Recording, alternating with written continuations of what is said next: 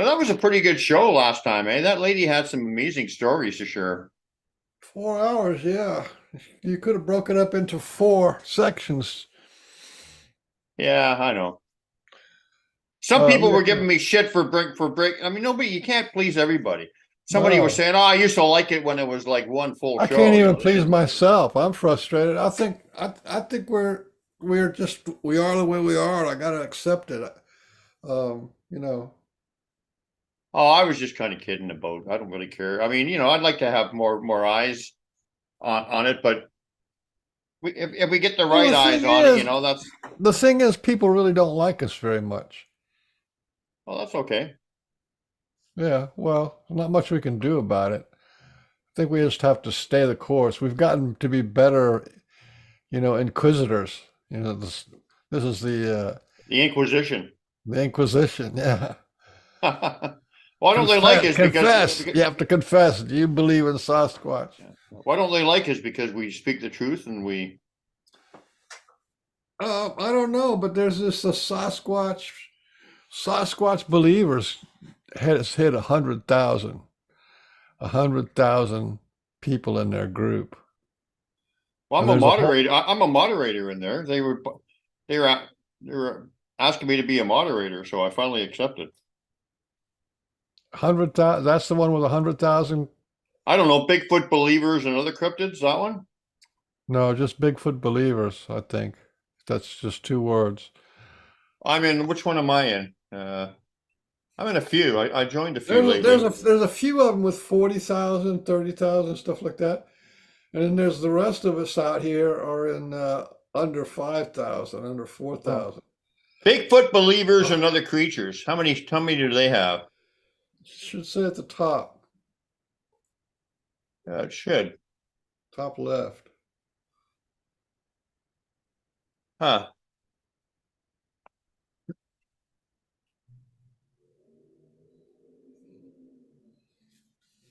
Yeah, I can't actually, they normally do, but I can't see it in this one.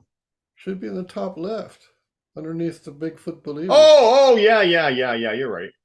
Oh, well, they got 23.4 thousand. That's pretty big. Yeah, that's compared to our 1,400. Yeah. And now before every show, last few shows, I've been posting it in Barb's group. Barb, But no drama yeah, the talk. no drama, no drama queens. That one and the Bigfoot believers. They seem to like me for some reason in that group. Oh yeah, we got fans. I'm just not sure how to go about getting eyeballs on the screen. The other thing is I think that like this guy Steve Isdall, right? He's got two channels, right? And he's getting about 1 million views a month. So a lot of people just go visit him and they get their daily fix because he'll have like 3 videos in a day, and it's Yeah, all but he doesn't do our thing.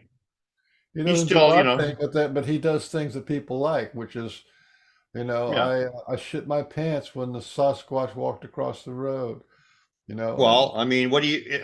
I mean, if we represent them, which I think we do, I know we do. Are we going to represent them for eyeballs, or in truth? well, um, I think the Sasquatch are playing the whole thing is they need to get a lot of views and so there's a place for the guys like Steve Isdall and he's actually a good guy and he's fighting corruption in his mind all the time and he's kind of and they get some really really good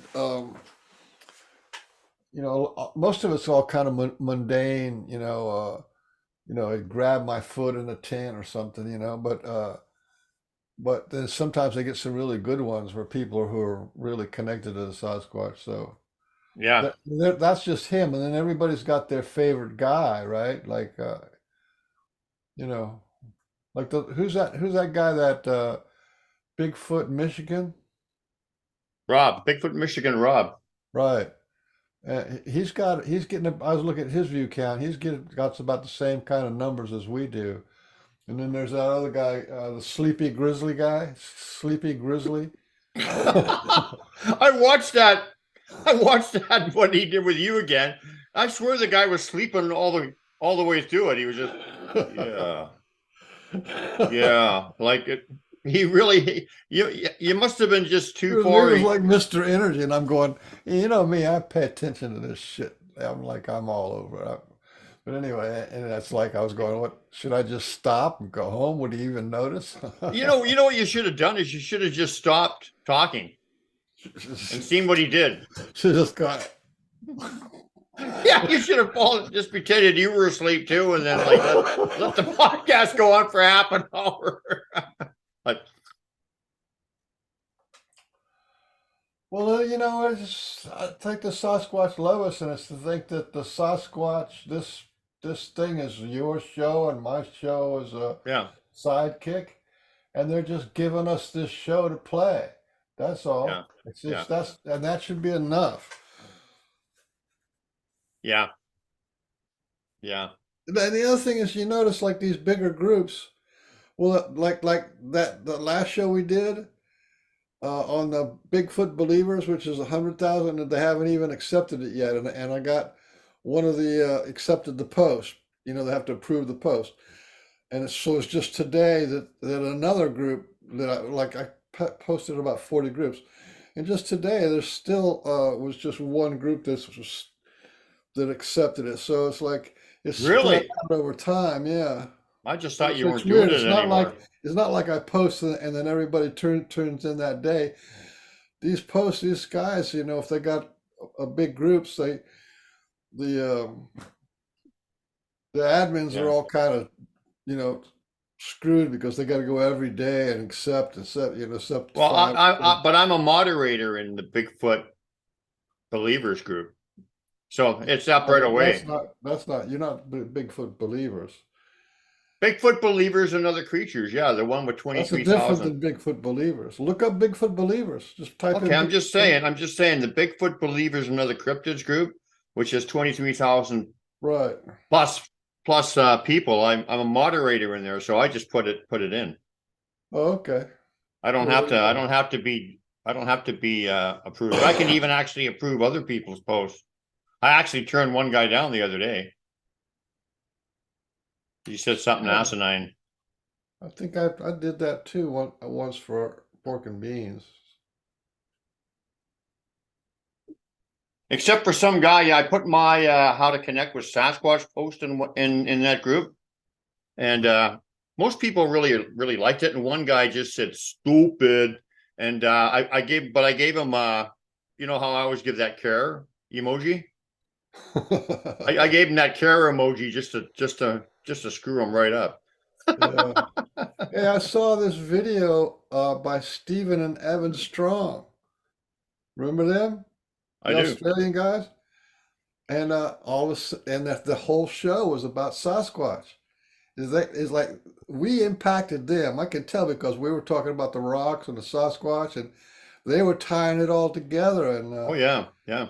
so they definitely took an evolutionary leap from being on our show, and so did Ron Moorhead. Remember we had Ron Moorhead on, and I was talking about that list of all the things about being about the UFO connection, and he was talking about that on his just a show a lot yesterday that somebody invited him on, Yeah. Well, you and think he that was we were responsible for that? He was kind of yeah going that because way anyway, wasn't I he? was pushing that, and I said, listen, if they're on the same team doing the same kind of stuff, and Team Inside Out. Yeah. yeah, team inside out, and Oh, I thought we were going to have a lady on there for a minute. Man, hey, make her mad and she's no lady. No, I'm just kidding. Yeah, that's my wife on there. Hey, that ain't no lady. That's my wife. She's Remember helping that get one? this stuff set up. I'm not computer literate, so Do you remember that one? do what now? Do you remember that one? That ain't no lady. That's my wife. Over there on the hill, I think. Over there. Underneath the chair. Yeah, guys, we're almost ready here. We Awesome. still got 15 minutes, so just sit back Yeah, and hey, relax, and we'll visit like we're friends or something. good deal, man. Yeah, I'm trying to find out what's the best way for Oh, y'all there to you go. There you go. that Now better. the lighting's better. Okay. Boy, your wife is a pro. She's what? She is She's a sitting pro. on the stage. Oh Look at man, I that. guarantee you, buddy, I couldn't do this without her. Absolutely not. She didn't look like she liked my joke though. She gave me a No, she was just kidding. she gave me a scowl when she went by. No, she's man, she's I know him. 100% pro, buddy. She's lived with me for 42 years. Well, You know, that would qualify. That would qualify just on its own, eh? Oh man, I tell you what, that would qualify her needing angel wings and a prize. You know. You got to have the patience of Job for that job. You know, you do to last that long with anybody, and for her to last that long with me, she's had to defend me to people who want to belittle Bigfoot researchers who want to. I hear lately she had to start defending me about Dogman because we got Dogman down here now, and so we I have. like Dogman myself. I think they're good people. Hey man, Dogman so far has not even bothered us, and that's what's it's getting that bad rap. And we also have Gugway down here, and Gugway is not good. Gugway is it's one of those branches of Bigfoot they say that is about like with apes being bonobos, gorillas, orangutans, humans. It's a subspecies, but boy, he's got a bad attitude. I had one set up on me one day, run across the field, set up on a log for me, and put his head between these like octopus type stumps like this, just waiting for me to walk by. And thank goodness I saw him stop, took some pictures, and took off. And so, no. Hang on a second. What? Yes. Okay. So anyway. Well, don't go into all your stories now. You use up all the good ones before the show Man, starts. I've got a G and things, but I just say Nick Gugway, I think he's the one that gets the bad press for the stuff that the Dogman does. Well, this thing about Melba Ketchum, she's doing the Dogway DNA, right? The Dogman DNA. Dogway. The Dogway, yeah. The Dogway. And it turns out they're half human too, right? So that's one of those things she's going to work right there. Just blows my mind. That's way past what I'm willing to comprehend anymore. But they're just the things that they find in that DNA. And Melba's probably, I think she's more of an expert than that guy over there in England is, Sykes or whatever his name is, that keeps classifying Bigfoot as a bear. Though what they had probably was a bear. A bear. Yeah, that's what they're saying. And then you get these people on TV, they're not wanting to prove that Bigfoot exists by their little shows, but they're wanting to prove that Bigfoot does not exist. And I'm here to tell you, Bigfoot is real as they can be. When you see a Sasquatch, I call him Sasquatch. Right. Looking at you in the bush, over 12 feet tall, and he left you a glyph message that was a personal message for you. Anybody who tells me that's a bear is out of their mind. That's the dumbest thing that I've ever heard, but that's what they want to try to pass off on us, and when they do that right there, it makes us all look bad and dumb, You know what? Who cares? Well, exactly right, man. Hang on. Something I don't really care what they think, and I sure don't either, buddy.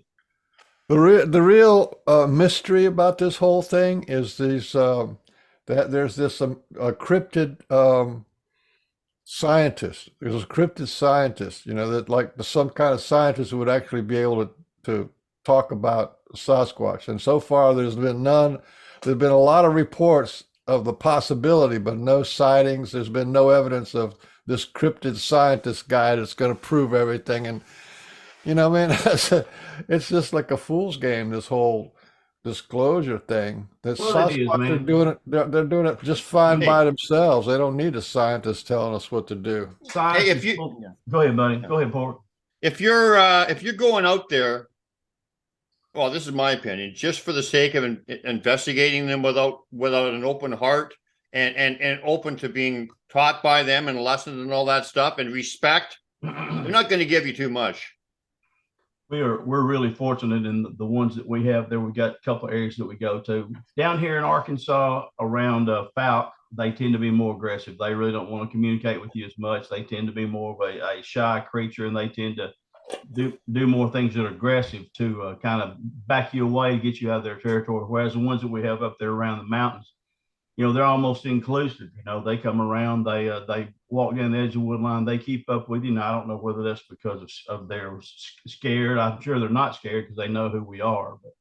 But anyway, it's just a wonderful thing. Like I said, the stuff that we talk about with Woo and stuff like that. Some things I haven't experienced, but some people say they have, and I trust them. Trust them and love them with all my heart, man. So Yeah.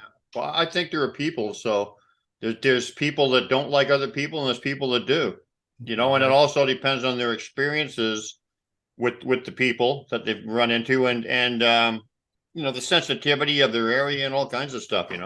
That's exactly right, man. And I believe that with all my heart. Like I said, people they can read your aura just like a daggum dog can. Oh yeah, no. Well, hey man, I literally, like, I've had a lot of, like, I got a teacher-student relationship with them. I got a little bit different relationship than a lot of people. I'm not saying it's better, but it's different. Right. But I've actually had them walk right beside of me. Man. You're so cool. I know. I'm just about the coolest thing since sliced bread. But I've actually literally had one walk right inside of me and check me out. I've had them come really, really close. And of course, they stay 10 to 15 feet there in the brush. Yeah. That's the closest I've ever seen one to me is about 20 feet, but they stay there really close, and then they can see you and you can't, but like I said, he didn't come busting out there and bust my head or anything like that. My friend and I, have you heard of Randy Brisson? Yes, I have. Here? Listen, you guys are talking like the show's on. What are you? Nah, man. Hey, let's talk about something like how's your dogs and no. This trouble with your cars. When's the last time you had the tires rotated? This is the pregame show, man. We always offer a treat for people who check into the YouTube. That's the best pregame show ever. I know. Hopefully the show is gonna be like you get the pregame and then you get the Super Bowl. Hopefully this is the pregame to the Super Bowl because anyway. So really Randy Brisson and I were in an area where we knew they were hanging around, and we could feel them all around us energetically. Right. We knew they were walking all around us. Sometimes we can actually hear them and they're cloaked, or whatever. But anyway, we could feel them all around us. Then all of a sudden, this one big, huge individual walked right inside of me, and it felt like a light switch went on, like he was really checking me out.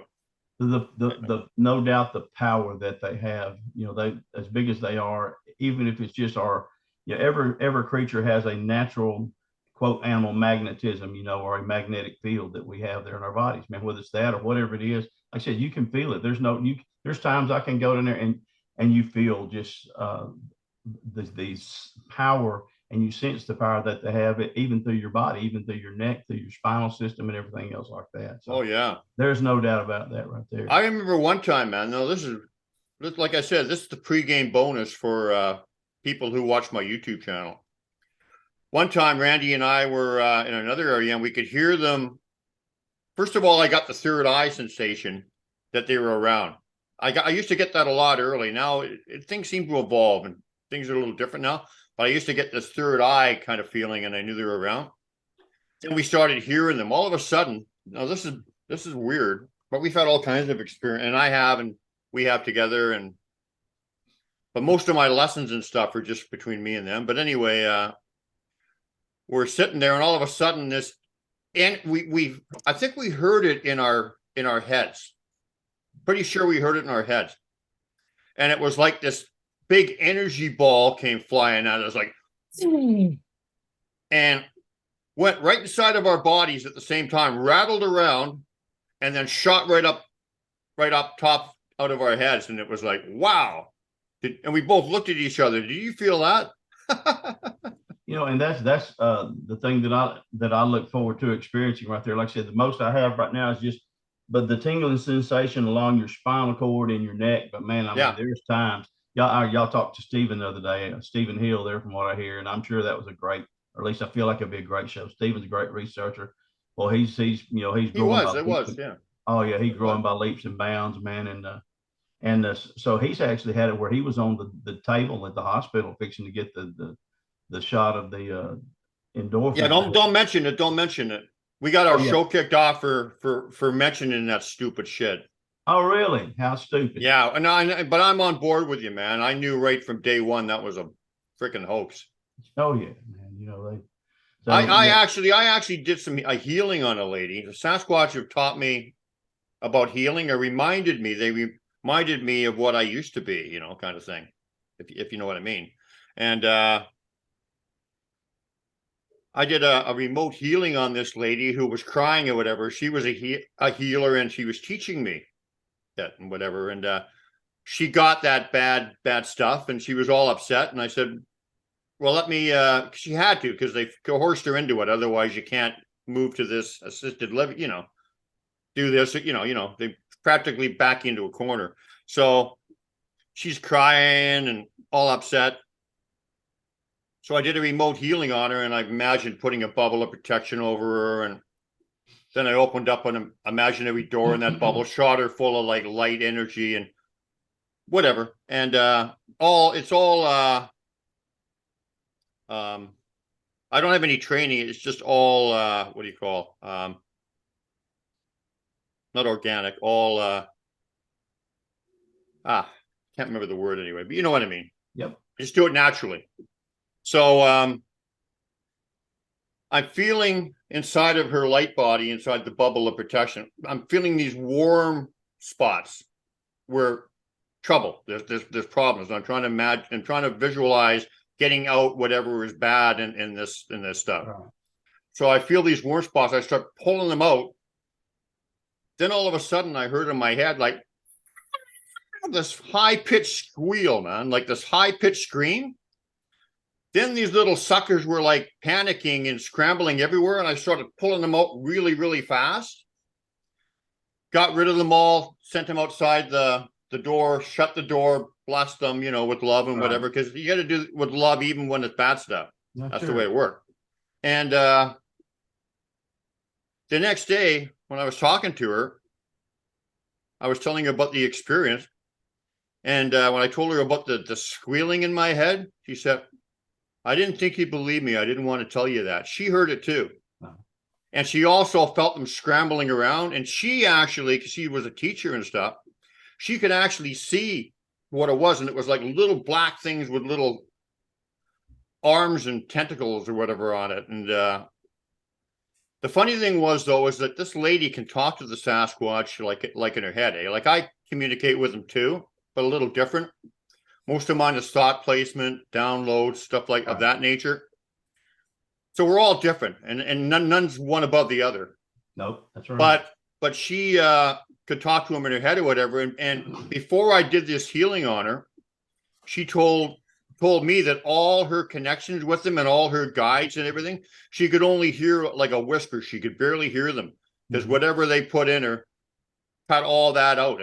But when I took it out of her, then she could suddenly, everything was back. So we can't mention what it is, but we all know what it is. But the thing is you know, it's bad shit. And I'm not afraid to mention it. The only reason I don't mention it is because I got a video taken down. And one of our shows taken down, and I don't want our videos taken down. I want to use this platform against them, but in a way that they don't, you know, take the good information out, right? Well, that's good, man. Like I said, that's where you kind of talking like this, so I know what to say and what not, you know, because some people, they want to give us whatever you want. You can do what, buddy? If you want, you can say fuck if you want. No, we can say fuck, shit, bitch, all that shit.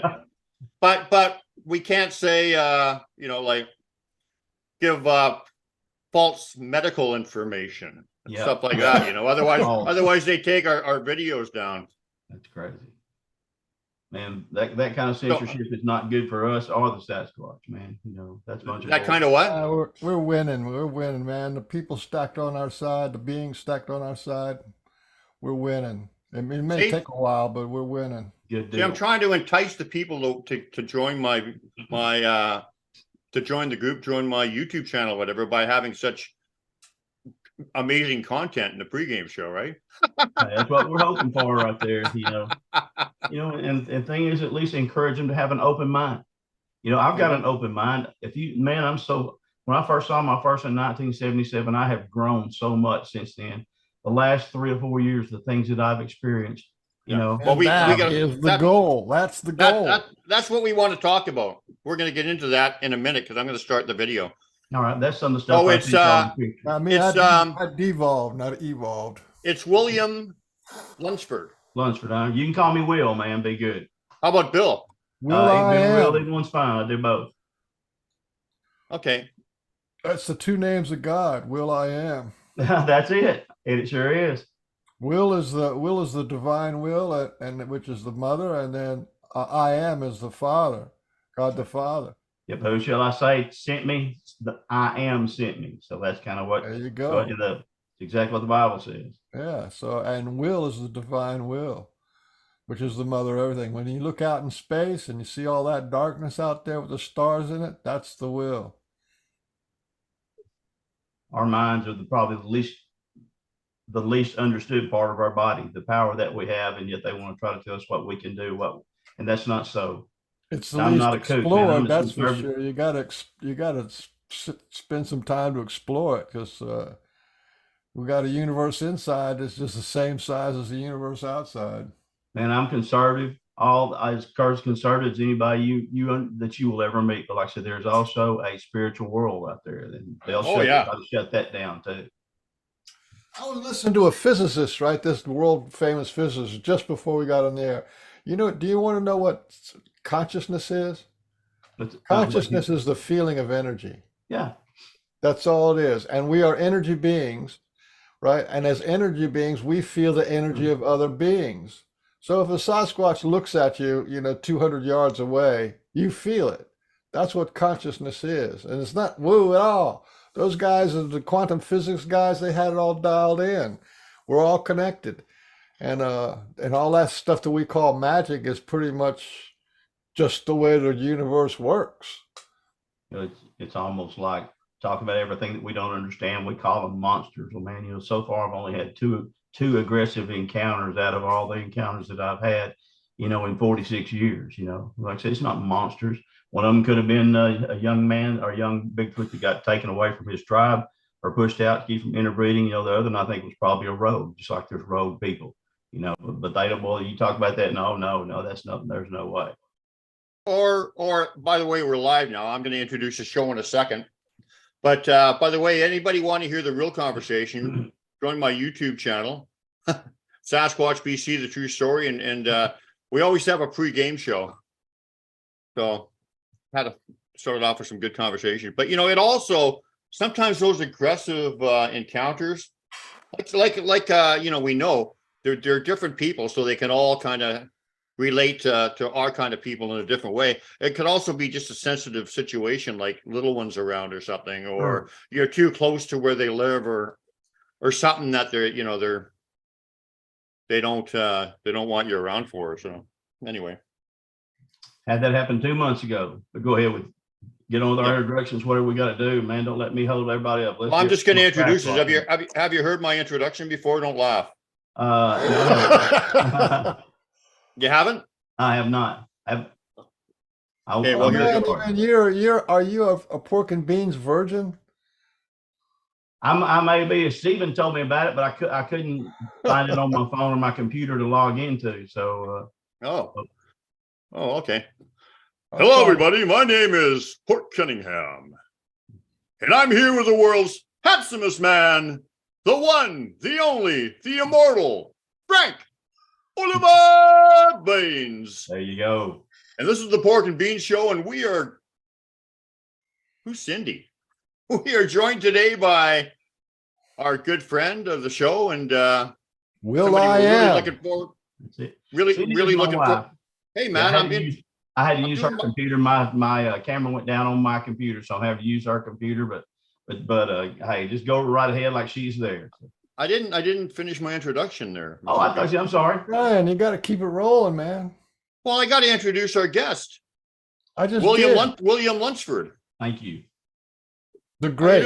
How you doing there, Bill? Is it Bill? Man, okay. I am great. I have looked forward to this since we talked. We've had so many things that have kept us from getting together, and man, now we're finally here. So I'm looking forward to it, and I hope y'all are too. And we're all going to be better for it when we get through. Yeah, we don't need to really plan what we're going to talk about or whatever. But I would have liked to have got together with you, but I got so many people like contacting me and stuff. I'm always seem to be talking to somebody or planning a show or or something, or watching a Maple Leafs hockey game or some damn thing. Pork chatterbox. Pork chatterbox. Yeah. See, we like hockey up here in Canada, Bill. Oh man, I used to be a hockey fan. You got Toronto Maple Leafs, you got the Montreal Canadiens. I was a big Boston's Bruins fan during the day. No. I know I hate to say that, but them and Bobby Orr. No, I think oh no, wait a minute. I love Bobby Orr. He's like a god. he is that. He's probably the most talented hockey player that ever played the game. Yeah, But, him and Gretzky, those two, right? Him and Gretzky, and I'm not so sure I wouldn't put Orr ahead of Gretzky because Gretzky he left Gretzky some trails to follow. So I put Orr number one. Plus the fact he only had like half a career because of his knees and stuff. But they got a new kid out now called Connor McDavid. Have you seen that kid play? I have. You see him on Sports Center and stuff like that. Yeah, he's something special too.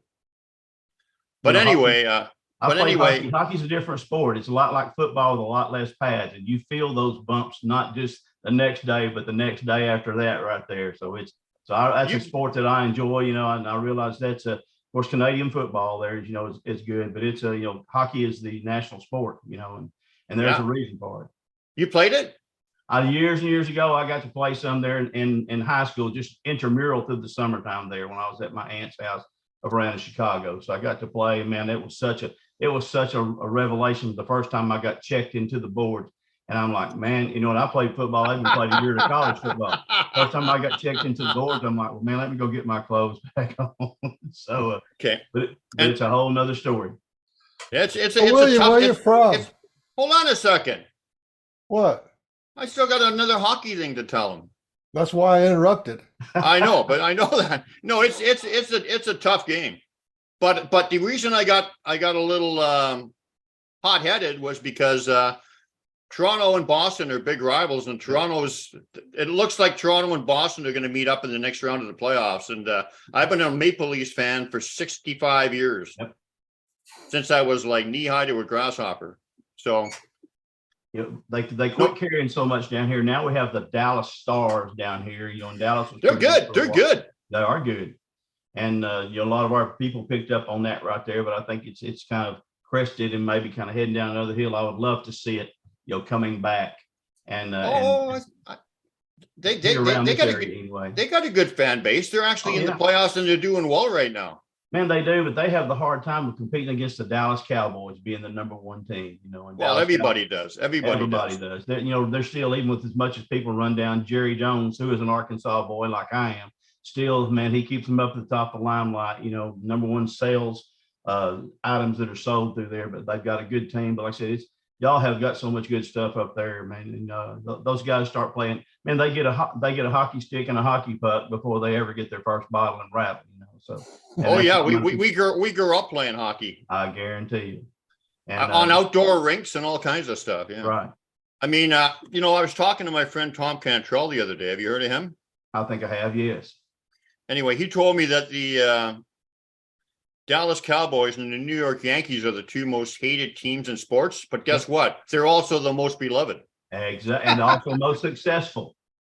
Successful. Well, I don't know about that. Dallas hasn't won a whole lot. Well, and that's true. They did their, Tom Landry went through all those years, never had a losing season, then Jimmy Johnson came in and then took a deal of rebuilding, but still, Dallas has won the Super Bowls. They're not the New England Patriots, but Dallas has such good people in a good following there. But believe it or not, as close as I live to them, I'm not a Cowboy fan anymore. Yeah, they good. They always have one person that ruins it for me. I hate them. I hate the Cowboys. So what are you, Houston? No, I don't care for Houston either. They, if I had to pick any of them, I've gotten to see a Bears game years ago, but I like the Bears, Chicago, and boy, they're always tough as nails. Probably my favorite would have been Green Bay during the Bart Starr years that he came. Oh yeah, hey, guess what? I'm of the vintage. I know Beans. I'm going to get off it. I'm of the vintage. I remember way back in the '60s when it wasn't the Super Bowl then. It was the NFC championship game. I remember when the Green Bay Packers held the Cowboys 3 times on the 1-yard line. Do you remember that? Not sure. In the snow. That was something else, man. And coincidentally, Willie Davis from the Green Bay Packers, all century player is from my hometown of Texarkana.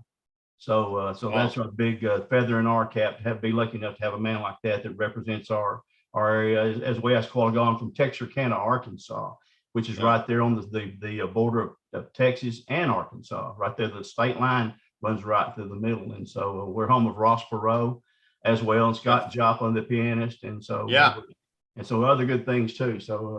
But, we should just have a sports show today. And then we can But I just wanted to say one more thing. But, as far as the NFL goes, if I could have one quarterback, and I don't care about Brady or any of these guys, if I could have one guy for one game to win me the big game, the Super Bowl or whatever, who do you think I would pick? Bart Starr, no doubt. No, Joe Montana. Oh my gosh, yeah. Yeah, man, when Joe Montana walked to the daggum line and he got that little smile on his face, he licked those fingers right there, had Jerry Rice and all those players. You knew something magic was fixing to happen. Yeah. And man, they just put it on Dallas, like peanut butter on bread. And the catch, remember the catch? Oh yeah, I sure do. With the Dallas guys were bad mouthing him, saying he was trying to throw it out of bounds. Bullshit. He knew exactly what he was doing. Joe Montana, look at the game he had when he played with Notre Dame. My dad was actually at the last of his football game while he was alive, played against University of Houston there in the Cotton Bowl. Joe Montana won it on the last play of the game playing with a flu and 103-degree temperature. I mean, how do you that would be like us out there Sasquatch and discovering Sasquatch, and then we're as sick as we can possibly be. Yeah. I said, Joe Montana, no doubt he's really something special, and just he's always handled himself with class. After that, you haven't heard him talk about how great he is and all that stuff. Has a good humility with it, and that means a lot. So I'm like you.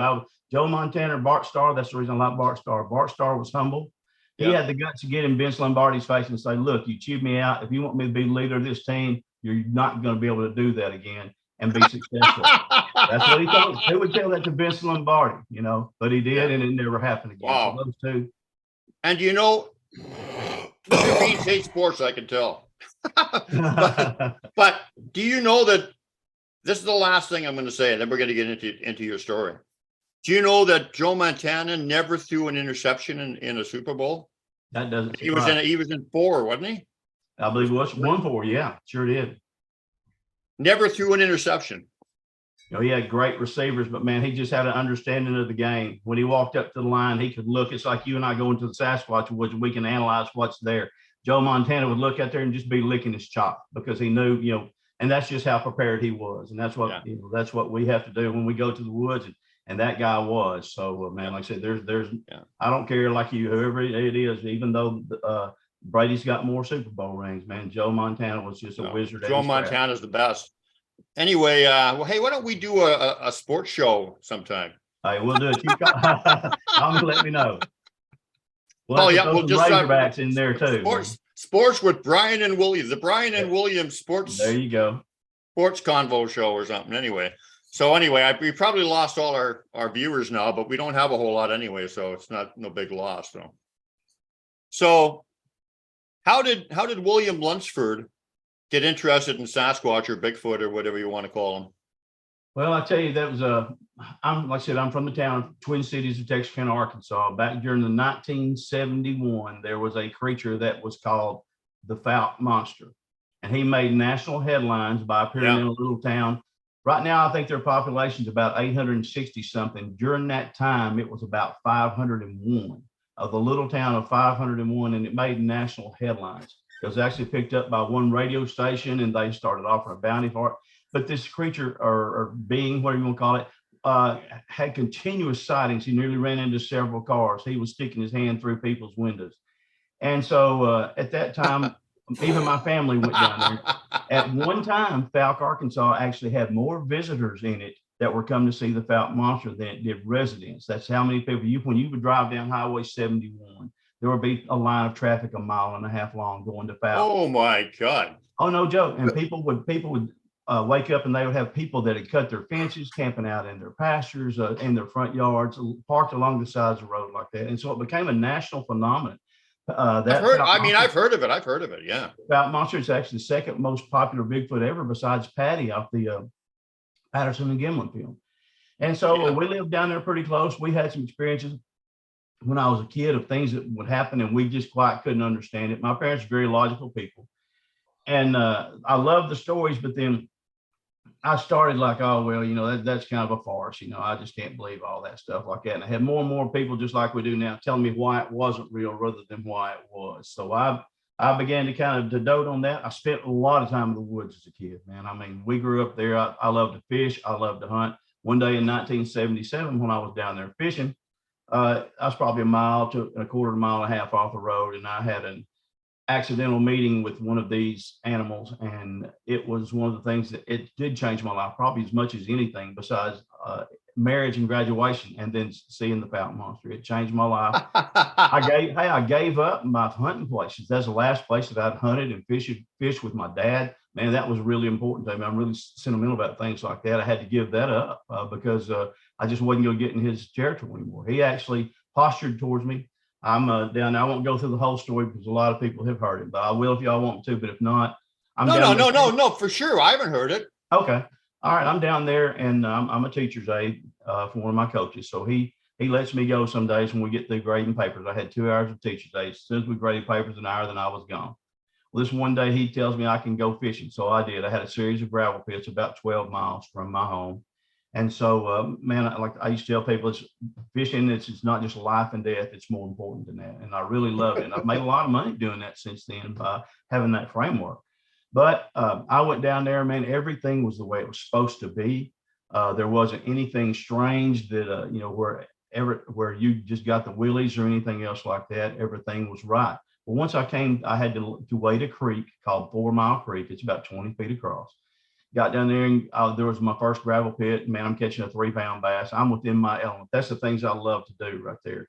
Nothing could have messed that up, I thought, but it did. I go on down to this gas line, and this gas line is lined by a series of, some people call them borrow pits or gravel pits. They borrow the gravel from the earth there, and then to make the bridges and the roads and things, and then nature reclaims it, and so it becomes a hot spot with fish and other animals and things like that. So that's where I was fishing. It was free to fish at the time before they had actually somebody bought it and actually trespassed it. That's progress for you. Not all progress is a step forward for sure, and that wasn't. But anyway, so I'm down there fishing one day, and I began to smell the smell. I think, and this is just my opinion, I think Bigfoot can put out a smell that it can control almost like a skunk does. I do too. And not all of them smell. That's a fact. I had one about 2 weeks ago, right in probably 35 yards, or I'm sorry, about 2 months ago, about 35 yards in front of me. Never smelt a thing, but he was right there behind the tree, and you can see him sitting there. So, but I said, not all of them do that, but I began to smell this really, really bad smell. Well, man, there was always animals that were dead along this gas line. There were dead fish. There were other animals that had become prey to some of the bigger animals, and so they would leave them there.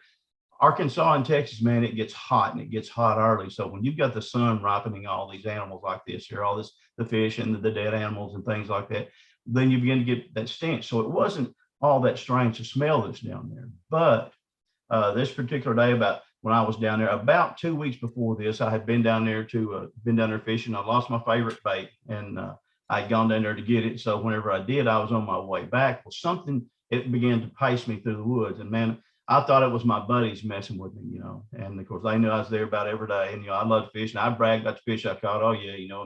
Yeah, you got a little 2-pounder. I've got a 10-pounder here, So I'm down there and I think they're messing with me. And so I hear this stepping. I look over there and I just stop. Well, man, when I stop, the footsteps stop. And I'm like, I holler out, man, hey, I know you're down here screwing around with me. Leave me alone. You're not scaring me. So I picked up my pace, went down a little bit. Sure enough, whatever it was they caught up to me and was pacing me the very same way. Did the same thing. I stopped. I said, you're not scaring me. I said, I know you're over there. So just quit it. I get started again, get walking. I get down there real close to where I come across this creek called Days Creek. And it began to step a whole lot quicker. And I thought, well, I'll just see what this is, if this is actually a creature, or if it's one of my buddies. So I start jogging a little bit. I quicken my pace. When I do, it does too. And you can hear the percussion as the feet hit the ground. Boom, boom, boom, boom. And I'm like, whatever that is, that's paying attention to me. Now, we've got wild hogs here. We've got panthers. We've got bear. We've got coyotes. We've actually got red wolves again. But I thought, man, whatever that is paying attention to me. I'm fixing to get the heck out of here before something happens. I didn't have any kind of protection except a rod and reel to whip it with.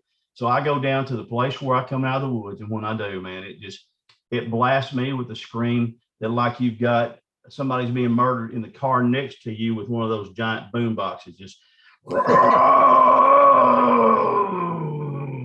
and man, then every hair I had on my body stood up, and I took off running, getting down there. I have one place that's called a ford, a shallow place in the creek there where you cross. I got down there and went to cross, jumped up there right quick, man. I was soaking wet up to the top of my jeans there. Get up there and I'm running down the other side of the trail. And I just know that when I get down close to where my vehicle is, I had a Datsun B210 hatchback. I'm like, he's going to be down there. Well, man, once I get down there, he's not there. I see nothing. I hear nothing else. I don't smell the smell anymore, and I'm like, well, gee whiz. So I go that day and I go buy me a Bowie knife, and I figure that's remedied the situation. So back to the story of that day. So I'm there, and as I get down to where that same place was, to where close to where this thing screamed at me, the smell became even worse. And so I kind of was getting that feeling that you kind of get on the back of your neck that something's not what it's supposed to be, or it's not like anything you've ever experienced before. And so I start walking across this gas line. It's probably about 45, 50 yards, something like that. And I've been across there so many times, all the times fishing with my dad, all the time I've been there by myself. So I got down there where I was just about to enter the woods, and something stopped me. Like I said, I'm gonna call it a sixth sense. I don't care whether people believe it or not. Whenever you have that something in trouble that you're that's not normal, you get these feelings sometimes. And I get it. I'm not the amazing Kreskin, but like I said, I got this feeling, and I stop and I start staring back there and trying to see what it is. I can't see anything really. I see one little shadow on the left-hand side, not a little shadow, a big shadow on the left-hand side of this road. But I'm like, oh, Will, your imagination's running wild. This is last week, kind of, bringing itself to the surface again. You're not in any kind of trouble. So, man, I start to walk down after this gas line here, and whatever this shadow is begins to stand up. And this shadow is black, and buddy, it's huge. And it has a leaf with its left hand, or a limb with leaves on it above its face. It goes to as high as what it can go, and then it continues to stand up. It's much higher than what this limb was. So anyway, it walks out to the middle of the road that I'm on. I'm on a little logging road right there, an old little gravel logging road, and I'm standing there looking at this thing, and it teeters, man. It starts teetering. Like How far were you away? How far were you I was away? probably 45 yards at the most, and there was nothing in front of me but just air and road, and that was it. That's not that far. Yeah. No, it's not. It's not far. Consider most the fastest people can run like a 4.2 40 for 40 yards. I mean, that's just how quick. Well, this thing's got legs longer than that. This thing was probably 7.5 to 8 foot tall. I promise you it was 500 pounds or more. Now, people say, oh, that's crazy. Well, man, I'm 270 pounds. I'm pretty. I played college football and high school football for the years. I'm a pretty good judge of weight and size. And this thing is there, and I'm like, oh. And my first thought was, once I went through all the creatures that I thought it could be and wasn't, went through the bear, naturally the first thing. Went through a sloth. Maybe a sloth had gotten loose there, anything else like that. And then I thought, well, maybe it's somebody in a ghillie suit that's trying to mess with me, but it didn't stack up. I was too far away. It was too hot for somebody to be in a ghillie suit. And so whenever I'm looking at this thing right there, I knew I'd never seen a Bigfoot before, but I knew the story of the Fount Monster, and I knew right then that's what this thing is. The face.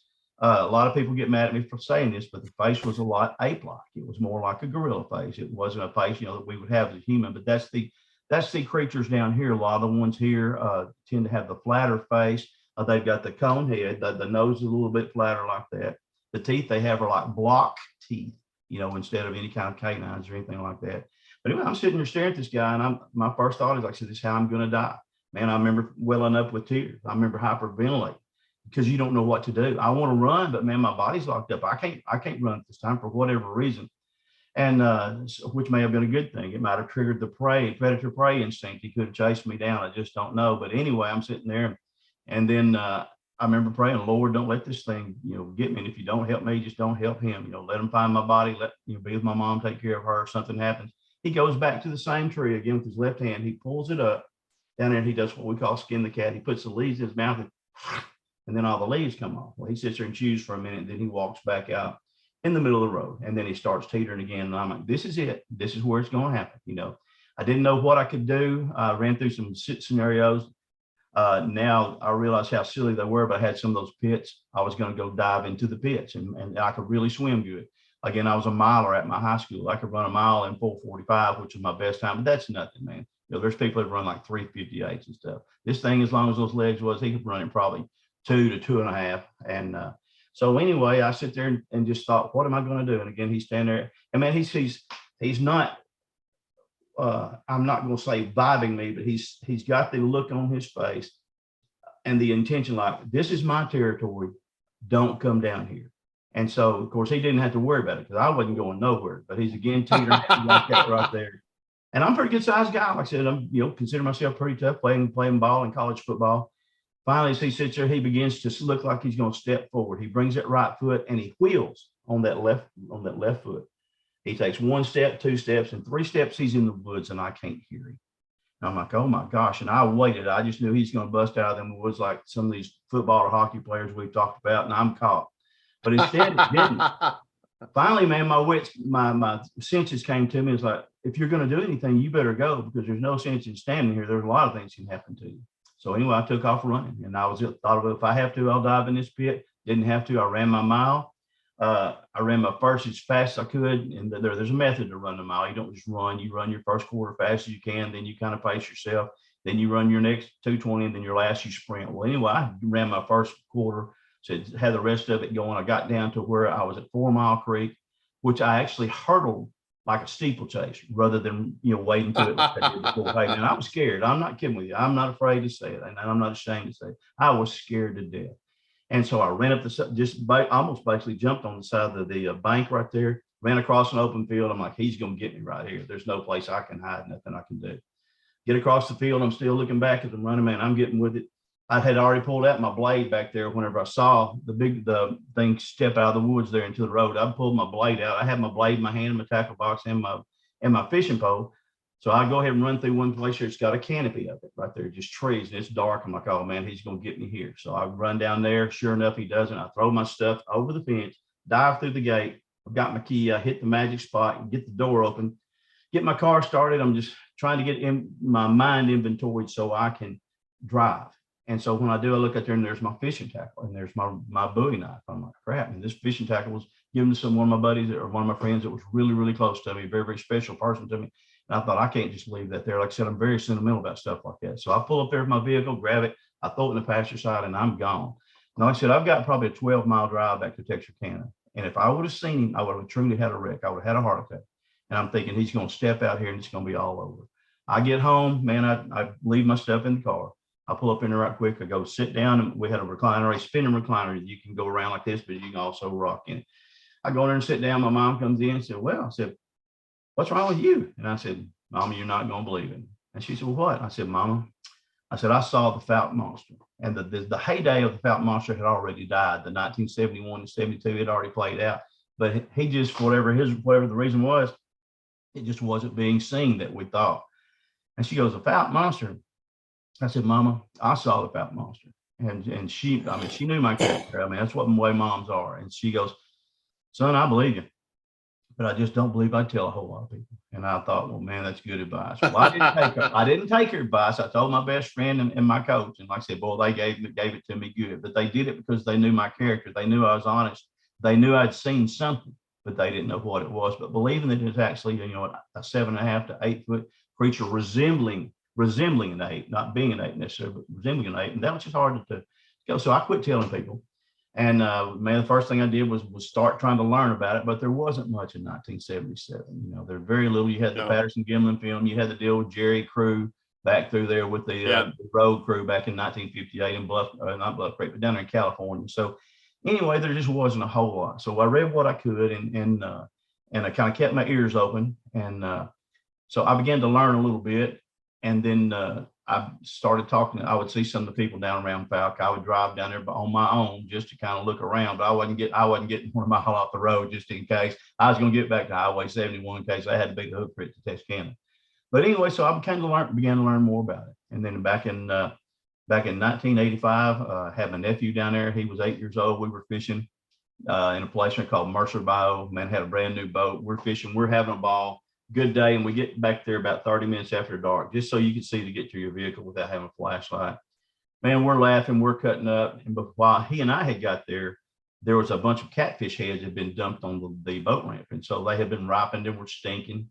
And so, we were glad to leave the boat ramp just because the smell was so bad. But when we come back, I noticed the smell's not there like it was. Well, you get these animals, man. We got a lot of animals down here. and two, the sun's not beating on it, so it's not quite as bad. So as I go get my boat right there, and I've already backed my truck down, my nephew's sitting in his door with the door open. I go pull it onto the trailer, and we're sitting there laughing about how many fish we caught, and all of a sudden, over the same corner of this boat ramp where the parking lot is, the same call. And I see this shadow stand up and take off running. I said, Chris, get in the truck. He goes, what? I said, get in the truck. He goes, what? I said, get in the truck. So he gets in the truck, man. I don't even tie my boat down. I go around there, shut my gate. I mean, shut his door, shut my door, and I drive about a mile and I tie my boat down. He's like, you're not getting out, are you? I said, yeah, I'm getting out. I said, I'm gonna tie my boat down. I said, I'll be okay. Well, after that right there, I knew, man, that there wasn't just a creature, even though this was about 5 miles from my first encounter. I figured there's more than one of these. And if I'm going to be in their territory and they're going to be in this is my territory, I'm going to learn more about it because I'm not going to give up the fishing and do things. So that's kind of how it started. And so I began to, again, I went to all the card catalogs, the local libraries back then, we didn't have the computers and everything. And I started learning more about it. And as luck would have, a few years later, I became a UPS man. I was UPS man starting back in 1981, then 83, or 84, I started driving. I was lucky enough to cover some of the routed fowl. So, man, I'm going to ask people, hey, you ever seen the creature? You ever seen the creature? Well, a lot of times their first response was just laughter, or sometimes, they just totally ignore me. Well, then after they got to know me, and saw what I feel like I'm a pretty good guy, I'm not there to make fun of them or anything else like that. And they started opening up. They said, yeah, he's here. We've seen it several times. Most of the time it was doing something they did normally, like out there, cutting their hay fields or out working in their gardens or letting the dogs out or something like that. And they would see the creature and they would, some would tell me about it. So really, really interesting. And as I began to talk to other people there, then I found more stories that were there, and especially one that really piqued my interest. Man, it was hot. It was during the summertime. And so I went into this little convenience store and this lady goes, my goodness, said, you look hot. You look horrible. I said, I am. I said, man, I'm so hungry. I could eat a werewolf hair and all. She goes, well, if that's the case, you need to come down to my house. And I said, really? She goes, yes. She said, maybe not a werewolf. She goes, it's kind of like the creature that they have in pouch. She said, we got something that comes around our house. It howls, it screams. Said, my neighbors have seen it. I never have, but about twice a year it comes around, just terrorizes my cows. And so she said, you're welcome to come down. Well, as luck would have it, on that weekend right there, that was the last time I had that route. I had to rebid another route in Arkansas. So I left that. But the fact that she said that, she volunteered that story to me. I didn't ask her about it. She volunteered it. The serious look in her face, I knew she wasn't lying to me. And so whenever she told me that, so again, I knew I would come back eventually again and try to get that story. But when I changed routes, I got to Arkansas, maybe about 60, 70 miles from here. I'm getting the same kind of stories from people up there in the foothills of the Ouachita Mountains up there. So I realize it's not a craze, but it's something, it's a phenomenon that's happening all around from where I live at. And I began to study, write those things down. And man, after that, I accidentally morphed into what you would call a Bigfoot hunter. And so that's where I'm at today, right now. And actually, I'm going to change it. I'm going to call myself a Bigfoot finder because I've found Bigfoot several times. I've seen probably over 40, and that's no joke.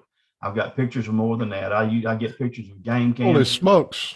Oh, buddy, truly, no joke. I set my game cams out. People say, well, nobody has any pictures of these things. That's not so. I've got some with my cell phone. Yeah. I've got some of my game cams. I've had friends send me some people that I trust, weeding out. But then also there, my wife has got a picture of a baby and a mama and its twin brother standing next to it. So actually, I've actually had those sightings and actually encounters where they come up close. They'll sit there and you catch them looking at you behind a tree like this right here, and then all of a sudden they're gone. So again, if they were going to be violent, let me say this: y'all will be having a different guest today. So they're very, very the area that we have right now up around northern Arkansas up there. I truly believe with all my heart it's the most active area in this full country, because we've gotten 50 pictures of the Bigfoot up there that we haven't seen, but then we've probably seen at least, I know I've probably seen at least 12 to 15 up there in the last 3 years up there. And they run in troops. I got to see a troop last year, 7 that were out there. And so they're out there just milling around. There's 2 twin 7-footers. It's the coolest thing you've ever seen in your life. And they're walking side by side, and it's almost like they're 2 brothers. One of them reaches up and pushes the other one. He staggers a little bit, and he comes back, and kind of pushes back, and you can just hear a little bit of noise. And then, like I said, then they continue walking down. Well, then I got their picture. So they are. So to see that right there, I'm very fortunate. Again, like I said, I'm not lying to anybody. I do have the pictures. People who say, well, how come we don't have any pictures with all these game cams and all these cell phones?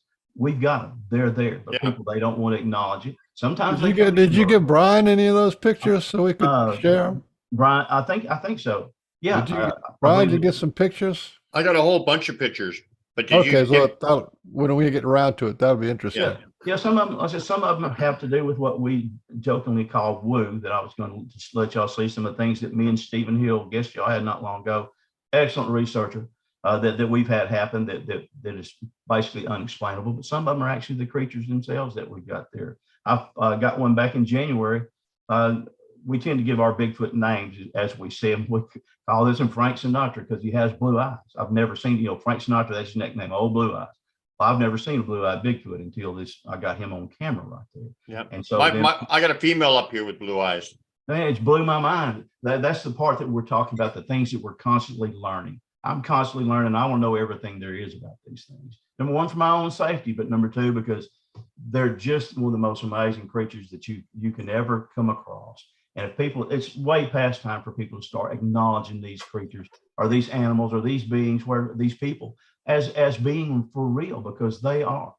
And I couldn't agree more. I think the world is actually a better place with them in it. It is a whole lot more interesting, a whole lot more exciting. I don't know. And magic, I guess you could say magic. The world's more magic with them in it. Man, if you love your family, you think you love your family, watch a family of Bigfoot or a troop of Bigfoot interacting together. It's amazing. Like I said, I've seen four mothers now that have gotten babies, and most down here in the South, most every healthy female Bigfoot will be like a healthy deer. She'll have twins. I've seen 4 sets of those twins.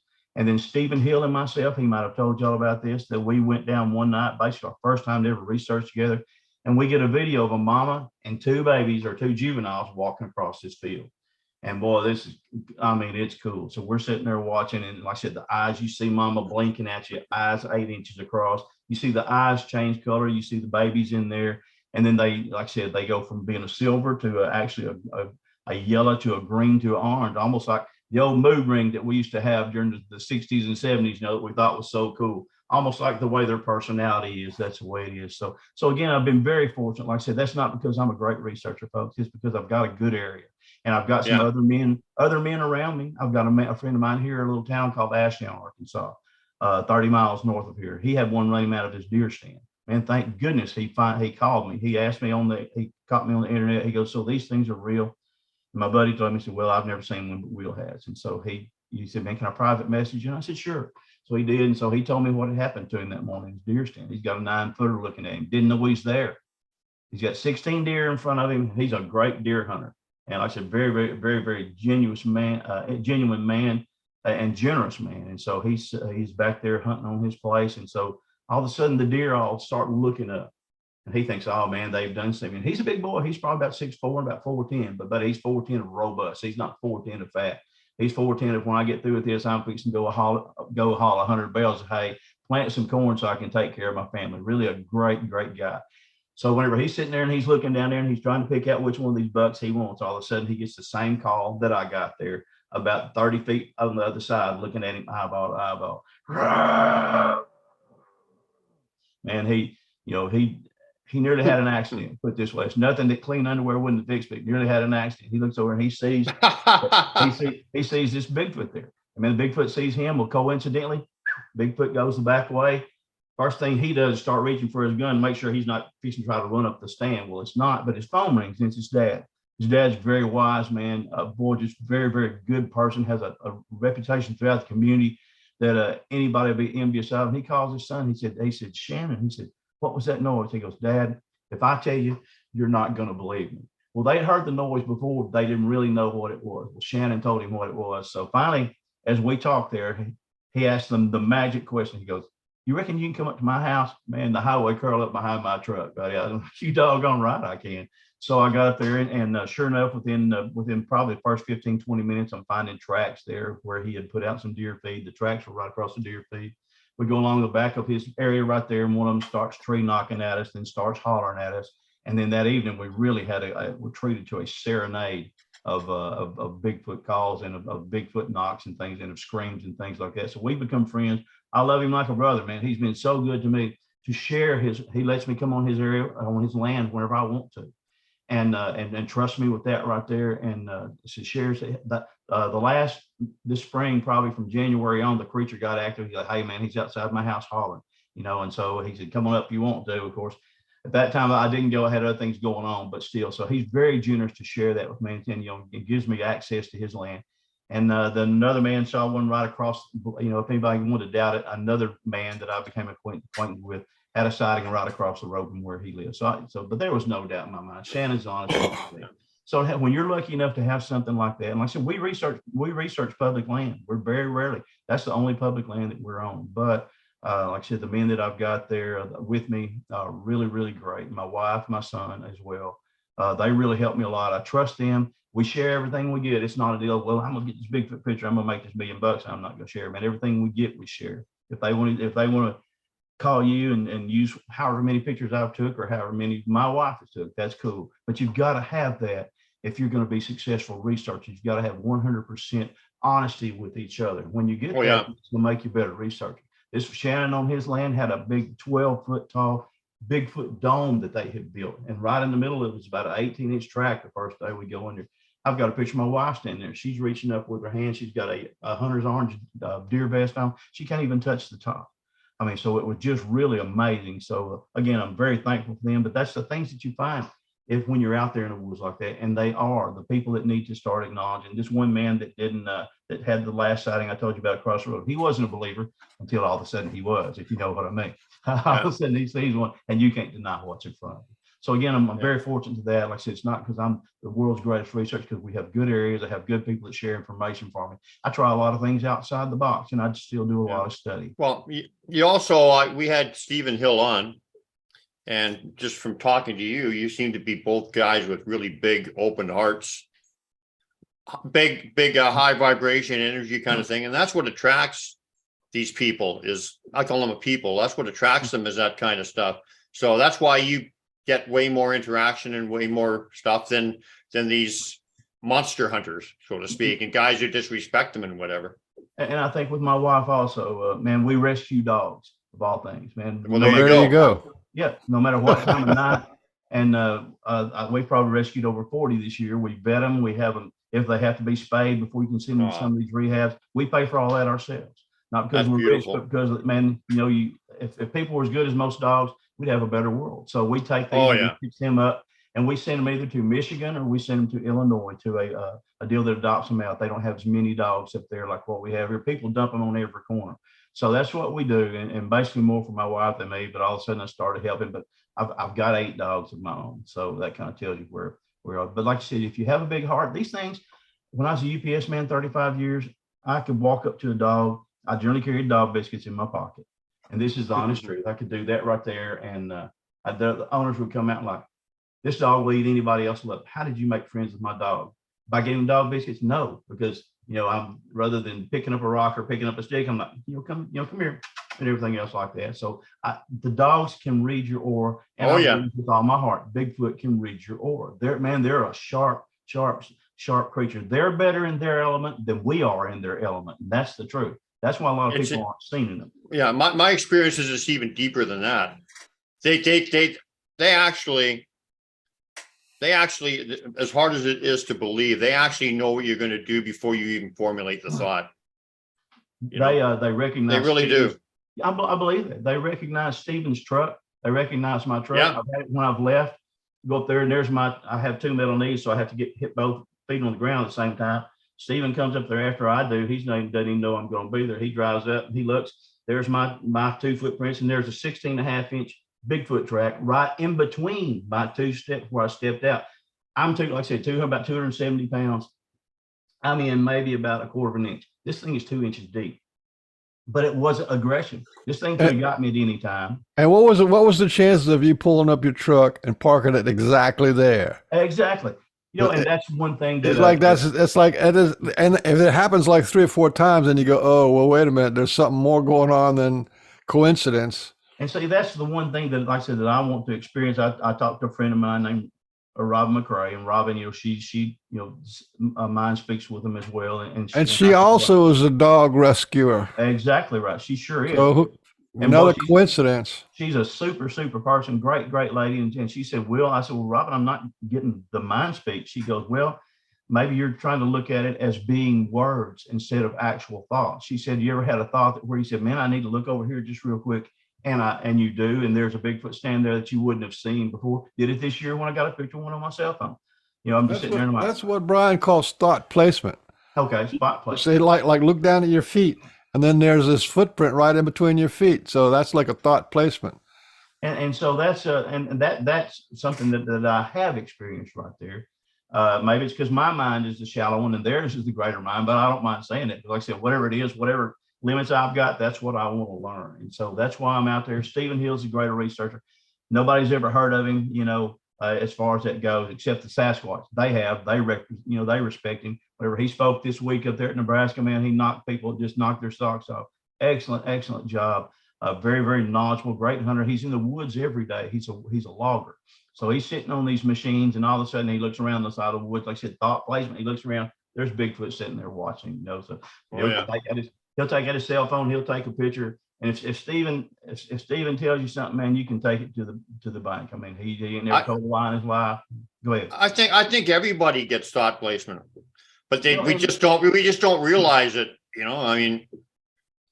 So that's the part right there, like that. Like I said, that I acknowledge. I certainly do. I love Robin, respect her to death. She says it. I don't have no reason to doubt it. She's no reason to lie to me, or nor to you or anybody else. Just because I haven't experienced it yet. I'm just saying that's something I haven't experienced yet. May not have to. That may not be. Well, I bet you experienced a lot of it. You may not just realize it. Like the thought placement thing, the where you're guided places and you don't realize, and all of a sudden you find something and it's like you're being guided. Or, well, one of the thought placement things that I have is I'll think, geez, I wonder if it's like this. And then I'll look right down on the path, right below my feet. The answer will be there. Or a raven or some bird or something will fly right over my head, just as I have the thought and do one call. Right. I mean, there's so many ways that they can communicate with you through that. I mean, it's not just talking in your head. Sometimes it's downloads of information. It's real funny to let you say that, because when my wife got this picture, I sent y'all that picture of that baby there. But when she got this picture, we had a 9-footer that about 6 days ago that had come across our trail. Got a picture of him right there and everything like that. So my wife decides, well, I'd like to go and just take she's got a real nice, nice camera, not a cell phone camera, not a game cam. And she takes her real nice camera, goes up there. Me and Stephen, we generally run 6 to 8 game cams at the same time in the woods, And so she just goes past us there, and she's researching on her own or looking on her own. Of course, I'm watching her, making sure nothing happens to her or anything else like that. Especially since we had this one called Brownie, this 9-footer, close to 1,000 pounds that we got in the week before. So anyway, she just walks in there and she's looking around. She sees one brown thing in the woods there. She takes a picture, and that's the only picture she took. The only picture that she took. So as she and I are on the way home, we got probably a 55-mile drive, something like that right there. And she goes, "What is this?" And I said, "What are you talking about?" She said, "Right here on this picture, what is this?" So I pulled to the side of the road and I just died laughing. And I said, "Well, you want the good news? Do you want the better news?" And she goes, "Well, give me the good news." And I said, "You've got a mama Bigfoot standing there." And she goes, "How do you know that's a mama?" I said, "That's the better news." I said, "Here's her 2 babies standing right there at her knees." And it is. And one of them's out in the open. Man, he's got his face. He's kind of looking up. You see a little button nose in the eyes. You see a little 3-finger hand sticking out of the brush. And of his brother, which is in the brush further hiding, you can see he's actually got his foot up. You can see the foot, then you can see mama from behind. Now, was that the case of something, maybe spot placement with her? I don't know, but I know that's the only picture that she took that day. So that's really strange that she took the only picture that she took, and it ended up having a mom and 2 babies in it. Well, Randy Brisson and I have had where they put the same thought in both our heads simultaneously many times. We had one really, like when I first saw my clan leader, he left me a clip that was a personal message for me. He was standing off into the woods watching us because he wanted me to see it. He wanted to confirm the meaning of the messages and for teaching purposes and whatever. And all of a sudden, Randy and I both looked off into the woods at the same time. Not a coincidence. And there he was standing there watching us. another time, now this is a strange one. You might appreciate this. And I mean, this is how magical and how the abilities that they have. We had a bunch of stuff happen that day, a sighting. There's some little rocks coming out on the forest floor, like highway here, like a greeting kind of thing, Right.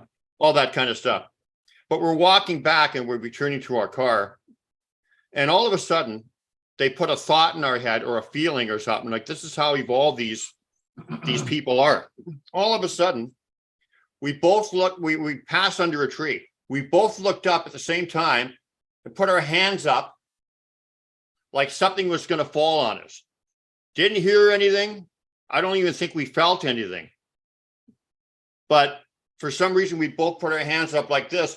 And all of a sudden, we heard this scream like a mechanical cat. Yeah. But the thing is that we both knew before it happened that something was going on. And we were like, what's going to fall on us, right? And that speaks of, I don't know if you've heard that, like, linear time or whatever, like they don't follow those rules. They don't have like a past, present, and future like we do. That's just a point of reference for us that we made up. That's why they know something's going to happen before we literally do it or whatever kind of thing. But that's the kind of stuff that they could do. Have you ever heard of anything like that? I've heard some people speaking that. Like I said, I haven't experienced that, and I'm not the kind of guy to sit there and blow somebody's smoke in their ear and say, well, yeah, I've had this. If I can't do it justice by what y'all have experienced by not having that experience. So I said, sure, so far I haven't experienced that, but if I do, I'll be the first one to tell you. But you probably heard enough about that kind of stuff to realize it's a real thing, right? I have. I've talked to a lot of people about that right there. Some of them get mad at me because I haven't experienced that. I'm like, hey, it may be that right now, that's not the relationship that I have. I don't have to go there so far. You know what? I found that everybody has a different relationship with them. They teach us or work with us all in different ways, and there's not one way is better than the other. They're all of equal value, and they're specific and tailored to that individual. So whatever. Yeah, otherwise I'd be dead, man. I've had some. I should have some encounters. I had one last year that I went ahead and left, and I'm not sure if it was Bigfoot, Gugway, or whatever it was, but man, all of a sudden he runs down a hill, and this brush is really tall, and he gets in this brush, and man, he's growling, he's popping brush and everything else like that. So I stood still, and I finally saw a little bit of the fur that was between some of the cracks. And then he continues to huff and doing that stuff like that. And giving me the feeling that he's got different intents than what the other ones have had. And so I stood there, I pulled both my guns out of my pocket. I had two good pistols, like Wild Bill Hickok, because I didn't get the feeling this was one that was going to end well. But I didn't shoot. I just think, just like, hey, I'm armed if that's as far as you want to take that. And so I didn't, like I said, eventually it quit. It didn't ever run back up the hill, but it stayed right there hidden in that thicket right there. And so I went up the hill myself. I'm like, might be better to go ahead and back off this time and, let him have his woods, whatever it was. It could have been breeding. It could have been babies, like you said, when they've got babies. Any mom will flog the snot out of you if you've got babies, So it could have been. Yeah. Sorry, what were you going to say, Beans? I was going to talk about badgers. And the point I'm getting at, going to get at, is there's something bigger going on here than just mind speaking, thought speaking, stuff like that, or just little urges or whatever. It's like I bet you there's like thousands of people who see badgers, right? Yeah. But they don't become badger fanatics. Right. They don't start badger groups and have badger podcasts. You know what I'm saying? Yep. And yet, but this whole thing happens so smooth for the people who are researchers and experiencers, is they get opened up to it, and then all of a sudden they're just like, well, doors open, the dam broke, and all of a sudden they're looking here, looking there, and trying to connect all the dots and stuff. There's something going on that level. It's like a meta level, like the bigger level. It's not just like, well, should I go fishing today? Right. It is like, you talk about your wife and your kids and your best friends, and all these people that you've contacted are all kind of in the same boat. And that's happened across the world. We just got to notice just now the Bigfoot believers, right? Sometimes I send out our show to the groups, right? Now I send it out over there. Adam, Yeah, I got you 50. I got 50 groups that I sent them out to, Mhm. and Bigfoot Believers just accepted the last show that we did because they got that's 100,000 people in their group. Right. There's groups with 40,000, 20,000. So it's a worldwide thing going on here. Australia's coming in strong, and people haven't really got Russia on the radar, but Russia is like way ahead of us. I mean, their government's wide open. They know that it's real. So there's something bigger going on than just the individual being tagged or being tapped on the shoulder. Say, come on, come with us. Something bigger going on. And I You know, think it's for the benefit of humanity because I think those, like I said, it's we're better beings, we're better humans having those kind of creatures and those kind of humans in this world. it's like you say, it's one of those things that just the people that keep their mind closed. Uh, I'm not saying that, well, I have to go out there and open up my mind and sing Kumbaya and all that other stuff, but my mind is open. People get mad at me sometimes for calling them Bigfoot. Oh, they don't like being called Bigfoot. Man, when I call them Bigfoot, that's the most um, term that I can use of respect of the ultimate, the colossus of Bigfoot. Because how many people like John Wayne? Well, they call John Wayne Big John, the Duke. And so all those with words like that. So when I say that word like that, it's a term of respect and endearment. It's not a deal of some kind of slur. Because man, I mean, a lot of people with my size, they call me Big Will. I appreciate that, because I used to be a bodybuilder and everything. I appreciate all that. They're meant that as a term of respect for the things that you've accomplished or what. So the same way with Bigfoot. And when I say Bigfoot, that's what I mean. I mean something, some people may call it Sasquatch, whatever Indian name that was that they had right there. But, and what's around here, we've got like I said, the Fouke monster. We also have down here real close, we have what's called it's a strange kind of being. It's called a devil monkey. It's kind of a monkey, looks like a baboon, got a head like a baboon, has a snout, and that hat like a baboon. We also have a skunk ape. How big is the devil monkey? The devil monkeys are appearing to be about 5 foot long. I mean, about 5 foot tall. So that's bigger than that's big. Yeah, almost like a baboon face. That's bigger than a baboon. I don't think baboons get that big, do they? No, I don't think they do either. It's and there I've got a picture of one. I think I sent y'all there. You'll see a big 10.5 footer walking up there on where we have our camera, and you'll see there's a little patch of brush. You'll see a devil monkey over hiding in that brush. He wants nothing to do with this 10.5 over 1,000-pound Bigfoot. But we do have that, and I've got more than one picture of it. If you've ever seen the show, there's a show called Killing Bigfoot. Well, I said these guys, I've researched with them, I've met them. They didn't decide that title of that show. The people who paid the bills decide the title of that show. But they have the devil monkeys down there in Louisiana as well. So there's different ones, just like there's different species of humans. Again, like I said, when you talk about apes, everybody thinks, well, a monkey's an ape. No, there's 5 species of apes, and then you got several that are monkeys, and they're totally different. But we tend to lump Bigfoot all together. But it's one of these creatures that is definitely we got Oklahoma real close to us. They tend to have in Oklahoma more of sometimes the splayed toe and then the hands that go up like this. I found a track a couple of years ago there on the banks of Little River, which Little River comes out of Oklahoma as well into Arkansas. And it's 18 inches long, but it's like a splayed toe right there. And so there's nothing else it can't. If it's not Bigfoot, then there's a gorilla in Arkansas. I'm just going to just put it just as plainly as that. But if it is, but they're a different kind of species. There are differences in the subspecies. From all the Bigfoot I've seen and all the pictures I've got, like I said, and I don't put out blob squatches out there. When I'm sending people stuff, as a rule, if they're clear on my phone or on my iPad, I'll send them to you. I'm not going to send out some say, here, believe this right here. And it's just a pile of sticks and stuff. I've got to have either a face, I've got to have nose, got to have eyes. Sometimes it's just the hands, but sometimes I do a lot of research by comparison pictures. Okay, here's this being here from so and so. Here's Bigfoot right there. Look at the similarities right there. And so I'm seeing that these similarities that they have are similar to some of the other people, the other creatures, and even to some to people. I've got one mama there that I sent y'all a picture of that you will see in just a minute. And I've got circles around her eyes and circles around a baby on her chest. I saw her at about 85 yards.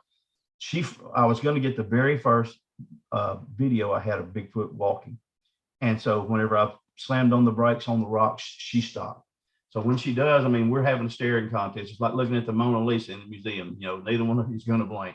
Well, sure enough, I had some place I had to go, and I told my buddy, so I'm gonna just have to take a picture and see what we got. So I take the picture, but I was seeing some stuff moving around her midsection. So when I got home, I put it up there, blew the picture up, and there's the baby right there at her midsection. But Mama's nose is not like some of the apish ones that we have here. Mama's nose is real long, almost like a proboscis monkey, or almost like a human being. And so you'll be able to see that hopefully when it comes up and we get a chance to discuss that. So they are, but they don't all look the same. They don't all have cone heads.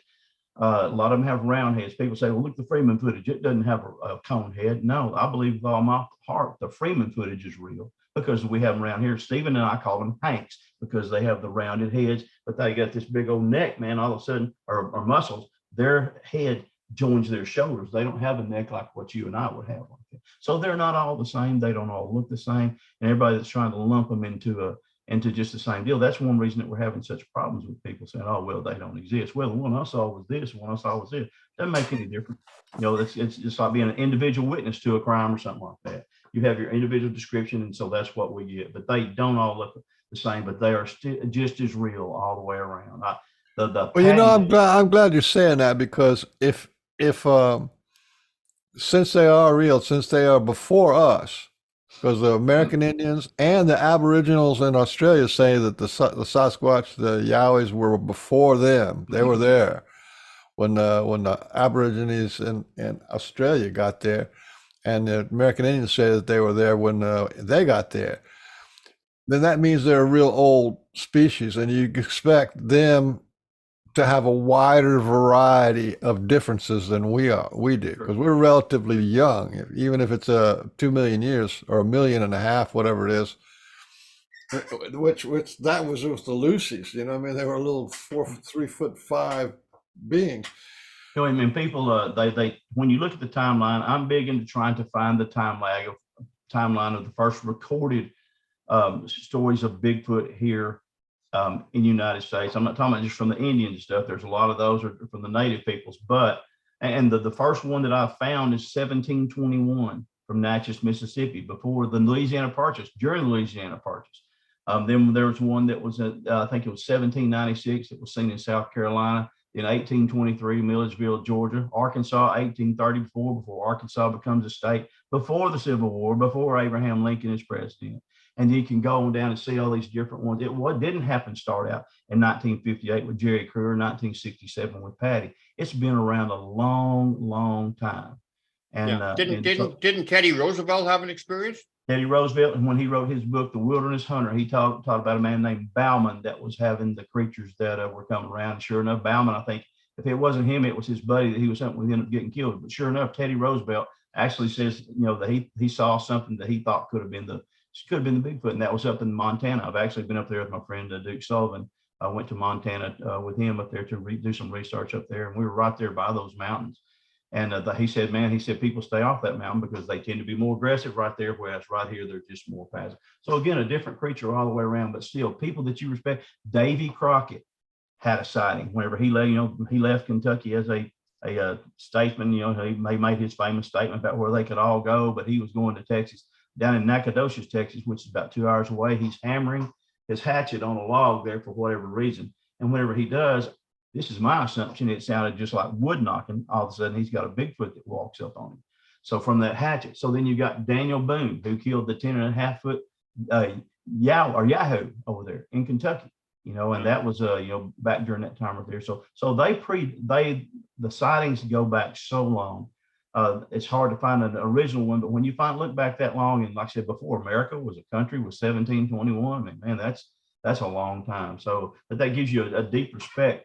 I heard that they used to put in ads on the newspaper where you had like not wanted ads, but it'd be like for business ads and stuff, you know, Right. job ads. The people would actually put in, have you ever seen anything like a big ape looking thing?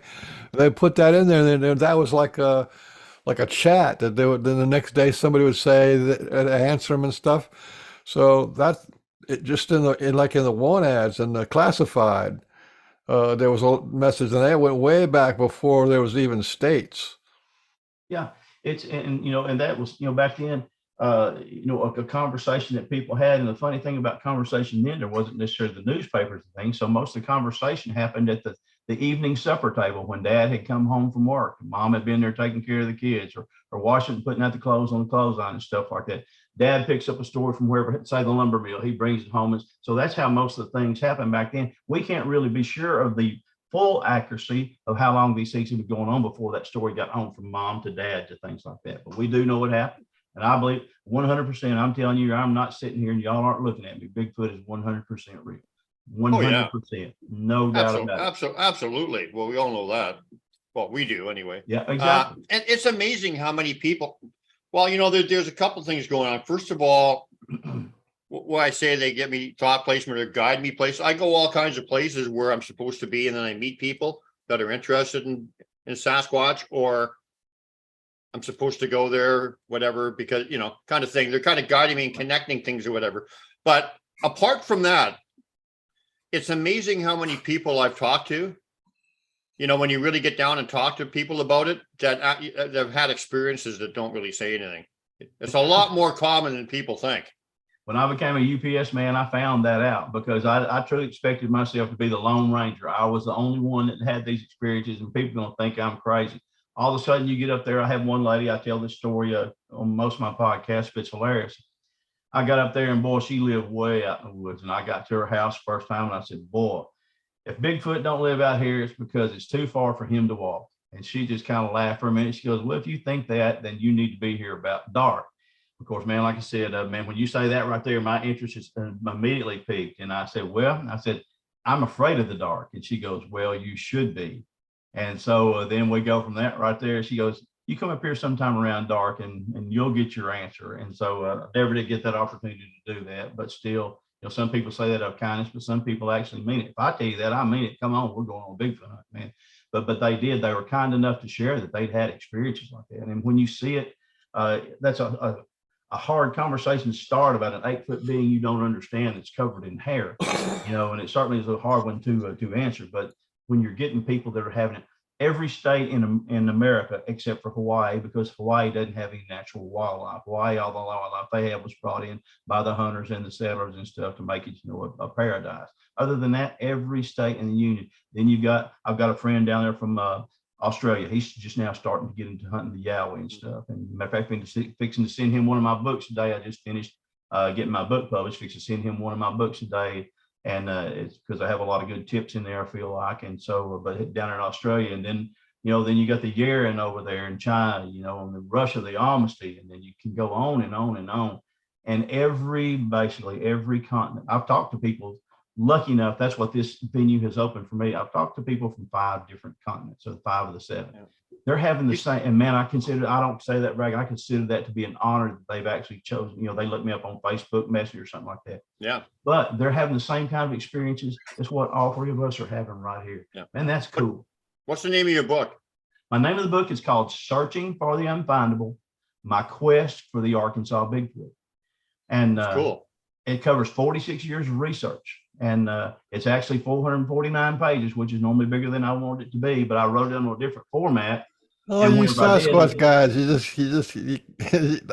how many books have I heard? It was like 400 or 1,000 pages. Yeah, mine's almost just under 400 pages. And you know what? I could have went about 5 or 6, but sure. And I've got color pictures in mine. I put color pictures. I do too. Yeah, I do too. I'll tell you what. I sent y'all some pictures.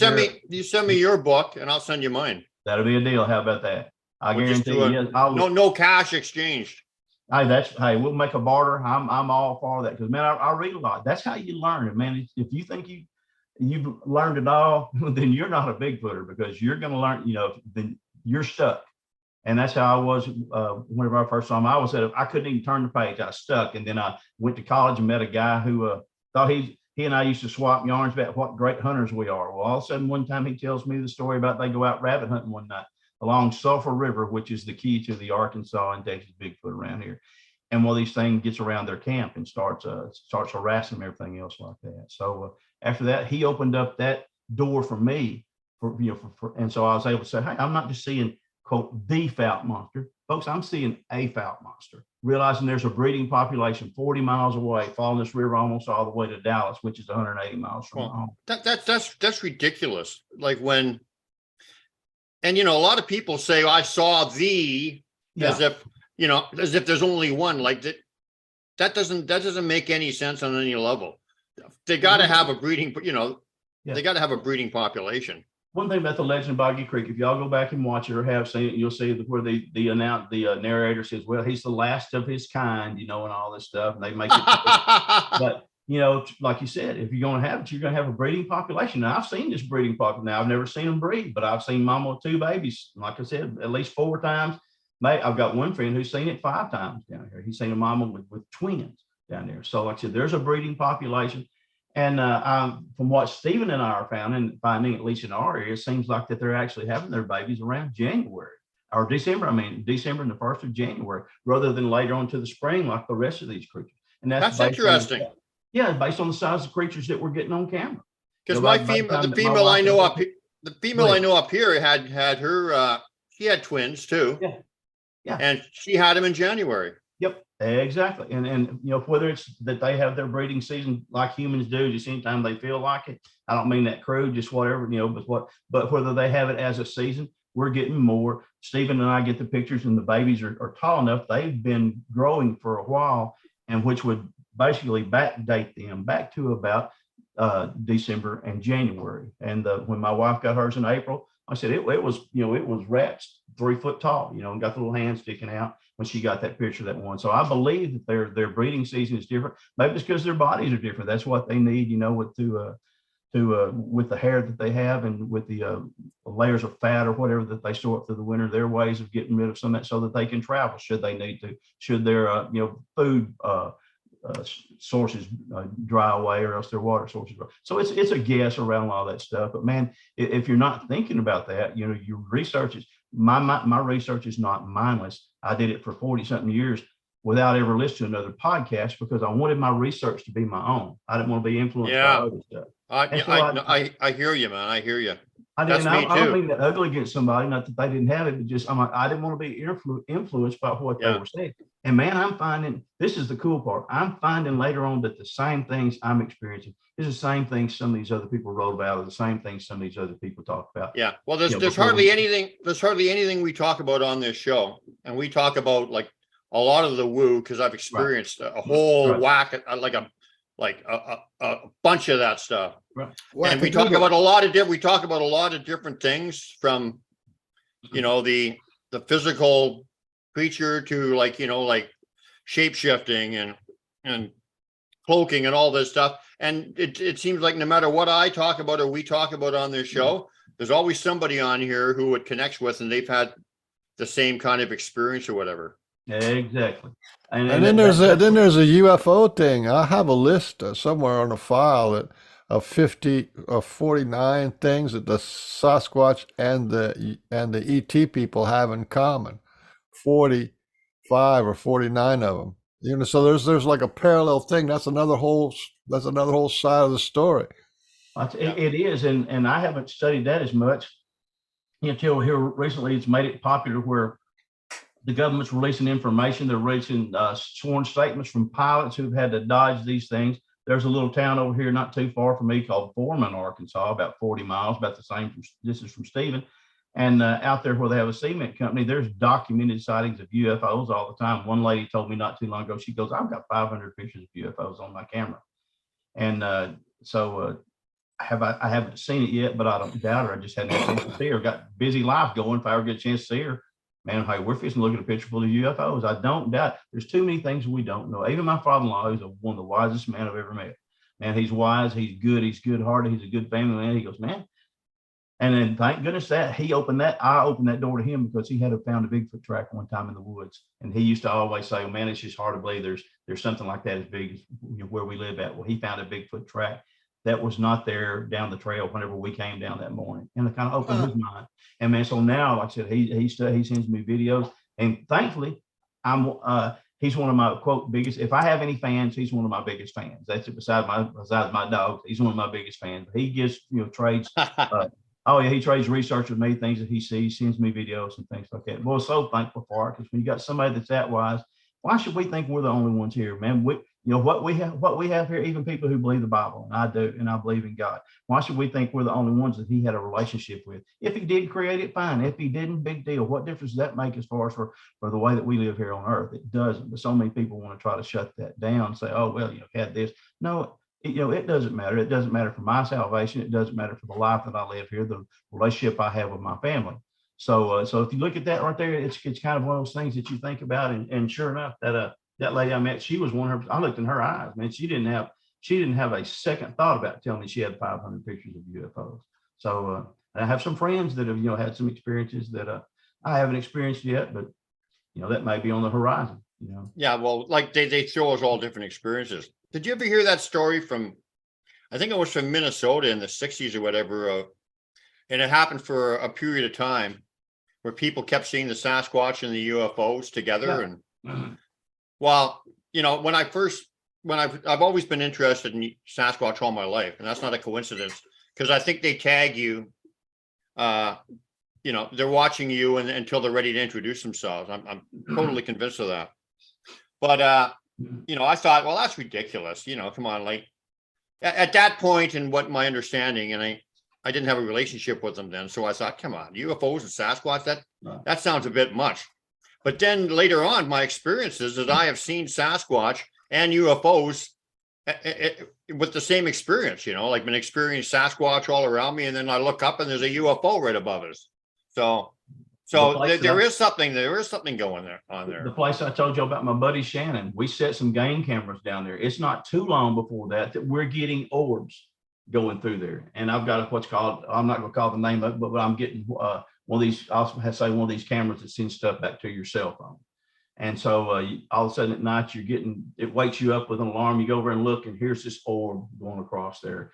And then we have another one there where the tree that's in front of us, there's a whited out object in the shape of a Bigfoot body. Now, like I said, could be that the light hit wrong. I don't know, but whatever it was. And he was able to run it through a filter, and it actually showed up as a brown, some type of animated body right there from where that was. So we got that. Also, I have seen what's called the ghost lights here. There was a place called Garden, Arkansas, and you can look them up. And it's like the lights from Marfa, Texas. All of a sudden, these lights, you're walking down this railroad track. Supposedly it was where a man had been murdered, but all you're walking down the railroad track, and all of a sudden here comes all these lights. They're just also they blink on, then they blink off, then they go over here, and then they blink off again. I carried the town that I live in is a 4A town in Texas. There's some of the toughest athletes you've ever seen. I carried a bunch of those athletes with me down there with their girlfriends and with my son down there to where these ghost lights were. When these ghost lights started coming on, you talk about some guys wilting, hiding behind their girlfriends. Their girlfriends are bastions of strength. And these guys are like scared to death because you're seeing these things. Like it just comes on, and all of a sudden it starts getting bigger and bigger and bigger, and it blinks out, and you look and it's over here, and then it's going back and forth like this. And finally we came to the end down there, and we weren't seeing anything. So we turned around to go home. When we turned around, there's the lights between us. So there's things out there that we don't understand. Those are real, man. Now, whether or not it's the ghost of the man, I don't know. But whatever it is, that phenomenon is just as real as it can be. And so why should we put a limit on the other things because it's Sasquatch? We shouldn't. There's so many things that happen until I actually walked up on the one I did in 1977. Sasquatch, Bigfoot was not real. Whenever I did, there's no doubt about it. And it's affected my life ever since then. Yeah. So. Let me ask you, and I do know that some of them do not want us around.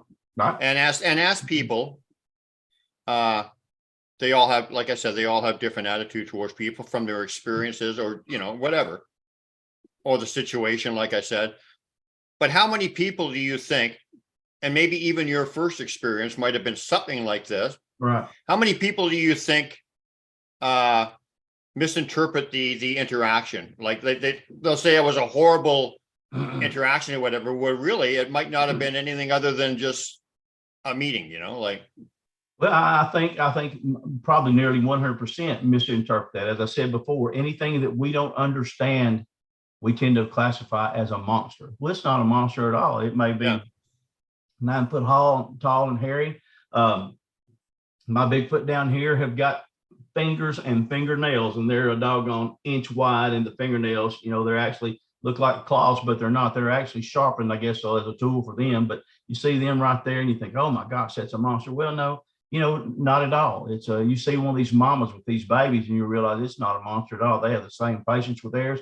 And the cool thing about it, when me and my son were there watching this one that night that had the catfish heads down there, she was just as patient with us as what she was with her own big infants that are sitting right there beside her. She lets us leave. And when we leave, my son comes back about 3 hours later to go bass fishing down there. I said, when you get there, you go check those catfish heads, see if they're gone. Because I thought that was probably the catalyst. Sure enough, he goes and all the catfish heads are gone. All she's trying to do is be a good mom and take care of her babies. But, she had no animosity towards us. And that's a lot of the stories I'm getting. People are just underestimating. Not that there's not aggressive ones. I had one get after me in my pit bull, and it was going to be a choice, I think, of my life and its. And sadly, it was going to be its life. People say, well, what rut do you have to kill a Bigfoot? What rut does it have to kill me? I shoot snakes. I had no ill intent. All I was doing was casting a track.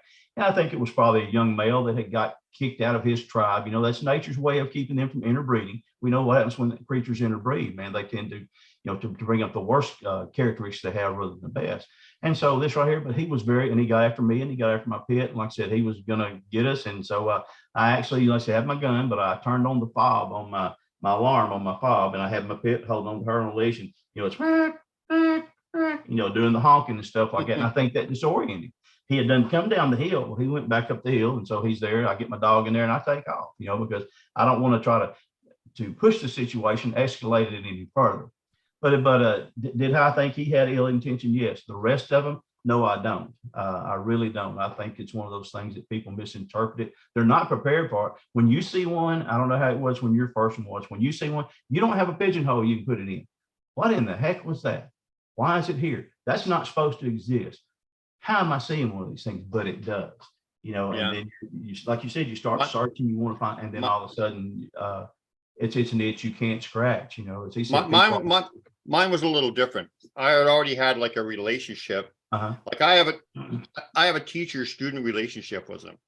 Like, they teach me about universal truths and stuff about, well, you'll see that when I send you my book.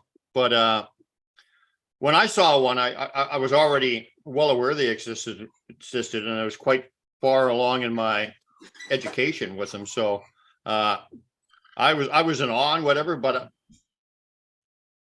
I just realized that the experience I had leading up to that were way more important. And so it was just like, wow, there he is. Cool. Right. And that's the thing right there. It's when people do, they start accepting it. Again, that show I mentioned a while ago, Killing Bigfoot. These creatures are different, and they have different dispositions. Down in Louisiana, or the swamps of Louisiana, and here in Arkansas, they tend to be more aggressive. Why? I truly think because about everything that they're going to eat can hurt them. You've got rattlesnakes, copperheads, cottonmouths. You've got hogs, man, which we call in Arkansas, we call them the Arkansas grizzly, because, man, they got those 4 and 5 inch tusks out there. You got panthers, like I said, you've got bears to get to their food. You've got thorns an inch long, growing from the tree. So I think every time that they have to obtain sustenance, or even with roadkill, they got to get out in the road to get it, and they do eat roadkill. So okay. I think that's probably why they have a different attitude sometimes in what they do in some of the different. Well, different also probably a lot of the people down there that they're dealing with are aggressive. Well, you're exactly right. I mentioned a while ago, everybody in Canada having their first hockey stick and their first hockey puck. Arkansas, you get down here, they got their first gun before they get their first baby rattle, and so when you see them in the woods, most people are armed, and that's just a way of life. It's an agrarian state. Texas basically is the same way. People have existed through hunting and things like that, so they are armed. And then so again, that's a good point that you made. That's exactly right. So it's I'm a firm believer that they're going to, in most cases, you're going to get back what you give them. If you're aggressive, or you're going out doing stuff that's going to hurt them and put them in danger, they're not going to treat you well. But if you go out and you say, hey, how you doing? I'd like to meet you or whatever, or I respect you. How are you today? Talk to them like they're a regular person. You're going to have a totally different interaction with them. So I think I've tried, talking to them and saying, hey, I'm here. I'd like to see you. So far, that hasn't worked. I've heard other people say it has, but like I said, I'm still getting sightings. They come up in front of my cameras, and Stephen might have told you, I said, he's a great researcher. we bait them up. We put candy bars out there, but I also bait them up with fish and things like that. They tend to have a sweet tooth. Everybody loves a good Snickers bar. Well, man, they're nuts for Snickers bars. Now I'm telling you, if when me and Stephen go into the woods, you could invest in Snickers bars and get your money back, not have to work a day, because we do. They just love them. Again, we do with Me too. fruit. Yeah, different fruit and different things like that. But we bring them out there to them. We're not. I said we're not lacing them with poison or anything else like what some of these people would do. You know. Oh So, my God. yeah, they By the do, way, man. by the way, I saw Steven in chat. I asked him if he wanted to come on. Oh, you But should, man. maybe I appreciate he hasn't seen it. Stephen, like I said, he's the greatest researcher you've never heard of. And that's because, you know, he keeps a low profile. He's a family man. He takes care of his family first. You know, he tends to his business. But, buddy, let me tell you what, when it comes to Bigfoot, he's all meat and potatoes. He's as good as anybody that you've ever seen. And he'll tell you the truth. That's what we do, man. Yeah, I we're know sharing why. information. I know exactly why they like you and Steven, because Yeah. you boys both light up a room with your energy. You're both really, really heart-centered people, and that's what the Sasquatch like. So it doesn't surprise me.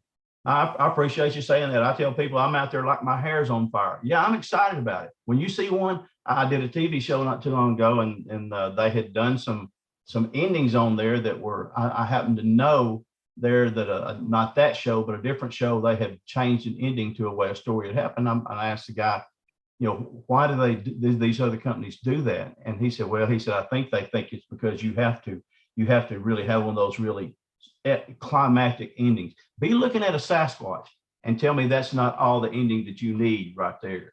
I mean, because it controls the show. I tell people every sighting I've ever had, they've had more to do with it than I have. Yeah, I've done my homework to get on there, but they can control how things go and how things end. And so far, it's all ended good. So for me, so I'm happy with that. Again, the same thing with Steven. You know, Steven's a big man. Steven's about 6'3", 6'4", about 315.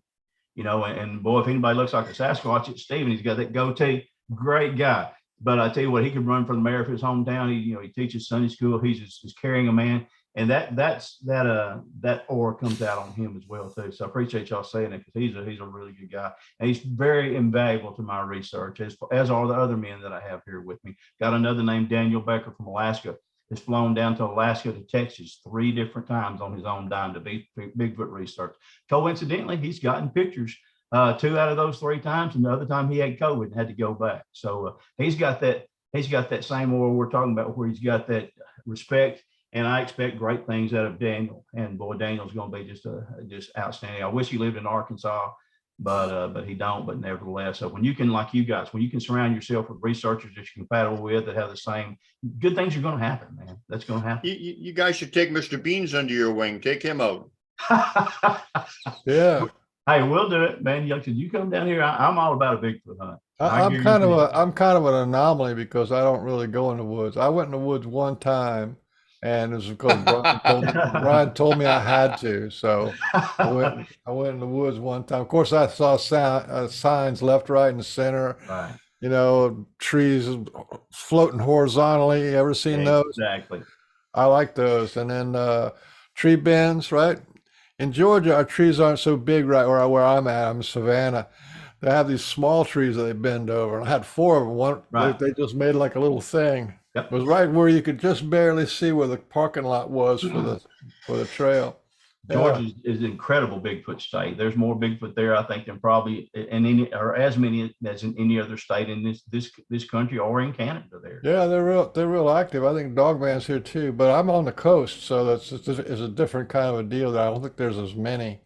Yeah, But I've got a tree break. I got a tree bend in my front fence, and I got a portal 2 houses down. I just went down there for a smoke and had a smoke, and I got a sign from the Sasquatch down there. So I got a portal in my neighborhood, and so I'm not hurting for experiences. Yeah, we got a few Sasquatch in BC.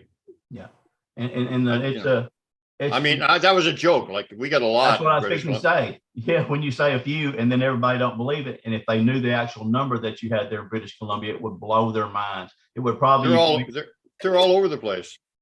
It might not equal the population of Toronto, but it would be pretty doggone close. And by the time you have the whole realm of Canada up there, and they're there, they're there for they migrate sometimes they don't, but they've been there ever since it was put there. You've got the stories from the look at the totem poles from the Indians, man, and look and see all the faces. That's nothing but a Sasquatch on there. How old is that totem pole? Oh, absolutely. Right. Absolutely. I mean, and the thing is, people have the misconception that you have to go out into the woods like way, way deep and way out there. I had an experience in Vancouver. You've heard of Vancouver, right? Yes, sir. That's a big major city with millions of people. They had a big park in the middle of the city. I had an experience where I'm walking along the trail, and well, this is one of those supernatural woo kind of things, right? But the point is that it was seen in Vancouver, in a big city. I'm walking along the trail, and this happened to me 2 or 3 times, but this was in, like I said, Vancouver. I'm looking straight ahead, and all of a sudden, I don't see anything. All of a sudden, a big Sasquatch materialized out of thin air. Just materialized right out of thin air and then walked off the trail, right? And then he was communicating with me and stuff after that. But the point is you don't have to go far to, they can come to you. And actually what Beans was saying is, I'm finding now, and Beans obviously is, because he's only been to the woods once, is that they communicate with me like on an energetic kind of level or whatever. Right. As much or more so when I'm at home, it's that telepathic kind of connection that we share or whatever. So I don't really have to go out into the woods. I mean, but I do go into the woods because I love seeing their stuff. Right. I love being in the woods, and it's just like it's kind of a certain peace and tranquility, and connected with everything out in the woods. But you really don't have to, if you got a certain kind of relationship with them, and everyone's got a different one, but certain relationships with them don't require you to go to the woods. Sometimes you initially will go there, but then once they've established that connection and that friendship with you, then they're kind of with you no matter where you go. Well, I have seen that. You take a look at I find so many structures that are just off the road, almost like they're meant for us rather than the other other creatures. But look at they are. I agree with that one. You know what? Sometimes I think that those structures that they do, and some of them are man-made. Oh yeah. So I mean, you can't just put paint a brush across it. They're all, but some of the ones that we find in close, I really do believe that they're saying, "Hey, look at me. Do you see me? I'm here." And and then if you start thinking about them, that's just, that seed is planted, and things can happen.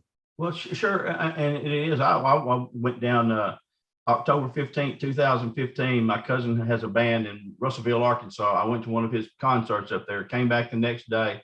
I went to church. Since I got through church, I'm like, well, heck, I ain't got nothing to do. I'm going to go run down the woods right quick. And there's a structure that's been built overnight, one of the most colossal structures I've ever seen. I was a power lifter. I had to get my shoulder underneath there and just push to try to even make any progress to live. It was built in one night, right there. And it was built, though, where some people were coming in, and they were down there starting to throw parties and all this other crap, in the Things territory, whether or not it was infants, whether or not it was family, whether or not it was whatever kind of reason it had.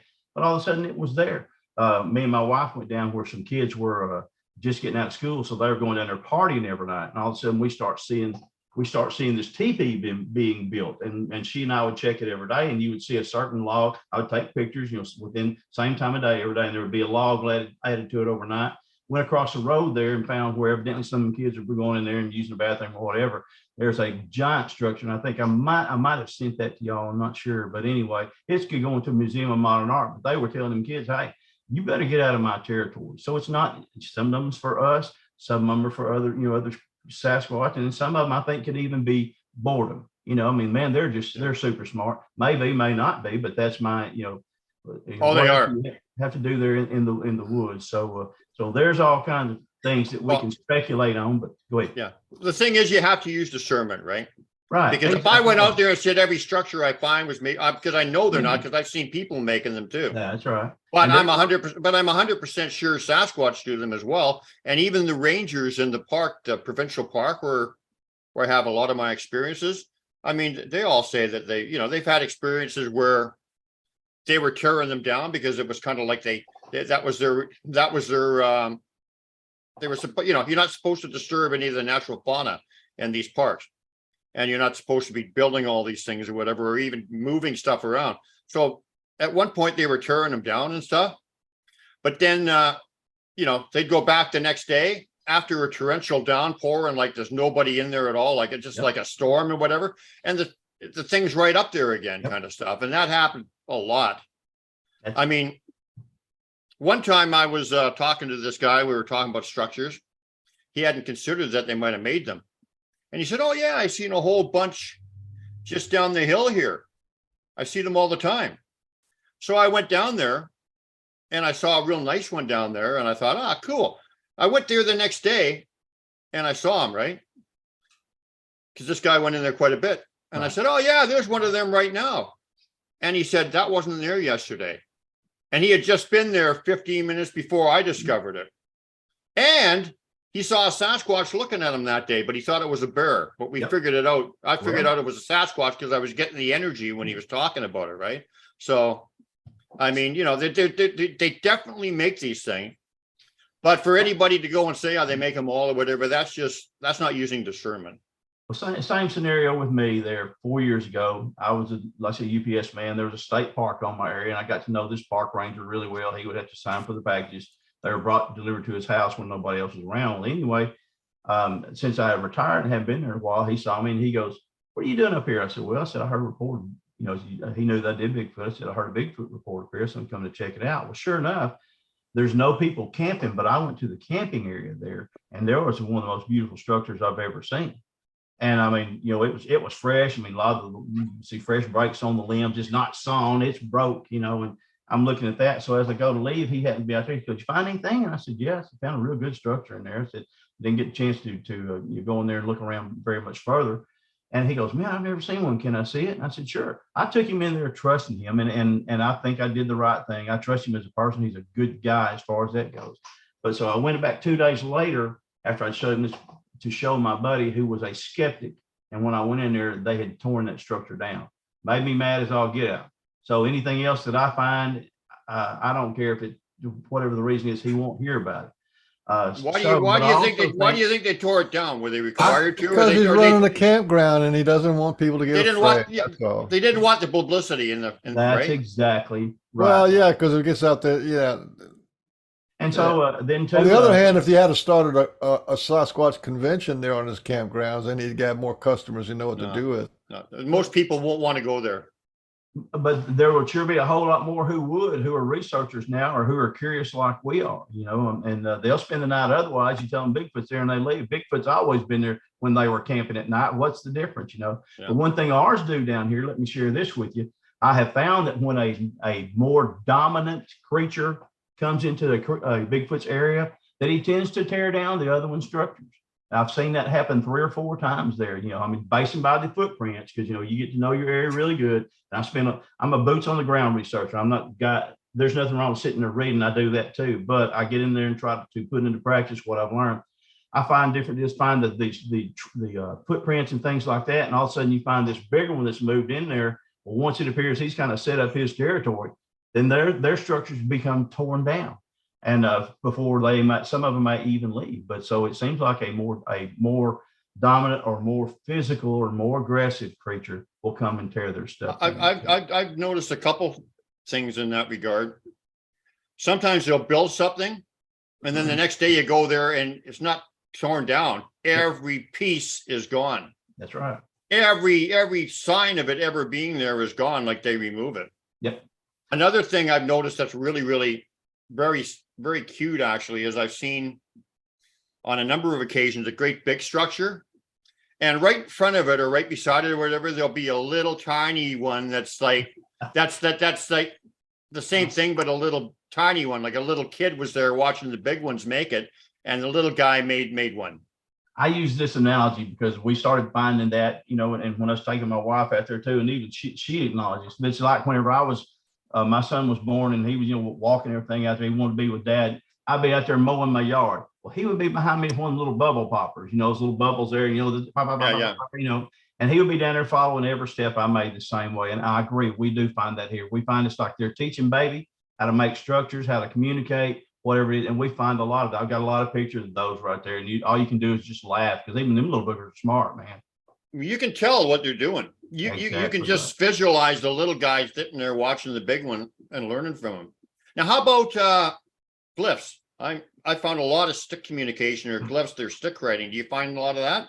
I haven't found a lot. I found some of it. Haven't found a lot of it yet, but because our areas are just so wooded, you know, and until you're looking for snakes and Sure. as well as everything else, some of them I'm sure I'm missing, but we do find it, and we find a lot of stuff that's as far as rock formations that have been put on top of stumps or other rocks places, stuff, which I would consider glyphs, and we do find that as well, and tend to be more, like I said, that we find more in the mountains because it's a little bit more open than what it is down here in the forest of Arkansas, you know, but we do find those glyphs. And well, I wish I knew what all of them mean, but I don't. Anybody says they do, it's not totally being truthful with you. They may know what some of them are.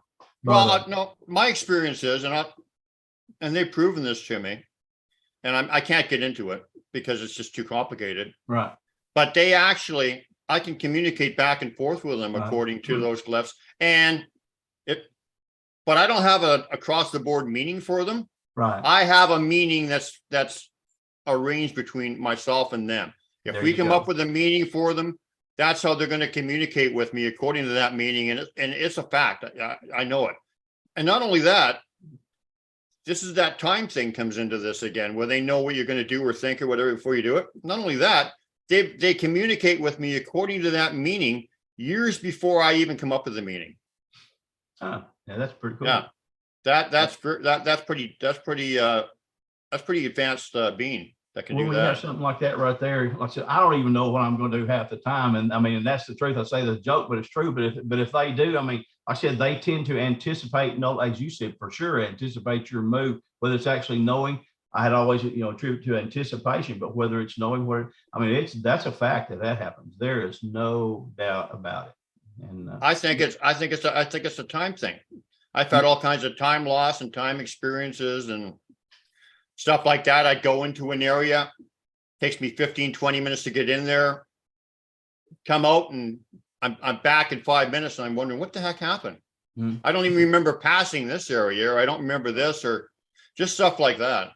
So I've seen that and talked to some people who experienced that. You know, being on that show, I was on that show, These Woods Are Haunted, and that they had there on the Travel Channel. But I got to talk to some other people who had been on there, and they had talked about experiencing maybe time loss or something like that. Now I haven't, but like I said, when you talk to these guys, they went through the same area 2 or 3 times of places they had been before. They were looking, and they could not identify where they were. And then all of a sudden they come back, and then quote memory unquote comes back to them. Yeah, we were just here a while ago, weren't we? Yeah, we were. Well, how come we didn't recognize it? I don't know, but it's something that you know, that there's things in this universe. There is a spiritual world to this universe. I don't care whether I'm a big Bible believer. I believe in God. I believe in a spiritual realm that's going on right here. I sent y'all some pictures of some things there that are starting to show up on mine and Stephen's area that I have no idea what they are, whether they're spiritual animals or what, but there is a spiritual realm. And you've got to acknowledge that. And as a rule, sometimes we don't know how far that goes. But when they're doing things like this right here, the people who say they're experiencing, I'm not going to call anybody a liar. Because if you told me, like I said, 30 seconds before I saw my first bout monster, my first Bigfoot, whatever you want to call it, I'd have laughed like crazy. Well, man, 2 minutes later, I was crying. I wasn't laughing. That's kind of how it is. Your eyes get open to things like that. Yeah. Did you want to get into some pictures? I mean, go ahead. I'd love to explain some. We don't have a time frame or whatever, but I mean, we should get into the pictures, and then we can decide what we want to do after that. But yeah, man, that's great. Like I said, I sent y'all some that I thought might be interesting. I sent y'all some creatures. I think I sent some other things, but I can explain all of them to you if you. No. I'm not sure if they're going to come up in sequence or not, but no, I don't care. Okay. Hey, William, Anyway. did you know that Christ actually quoted a Sasquatch story? Yeah. There's a story about Hanuman in India, which was, you know, he was living on the Silk Road there. And Hanuman was, a devotee of Lord Ram. And this is a long story, but he actually picked up the top of a mountain, as the story goes. It picks up the top of the mountain out of devotion to his Lord Ram. And that's where Christ got the story of, that got the quote of, if you had the faith of a mustard seed, Yeah. right, that you could say to the mountain, come, and it would come, right? Well, that's a quote from that's Christ quoting a story of faith from from the Sasquatch people in India. And that doesn't surprise me because if you believe the Bible as I do, it was Christ who actually made him. He was there. He had Noah put him on the ark at the time, if you believe that story, which I do.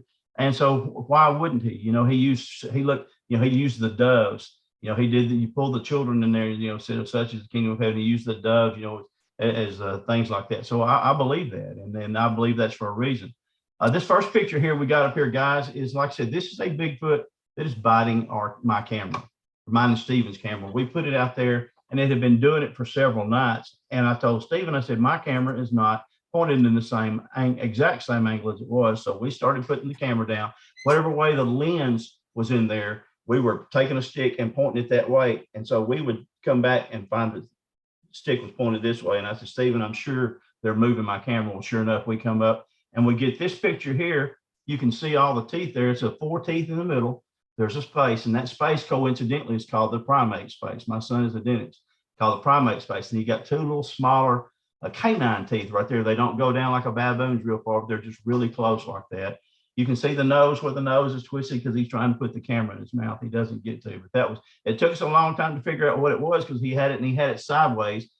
Finally, we were almost about to classify it as nothing. And I went into the bathroom one day with my wife's iPad, turned off the lights, and just was going to take a picture. I took a picture and it finally came up right side up. I'm like, oh, stupid, look at you. You've missed this I missed it for probably 3 or 4 months, but there he is. That's Bigfoot biting my camera. Happens all the time. He also throws my camera.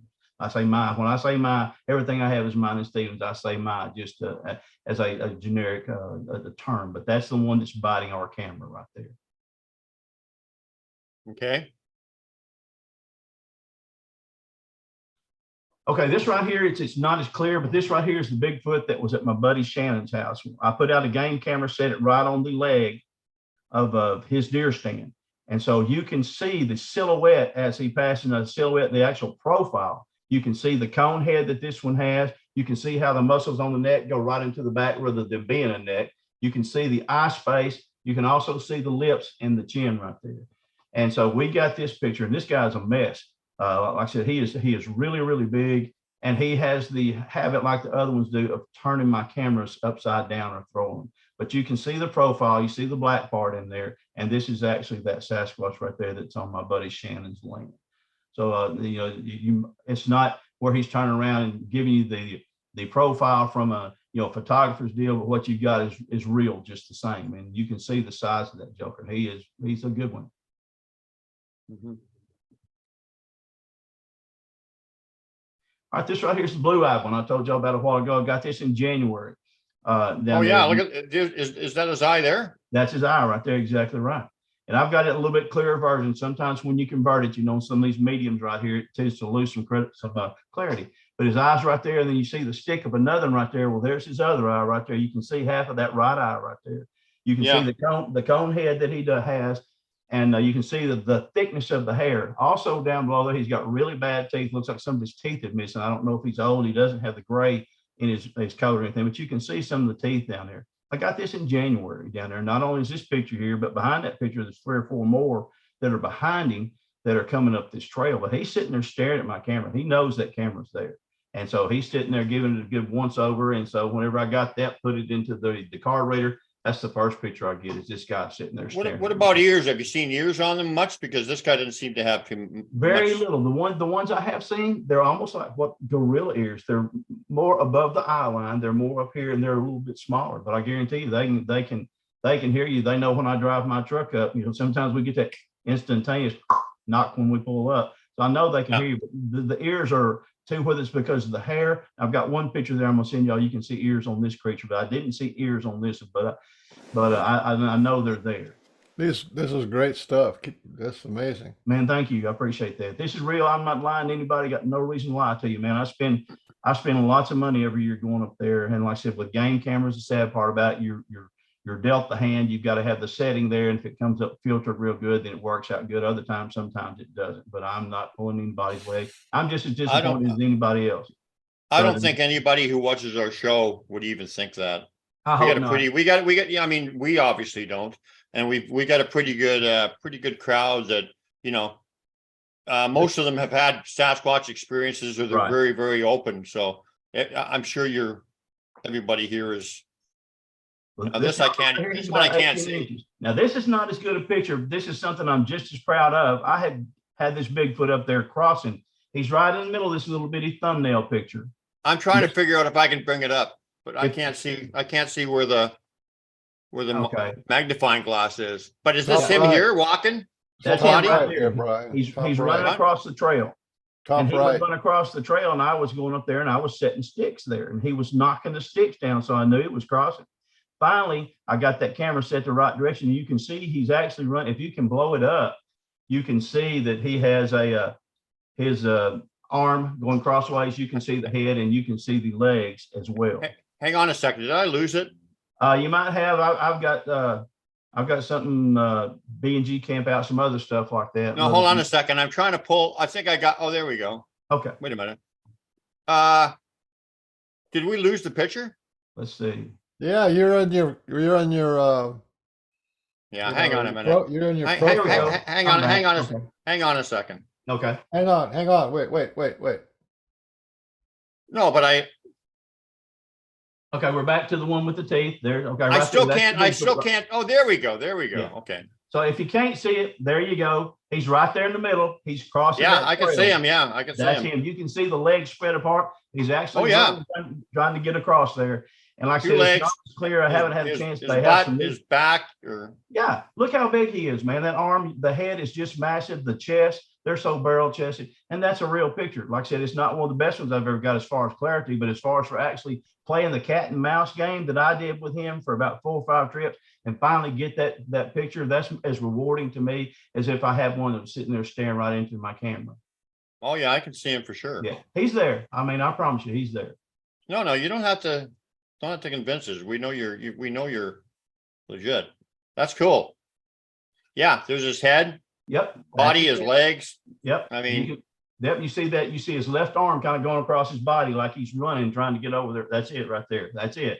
Was You that can see like that. was that like 100 yards away or something? That was about probably about, I'm gonna say probably about 55 yards, something like that. That's the Yeah. closest I could get to where he was crossing through there. And like I said, I'm gonna continue to work on that. They've got some new filter things available. When I get that, I'll send that back to you. 'Cause that's gonna be a good picture if we can get it.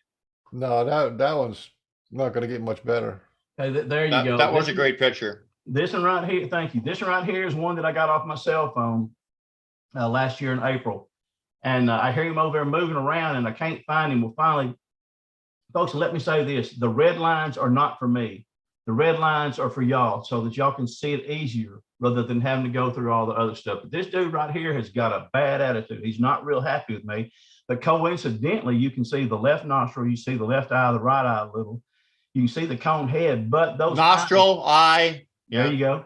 And his eyes are starting, the more he stares at me, his eyes are starting to auto illuminate. They're starting to get, before I ever take the picture, they're starting to get brighter, almost in a silver, although it's the same color. And it's almost like he's mad.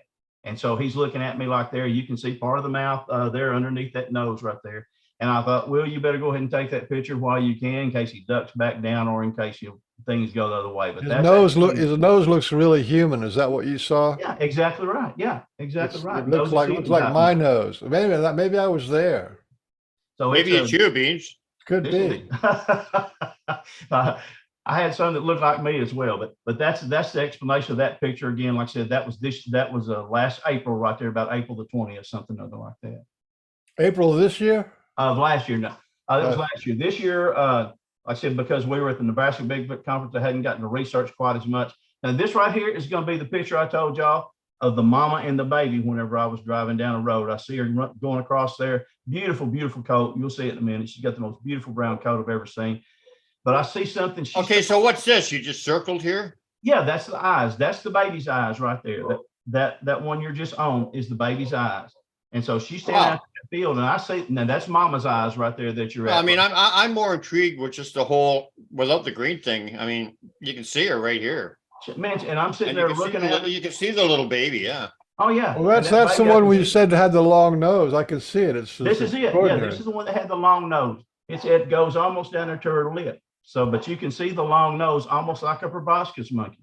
But that's it right there. And like I said, she was running across that field.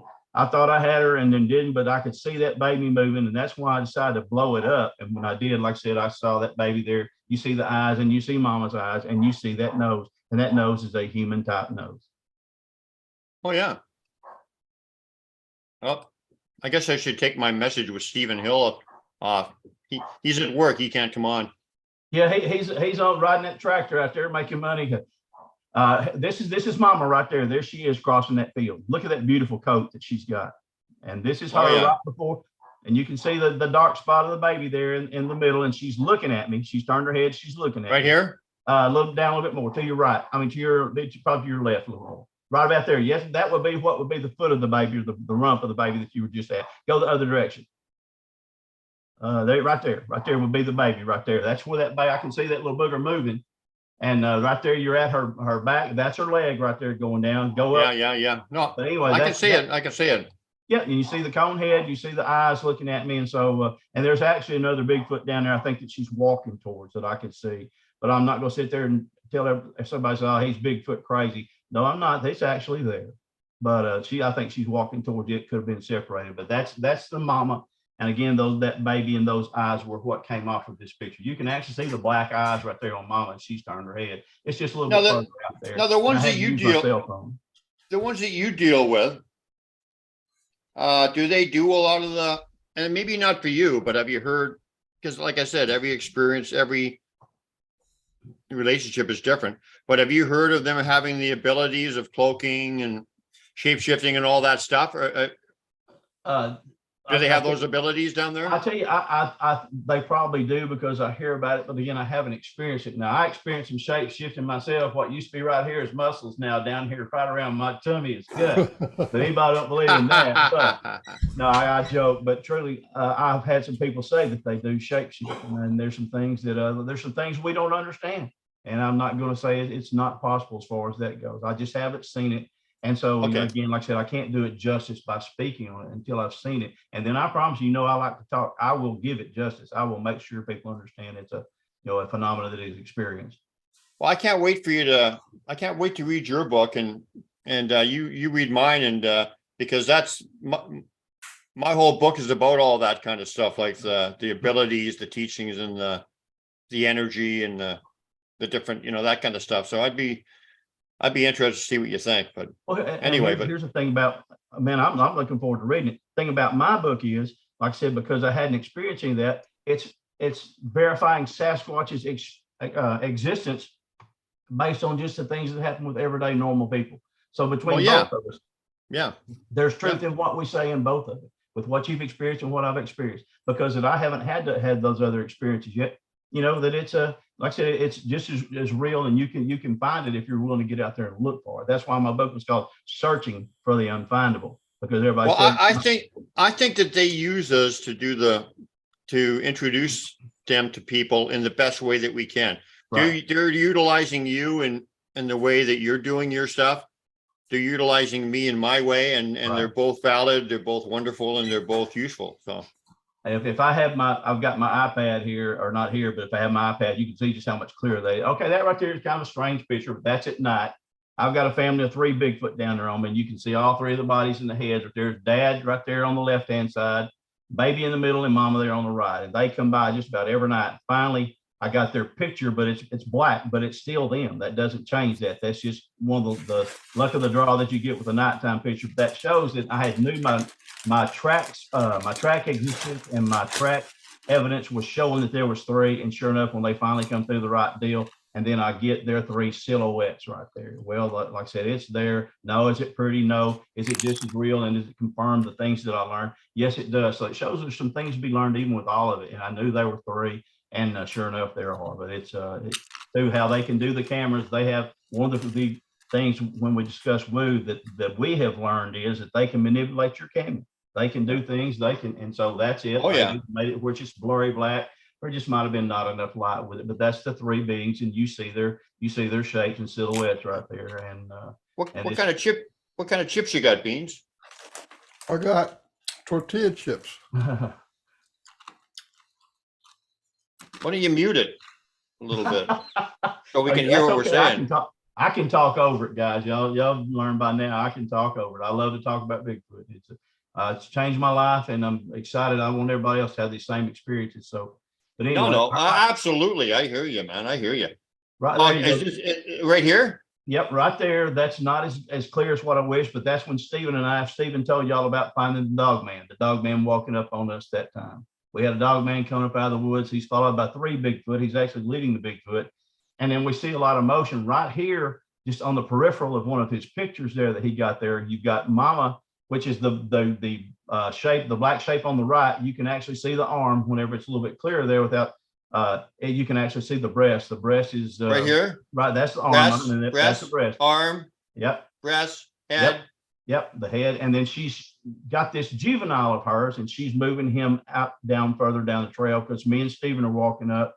And then you've got the dog man there in front. You've got another dog man with that dog man that goes and kind of hides underneath a laying log there, a leaning log. And then you've got those other Bigfoot. And I think just as most mothers would do, she got her baby out of the foray in case there was going to be a foray, taking care of him. But she's actually escorting him down the edge of that wood line right there. That's during the same time that we got 3 more Bigfoot and the dog man there. But I said it's that's the cry of the nature of the beast. But like I said, if you had to see it on my iPad, you'll see how clear it is. It's really cool. That's one of the pictures Steve and I are really proud of right there to see. Yeah. I said to actually be able to see. You talk about Patty, what everybody talks about. Well, Patty's got breasts. First picture we've ever gotten that we've actually got breasts on a female Bigfoot. What's your experience with the dogmen? Are they friendly? Yes, they're friendly so far. We've got a couple of pictures in there. Like I said, Stephen, the one he got, we were walking towards him and he was walking towards us. And man, Stephen goes, stop. And I said, what am I doing? He goes, no, stop. We stop and look down here. He comes out of the woods right there. And like I said, he's got 3 Bigfoot right behind him. The Bigfoot tend to squat down and tend to skedaddle. Like I said, you see the little dog man run over there to his right. And then I found where he was underneath that log. But they're friendly so far. I've seen them down here in Sulphur River. Haven't seen very many. I saw one around DeQueen, Arkansas one day.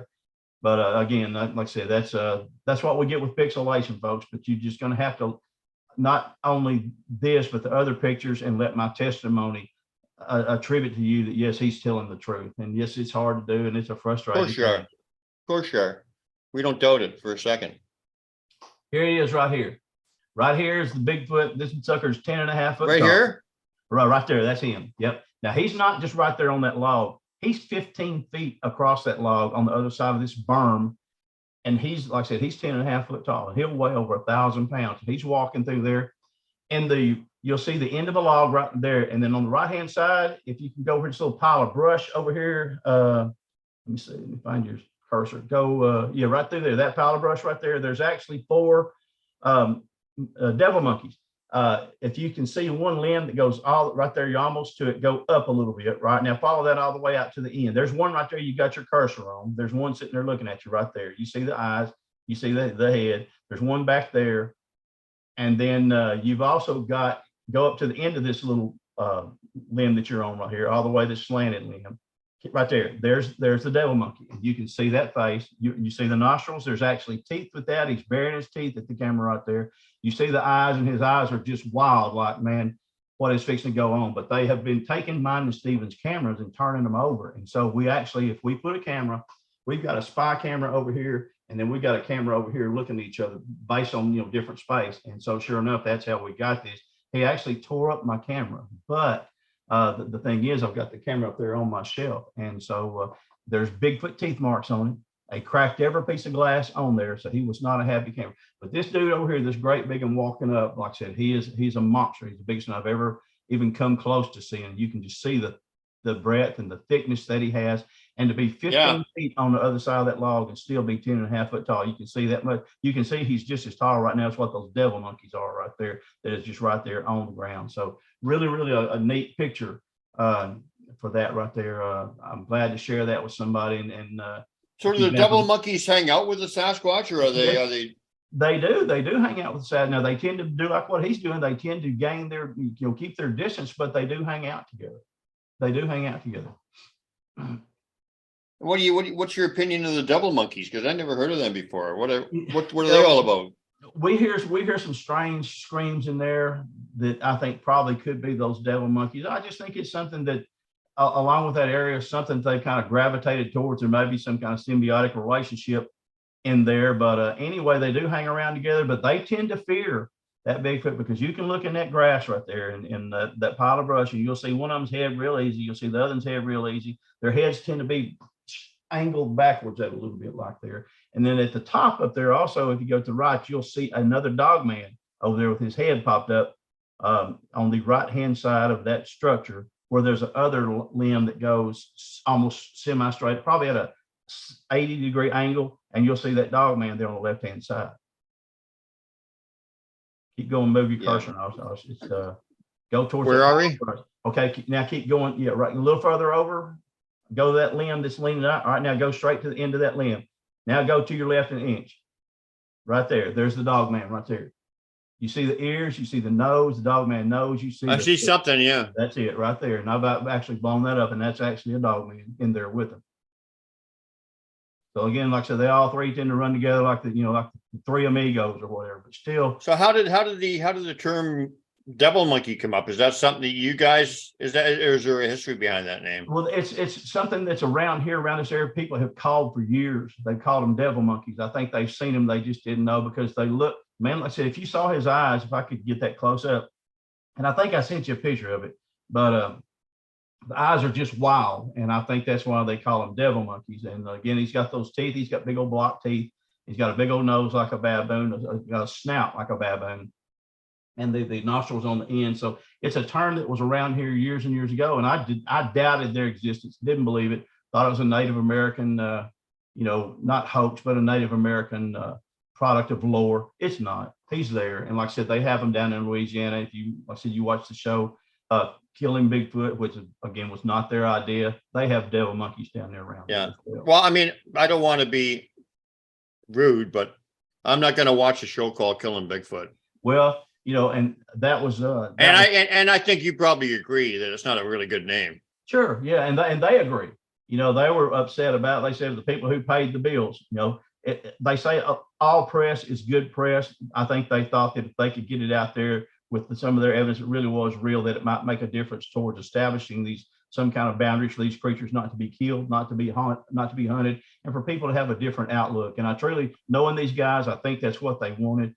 Although some of these creatures down in Louisiana, they are very aggressive. Well, they'll kill your cows, they'll kill your dogs, they'll bang on your house. I'll show y'all some pictures in a minute there that if you got in there, if we don't get to discuss it, you'll see a picture of some handprints. That's on Stephen's wife's car in his carport. It's not a. I've got. I think I've got almost every picture you sent me. Good deal.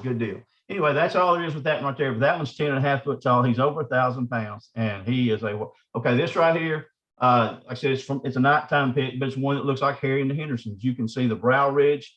You see the tree right there on the left-hand side of the left border right there. You can't see it as well as I wish you could, but anyway, you can see they have the silver brow ridge on top. You got the two black eyes. Come to your other direction over here, and I'll point it out to you. All right, right there, you're right there on his right shoulder. If you drop, you can see the space between his shoulder and his body. But if you go back, you can see up there. You can see both his eyes. You can see the nose, and you can see that he has a mustache and a beard. All right, right there, you're right there at his cheek. All right, right there. There's the nose. Okay, just go up a little bit, and there's both your eyes right there. There you go. And then above that, they have a brow line around here, like what Herman Munster had. If you're a member of the Munsters. That's the brow line right there. And it's generally always silver every time. You can look at a photo of a silverback gorilla. It's the same way. But down, if you go down, this booger has a beard, about like what I've got, except a little bit better. Right there, there's a beard. He almost looks like Santa Claus. Oh, exactly. And he looks like, we call him Harry just because of Harry and the Hendersons. That's the closest. But like I said, there's a thing is you do, these pictures, some of them do pixelate, but that's what that is. And that'll show you right there. That's a little bit better. You can see it right there. And you can actually see between where his right arm by that tree drops down, and you can see the space between his arm and his body. What's this? Part of his foot or his hands or what? I think that's probably maybe even the head of a smaller one, but you're right there at where you can see the space between where his right latissimus will be on his back and where his right arm is straight down. There's a little white spot there, and that's actually space between his body. Okay. So again, that's okay. That right there is one I took that picture on. That right there is October 31st, 2019, I think it is. My sister's birthday, and I'm down there, and I shared this picture on the Travel Channel video, a show that I did. But there's a mama right there, And I was down in the woods, and I found a lot of tree structures, and I thought, man, that's a lot of tree structures in there for that area. So I went and got out of my truck, and I stopped and went in there looking around. Well, pretty soon I start getting chunks of about 16-inch limb thrown at me. I get pine cones thrown at me. I get boughs of trees that has the pine needles on them thrown at me. And I'm like, there's a Bigfoot here, and I'm trying to find him and I can't. But anyway, so I would look over there, and I would thought, you know how one of the famous lines is, you know what you saw. I thought I saw something. Well, I saw the thing moving back and forth between the tree, but it finally got to where I wasn't moving. And so it started huffing at me. And this is actually a mama Bigfoot. And she's behind that tree. She's leaning out now because I'm starting to walk away. I just threw my camera up over my shoulder and did that right there. But I was seeing her behind the tree, but in the middle of that picture, 3/8 of the way down, you can see a little black spot. That's actually the face. She's got that baby right there next to her. You can see on that at the bottom of the body, you can see the roundness of the toes. Halfway up, you can see her left arm that is braced on a limb. And so you can see those round fingers right there. And then again, you see her eyes at the top. Right here? Okay, go to your right just a little bit, or to your, yeah, right there. Now go up about an inch. Keep going. All right, now go to the direction of the other border, just a little bit. Other way, right there. And right there's the top of that baby's head. And you can, right there, that's it. That's around the baby's face. And the baby's sitting there looking at me just like she is. Well, she was mad because I wouldn't leave. Well, after she started huffing and all that stuff like that, the dynamic changed. And I know there was a reason that she was angry. I actually thought it was probably a male, but it was actually a female. But there she is right there. And like I said, that tends to show more detail in that being, that's a negative of the one that I saw that day. But you can see those glowing eyes up there. So again, down there at Falk, a place where the Falk monster is famous for. And as we talked about, less than 50 yards off the road, less than 50 yards off a major Arkansas highway. Okay, that one's that's the one. Now, like I said, get away from pixelation. Back it up a little bit, and you'll see the picture that my wife got of this baby. If it will, I can't back it up. Okay. Anyway, that right there, that one tends to have ears. It's got the little kind of little pointed ears up there. You can see the eyes, you see the face, and then you see the little 3-fingered hand. But like, yeah, right there's the nose. You're right on the nose, perfect. Nose, eyes, yeah. Yeah, there's the eyes, and there's a little 3-fingered hand. Again, he's got ears up at the top. Now, I didn't realize that was going to be so pixelated. I would have tried to gotten a different picture and seen I can see something for sure. Oh yeah, no doubt about it. Like I said, he's got his twin brother and mama standing right behind. But go ahead there. So maybe the rest of them will be better. Okay, this is a thumb where he's actually picked up my camera and tossed my camera, and you can see the dermal ridges there where his thumb bends. You see some hair from the top. And he's got his finger or thumb there across the lens. And so he's gotten his picture taken. So he's not real happy. So that's where he's picked up my camera and he's tossed it. Buddy, they can toss a camera. That camera right there that I finally found was probably about 45 to 50 yards away. And I found it by accident by looking for it. But you can see the hair on top of the thumb. So they're throwing my camera. They don't like having their picture taken, which is really funny because usually when I get that, then I'll get the next picture will be of one eyeball looking into the brush there. When we put our cameras out, we have, I guess you would call them just piles of sticks, brush piles, whatever. And so we put them about a foot back in there. So they're back there like that, so that whenever he walks by, it immediately gets his picture. Well, that light flashes out of there. The next thing he's got that eye going in there like that, or you've got his hand reaching in to get your camera. This is him reaching in to get my camera. And so he gives it a good little toss. Just a little interesting conversation piece, but rarely do you get to see Bigfoot's hand that close. Okay, again, just go past that one. That's a mama and a baby that Steve and I have there. We would have had her on video and they came in and they bulldozed our area. And so what she is doing, she's stepping up over 2 logs up there. There's some berms there, some dirt berms as well. And she's got that baby on her left shoulder. Y'all see that little cone head on that baby right there?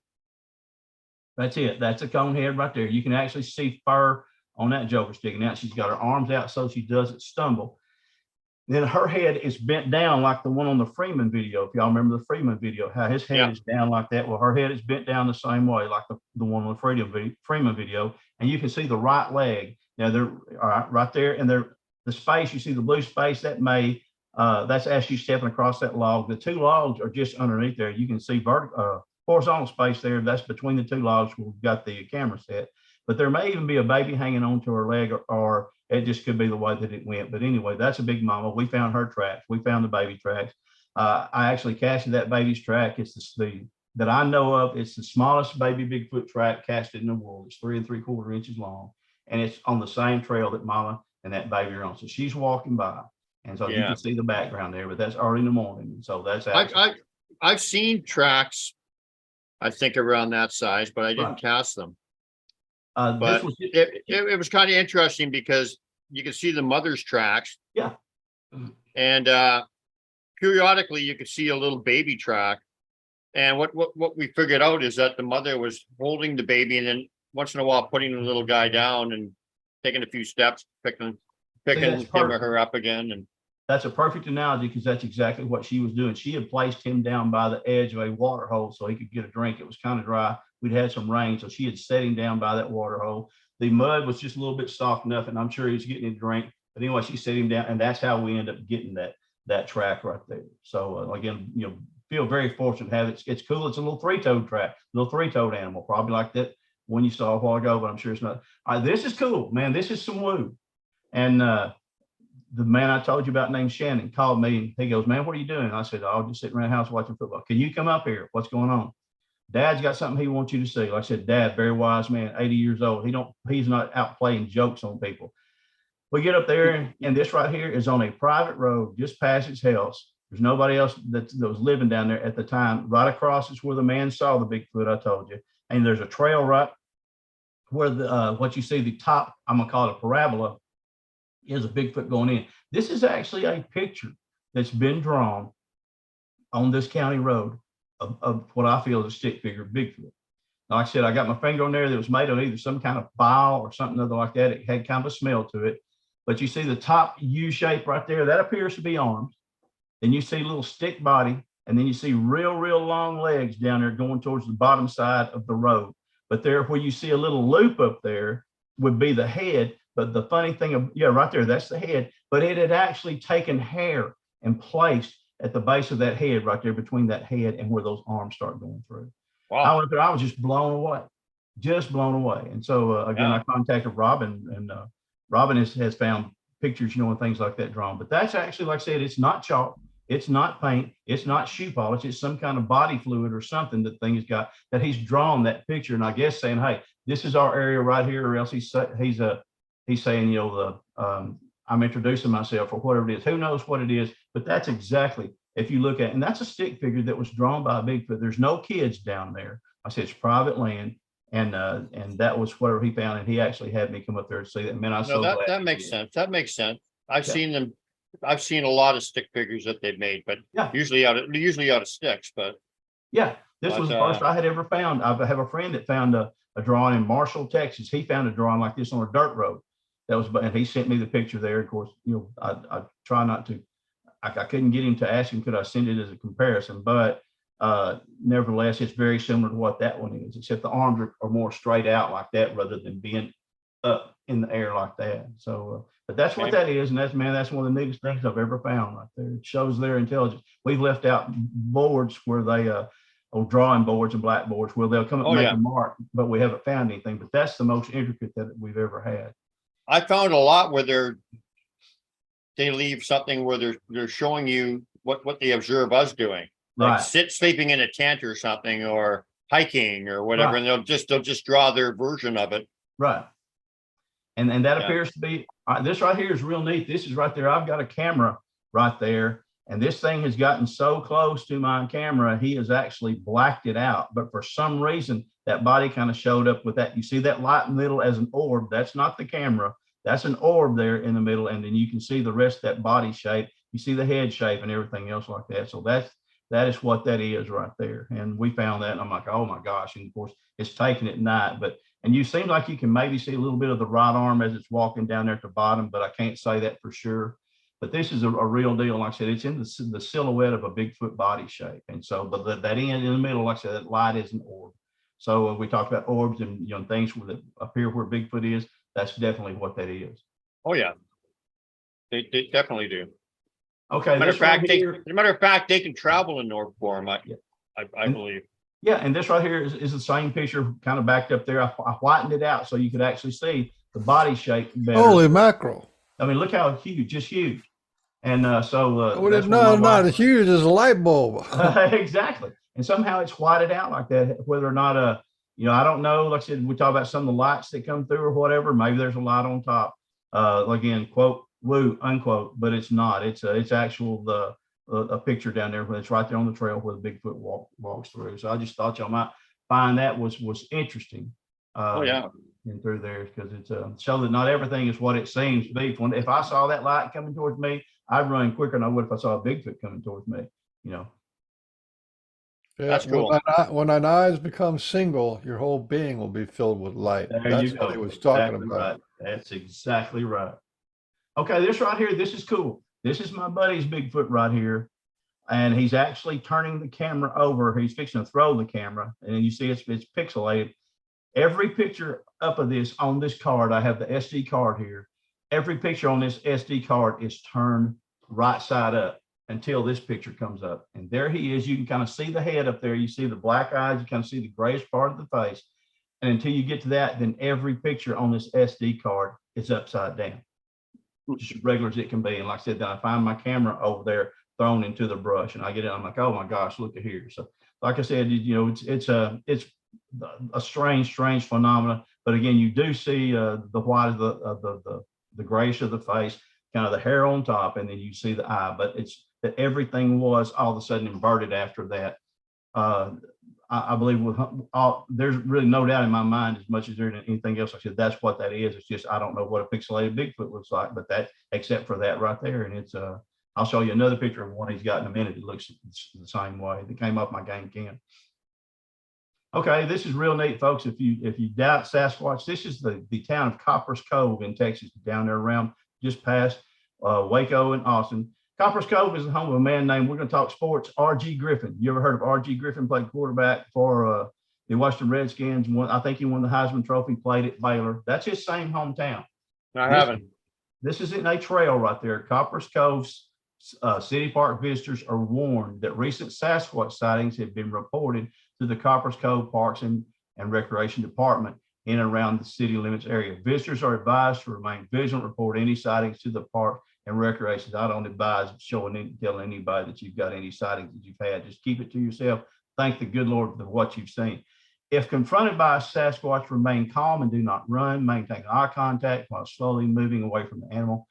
Make note of which area the sighting occurred. Most sightings occur predominantly in the early morning and late evening hours. Well, I've seen most of mine I've seen in the daytime, in the late evening hours. I've seen some in the middle of the day, but this is from the parks of Copper's Cove, Texas, down there again, very, very big town. So they actually posted that, I think, for folks' safety. And this friend of mine who lives down there, lady that I do peripheral research with, she sent that to me. Goes, look here, Will. So I thought folks might find that interesting. It's actually it's having to be acknowledged now before somebody gets hurt. So there it is. That's what the sign. Okay, this right here, we might come back that if we can't, we'll just go to the next picture. But I have it here. Like I said, he's pixelating my camera. That's actually a picture of the dog man. I can't back it up. Okay, just go to the next one then, but it's man. Okay, there it is, a little bit better. That same picture right there in the black. You see the eyes in the middle. You see the nose. You see the teeth, or you might not. But anyway, the teeth are there, and he's got little ears up there. Yeah, that's the teeth right there. And you go up a little bit, you got his nose, and then you got the eyes. The eyes are just wild. I mean, they're just, yeah, that's the eyes right through there. You're right between on the bridge of the nose. So that right there tends to be like his brow ridge and stuff like that. And there's hair up there. Again, that's one of the things of the woo I tell you that me and Stephen are getting pictures of. All of a sudden, that crazy thing is there like that. And it kind of makes you think twice about going into the woods. Now, I know it's not clear, but when I tell you there's things out there we don't understand, that's one we don't. That's made me very nervous about going up there at nighttime.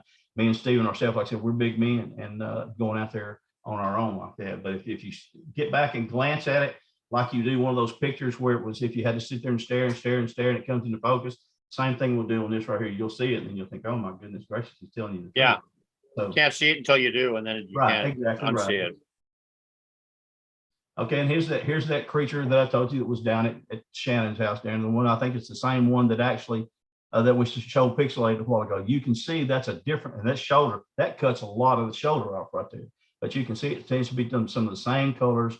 Like I said, that's the head on the right-hand side going all the way through, and that's the right shoulder. and it's looking into the camera, but we just basically just barely missed it. I have on my phone called the almost file, the ones you almost get, but you did, but that's it. But that tends to be that same creature. You can see just how massive that he actually is, and then he's as inquisitive about my cell phone, or that's maybe I mean my cell cam, as he is anything else. May even be before he throws the camera. But So is this his eyes, nose, and mouth exactly here? right. That's his eye. It certainly is. And so, like I said, we And just a barely big nose, a big bulbous nose, right? Yeah, exactly right. Big bulbous nose. You know, and after you've seen some of these things, you get to where you can see more, folks. It's not, you know, like I said, it's not going down to the portrait studio and looking at them that you're having for family portraits, but all of a sudden you see, and these things come into focus, and you go, oh yeah, you're right, because that's, you know, that may be one way that nature has of them you remaining as unclassified and safe in their area. But anyway, that's him right there, and Shannon actually got that picture off his camera and sent it to me. That's cool. Okay, this is the lady down there that lives around Copper's Cove, and this is that Bigfoot hand track that's on top of her trash can. And you can read the top there as far as for 7 a.m. arrows, no, and that's what it is. And so she was actually putting out plants.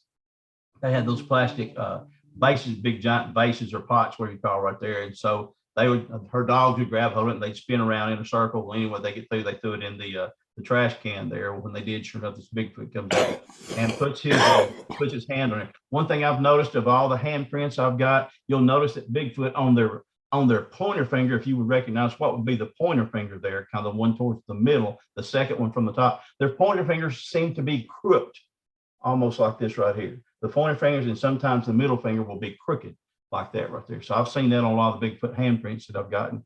And so that's just a little, you know, just a little side note right there, but that's actually a Bigfoot handprint that's on her, on her trash can.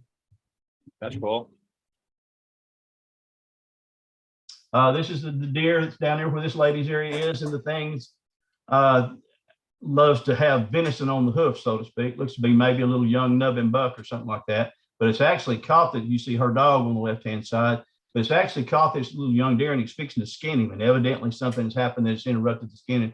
Now, if you guys have ever deer hunted, I've deer hunted all my life. I don't know of anybody who skins a deer like that, but if they do, they're going to leave hair and things. You don't see any hair. That thing is just taken, and it looks like it's just taking the tail. You see the stem of the tail. The tail is actually being pulled out of there, and they're just fixing to rip it off there. And so she found that. She said rigor mortis hadn't even set in yet on that deer.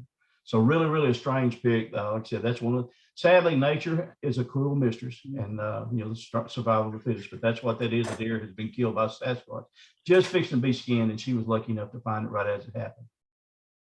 Wow. This right here is something else that's down there. Keep me and Steve from going to the woods anymore at night.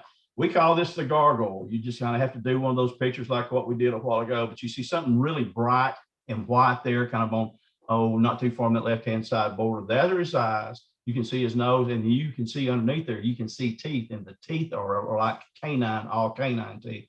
His lip is stretched across like this right here, and for whatever reason, he's looking at the camera like, I wish you were here because I'd rip your head off. And I said, that's woo, but let me tell you what, when we saw it, we both did in the back, and I showed it to a friend of mine. He's big into demonology. And I said, what do you think about this? He goes, oh my gosh. He said, I wish you wouldn't even show me that. And I said, why? He goes, that's a demon. I don't know much about demons, but I know it is something there. Like I said, me and Steven, that's the reason we don't go very much at night. We don't for sure go by ourselves anymore, but we go with each other down there. So that's just kind of interesting. I thought y'all might find it. I don't think that picture was taken in this reality. You're looking into another reality there. Exactly. That's part of the, like I said, because if you look at the patterns of the pixels, yep, they all make a shape like little shapes, and that's Brian has hundreds of these pictures, and whenever it goes, it's sort of into another reality, right? Then the pixels do something funny. And that scares me to death, truly, man. Like I said, I'm not afraid of anything really, but that right there, to meet something like that, how do I fight it? How do I protect myself? And so therefore, my best protection is just to not be down there at night when that thing got its picture taken. And plus, I think that's a fallacy when people say that they only come out at night or whatever. I've had most of my experiences during the day. Exactly. Because that's when I'm out there. Because I mean, if you want to see him, why not see him when it's light? Right. they've got night vision. Most apes don't have night vision if it's an ape, but this thing does have night vision. Therefore, thinking, okay, again, that's a little bit clearer picture of the gargoyle right there. You take a look at that. Like I said, all the shapes. Take a look in there at that mouth that's a little bit underneath those two glowing eyes up there, and you see those teeth. Keep going to the other border there. All right, and go about halfway up on the. It would be my left-hand side border. Go about halfway up on my left-hand side border, and I'll show you. Keep going up. Okay, now go to the other side of the. Okay, other side of the picture. Keep going. Right there. Go back a little bit. Right there's the teeth. Right there, the teeth in the mouth. And like I said, and you can see those are all just sharpened the teeth. There's and the lip. Like I said, the lip is stretched across, almost like he's grimacing at something other right there. And then just a little bit above that, you can see a nose and you can see eyes. And you're like, oh my gosh, what is that? Whatever it is, I don't want to mess with it because I'm not prepared to. I can't defend myself. The only thing would defend myself against that would be prayer or something that I could do otherwise, which I believe in. But that's a really, really a strange picture. And I sent that just for that. Again, woo factor. We say it don't happen. Well, that's happened to me. That's some of the woo that we've experienced right there. Yeah. Okay, this is one we call Brownie. He had just jumped across the trail. Like I said, on us right there, we've been waiting to get him. Finally, I got Brownie's picture. Man, I'm so excited. This is real cool. The thing about this right here is this picture is burned onto the SD card. I've got another picture of Brownie. I think maybe the next one, little bitty brown. He's walking down the hill. Both of those pictures are burned onto that SD card. I couldn't even get it to come up in a thumbnail. That was it. Couldn't get it to come loose. Couldn't get it to come to computer. My wife contacted a computer person and we took a picture with a camera, took a picture of this thumbnail, blew it up some. That's where he's a little bit so pixelated. But he is just massive. He's like 4 feet across the back, just giant dips in between his shoulder muscle. So we took it to a computer man. And so he kept saying, well, what do you want? Got a picture of? Well, finally, we told him it's a picture of Bigfoot. And he just kind of looked at us like we lost our minds. We knew we hadn't. So he said, he looked at it and he was semi-convinced he was looking at something he'd never seen. He said, let me tell you what to do. You take this to Ace Data Retrieval in Dallas, Texas.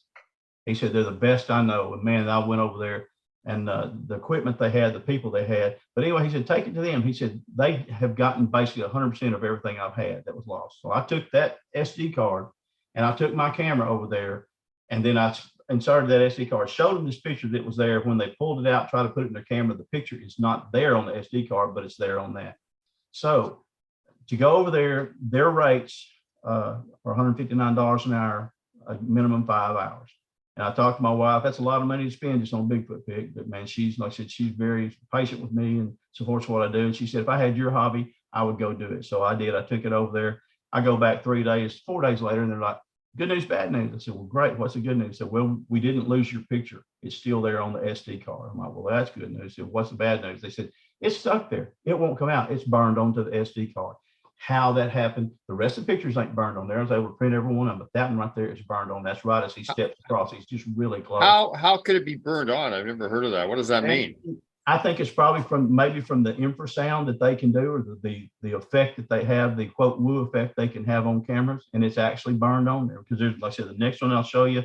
If we get to it there, I got some comments to make about this one too. And well, to me, this whole thing is like an energy shift. That Sasquatch putting off a massive amount of energy. If you look in this picture all the way to the bottom left-hand corner, where it looks like snow or whatever that is, sand or whatever, and then there's trees, you can see how that looks like kind of like the normal pixelation. But when you look up this Sasquatch shoulders and arm, and it just all of a sudden it's like this whole thing is all distorted because of the amount of energy that's coming off of that Sasquatch. And like I said, at the bottom left-hand corner, it looks like kind of a normal blurry pixelation. So you got this huge amount of energy shift happening around that Sasquatch person. And that energy shift, if that's what it is, could be the reason that got burned onto that camera. Oh yeah. That's electromagnetism. Light is electromagnetism. That's what the thing records. I've had Sasquatch take pictures that I didn't take on my camera. I've had them remove them. I've had them add different pictures in a place where they removed them. I mean, they can do all kinds of stuff with cameras. My friend Keith Crabtree, we took a picture of he and I together, put on a t-shirt. Okay, And so anyway, his picture on his t-shirt was accidentally manipulated. Mine wasn't, from the same way. This is Brownie coming down the hill. Say that again. They Oh, okay. changed the picture on his t-shirt. Yeah, they manipulated the picture on his t-shirt. All of a sudden, it's kind of turned into a like a Bigfoot face. On mine, it's the same, but his is messed up. He showed it to me 2 or 3 times. Saw it again this weekend. He was one of the speakers at Nebraska Bigfoot Conference. And Keith has that shirt on, and it's the strangest thing I've ever seen. I've had him take videos off my phone and Well, things. Yeah, I mean, again, it's this right here. This is Brownie. it's not Brownie's- it's Go ahead. I'm it's sorry. not something it's not something that I can't believe, because I mean I've seen crazy stuff with pictures and stuff. So Sure. yeah, that's, and you know, it's just something to pay attention to, because they're showing you their abilities, Exactly. what they can do, you know. Abilities So- I don't have. And the people at this right here is Brownie coming down the hill. This is also burned onto the SD card. This will not come up for whatever reason. This is the same creature. That's Brownie right there coming down the hill wherever he got to the place where he crossed right there. And these guys are like, man, it's there. It's on the card. It's there. You know, the camera's not damaged. They was able to get it up. But the millions and millions of dollars of equipment they have. The cool thing is they didn't charge them because they're believers in Sasquatch. And Well, what did the experts say? Have they ever heard of that before? They have, as far as them getting burned onto the pictures like that, for some kind of energy source getting burned onto the camera. And so I think what you got, the analogy you gave, was probably right. I don't understand it, but I know it's there because I've still got that SD card. I can pull them up for you right now and show them to you. Like I said, it'll do the same thing. I sent it to 3 or 4 different people who are, quote, computer experts, but these guys were Ace Data Retrieval in Dallas, Texas, big organization, extremely, extremely brilliant people. And we couldn't get it off there. So again, I kept that as an anomaly, but also a testament to the things that Sasquatch can do that I don't understand. Yeah. Okay, this is cool. This is, you won't see this picture before. Probably won't see it again. This picture is a Bigfoot. You see some wood laying right there. When they came in and bulldozed our area, I showed you the mom and baby stepping up there. We would have had her on video within a couple of days, because she was coming closer. She was starting to trust us. So we were baiting her up with candy bars. Well, so when they bulldozed it, they ruined it. We didn't get anything. So I finally told Stephen, I said, Stephen, I'm going up there and I'm going to rebuild that just as close as what it was when I got it, see if we can't start getting pictures. Man, we were getting pictures every day in March on this one camera setup, or every day of different creatures. So I go up there and I set it up. A couple of days later, and sure enough, we start getting pictures. This one, when we got up there, again, I've got spy cameras over, but there's a little berm, a little dip goes through there. When we get there, I see a body shape, almost like what's called a scooping cast, you know, from watching the one they had where they got the body shape. I said, Stephen, we got one that's laid down in front of my camera. Well, sure enough, we get up there. This right here that you see is a Bigfoot's head in the background. You see all the hair. You see the black thing is actually, the black thing in the middle is actually something that kind of shields their eyes, so that they don't, you know, have to deal with the sunlight or anything else. But in front right there, I've got a Snickers bar that I've impaled on a sharp stick, and his arm is reached around like this. You see that right there? That's his hand. You see all the fingers, you see the thumb, you see the black fingernails, and he's got his hand wrapped around a Snickers bar right there. Everything else may happen, but he ain't leaving that Snickers bar. And so we've got that. And then the next picture you'll see up there like that, you'll see the full picture. There it is, of him laying in front of my camera. You see the Bigfoot right there. You see the structure I built. You see the brow ridge. You see the eye, the R darkening, the hand. But then you also see almost all the way at the end of the picture, you see the left foot as he's laying out there. And then you see the right foot laying there. So he's actually laying there to get that doggone candy bar. But he ain't leaving it, that's for sure. So but that's what that is. That picture of actually was going to go along with the one that my wife had, and the one of the mama and baby and the teeth was going to go into the Arkansas Museum up at the Capitol. And then we had COVID, and COVID screwed that up. So I wanted folks to see that. I thought that would be an interesting conversation. Screwed a lot of shit up. Yeah. Oh yeah, man, it did, you know, and it was, a lot of that was man-made screw up too. It wasn't just natural. You think? The reason was burned my butt. I don't get into politics and stuff like this, but No, we got screwed. You know, and I got screwed on this because I wanted people to see this. So if I had grandkids, they could go up there and say, hey, man, this is a picture my grandpa got of a Bigfoot laying in front of a camera. Well, that's what it is. It's a Bigfoot laying in front of a camera. People say they don't do that. They'll do what it takes. And so there he is right there. And that's about an 8-footer right there as well. Well, we're talking Snickers bars, so, you know, come on. Yeah, exactly. But it is. But that's what that is, guy. I mean, like I said, I could. Damn it. I'm going to have to go and buy myself a couple Snickers bars after the show. Just for me and you, I hear you. But in this inside that. No, just for me. You can go buy your own. Well, that black space, if I enlarge that black space, I can show you his left eye in there. So you can see the left eye inside there that he's actually looking at. So, but that's it. I thought y'all might find Where that. are we looking? I say it's going to be right here, not where the point is, but go to right there. There you go, right there. Just go back just a little ways back towards, I guess, yeah, right there. Now go up right there to your left a little more. Go up, now down. Right here? Right through there. Yeah. Yeah. Oh, no, I saw that right away. Yeah. Yeah. Yeah. You just have to He's look. got for his it. eye. He's got his eye on the prize. Yeah. And look at the fingers. You can see the fingers on that hand. You see, like I said, you see the individual fingers on there. And you see Yeah. those black. Oh, yeah, I see. Especially right here, I see a finger. Exactly. They've got Pretty clear. black fingernails. I mean, that's Yeah. that area right there anyway. But one thing we do know, though, we know they love Snickers bars, man, and so that's what we've been doing. And okay, this right here is a strange picture, but it's what it is. There's actually we've got some Snickers bars by those two trees I just showed you. Yeah, That's called sunburst right there on the left hand side. Those stripes that look like tiger stripes, but that's actually a Bigfoot that's squatting down, getting those candy bars. We buried him in there really far. He's digging those candy bars out, and that's his body position.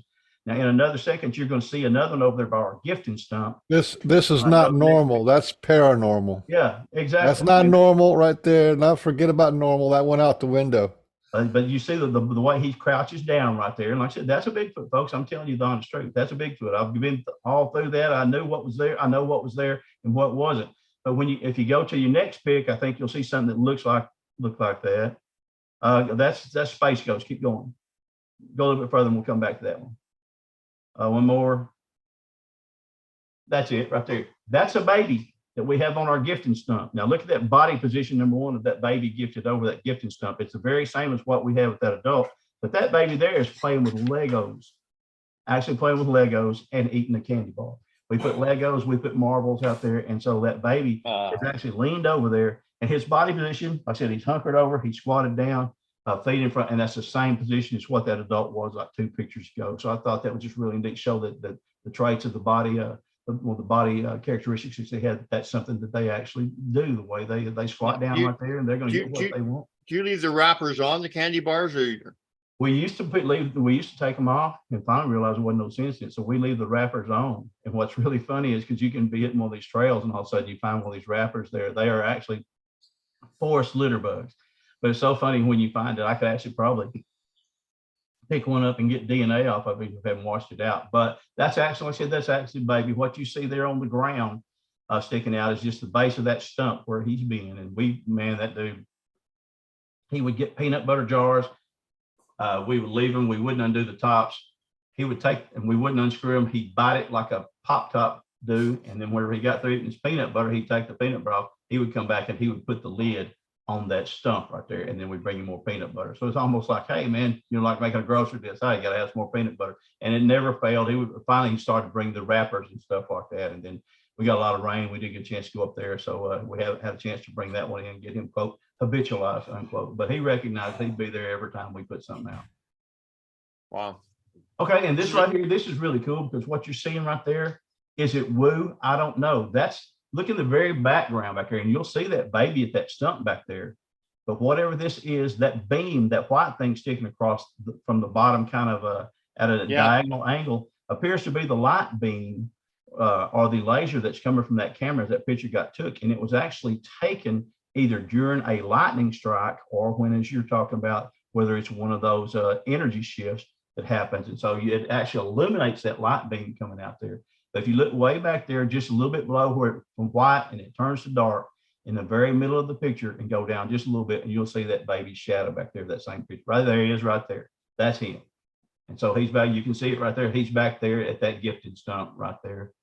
And so whatever it caused that beam to light up like that, whether it was a lightning or whether it was an energy shift, but anyway, that was a kind of coincidental that it happened it that way. And I've got that on my card that show you, me and Stephen do as well. Left it just like that, and it's just one of the neatest things we've ever seen, something that we're left in awe over for something else, as we are with many of the things that they do. Yeah. This right here, this cloud would appear that there's 2 logs that you see on the left-hand side of the bottom. That's where we would place our Snickers. We would spread those logs apart, and where there were knots, we would put them in between the knots. So the Bigfoot had to work on them to get those Snickers bars out of it. That gave us more time to get his picture. But we would find several times over there, you would see like what looks like an orb streaking across the top, and then that top, there would be a lighted cloud over there for some reason. We had that on several cameras right there. We had that lighted cloud. Have no idea what that is. I don't know if that's, you can see how much light it's putting off also on those two logs that are over there. But really interesting thing, like I said, if there's that's some of the quote woo we have experienced, and we found that several times with that cloud there. So really neat, really intriguing for us, and that's why I say you just can't rule anything out. Yeah. Okay, right here, that's pretty self-explanatory. That's Bigfoot fingers on Stephen's wife's car, and it comes up in his carport quite a bit there, and it looks almost like the sign for that Monster Energy or whatever it is. But anyway, it walks up in his carport, puts his hands on her car. I always kid with his wife and say, yeah, that's Bigfoot's way of saying wash me, but they live in open carport. And so that's it. And then you see how wide it is. It's about 4.5 inches. That's pretty good size fish, a little wider than mine, not much. But it also stole his deer a couple of years ago out of his carport. So that they're willing to come that close to civilization. I mean, his door is just right there where that car is, the hood of that car. So really neat to see somebody that say, yes, Bigfoot does put their hand on your vehicles like that if it wants something. Oh yeah, I've had it. Fingerprints on my vehicle and stuff. That's pretty cool. All right, same thing, same vehicle, BMW, and then there's your, like I said, your Monster Energy deal. And there's those fingerprints right there. Not quite as clear on the ones on your right hand side as they are the left hand side, but just as real and the same nevertheless. Go ahead. Very cool. Yeah, neato. This right here is really neat. This is I don't know what it is. That's it. I found that tree like that, and it's perfectly leaned up against that other tree. The bark has been stripped off the one that's so tall, which we find down here around Sulphur River a lot. But the other one is just barely stripped. But that right there is perfectly placed at about probably a 70-degree angle. We find that down here all the time. But right there where that tree is would be, me and Stephen would experience what's called will-o'-the-wisp. And there would be lights that would go from the bottom of that tree, and that tree there where that crosses up there is probably 90 feet. Those lights would go all the way to the top, just like that right there. You could film it all you wanted to, and they wouldn't show up on film. But that would be the tree right there. That tend to be the marker tree of where we would experience will-o'-the-wisp. Well, sure enough, finally that tree fell down. We went to a parallel area about 50 yards away, and it wasn't but a couple of weeks later, and we find another one that's been built the same way, just like that right there, and perfectly lean. Like I said, it's not laying against a limb, it's leaned against that doggone trunk of that tree, just like that. So really interesting find for us, and that's the only place we got the will-o'-the-wisp right there. That's cool. Okay. Yeah, had to be some kind of marker. Now, this right here is what looks like a little person between me and Stephen. It's standing right there by us. We have no idea what it is. No idea. I don't even see it right there. My wife sees it. She says, what is that? Said, what? That. That's a light being. Exactly right. We didn't even see it. Stephen's standing right there behind it. There's a picture of it you'll see in a second. He's standing there. I'm behind him. But then she has it on her iPad, and you can take your finger at the bottom of that iPad of all the pictures that she had imported, and you can move it, and you can see this thing move away from the tree. It moves away from the tree about a good foot, and then it moves back right there. So again, that's something that. How big did you say it was? What now? How tall did you say it was? This was probably a foot, maybe a foot to 14 inches, something like that. Not extremely big at all. You want some scientific evidence to back it up? Not scientific evidence, sort of like scientific data.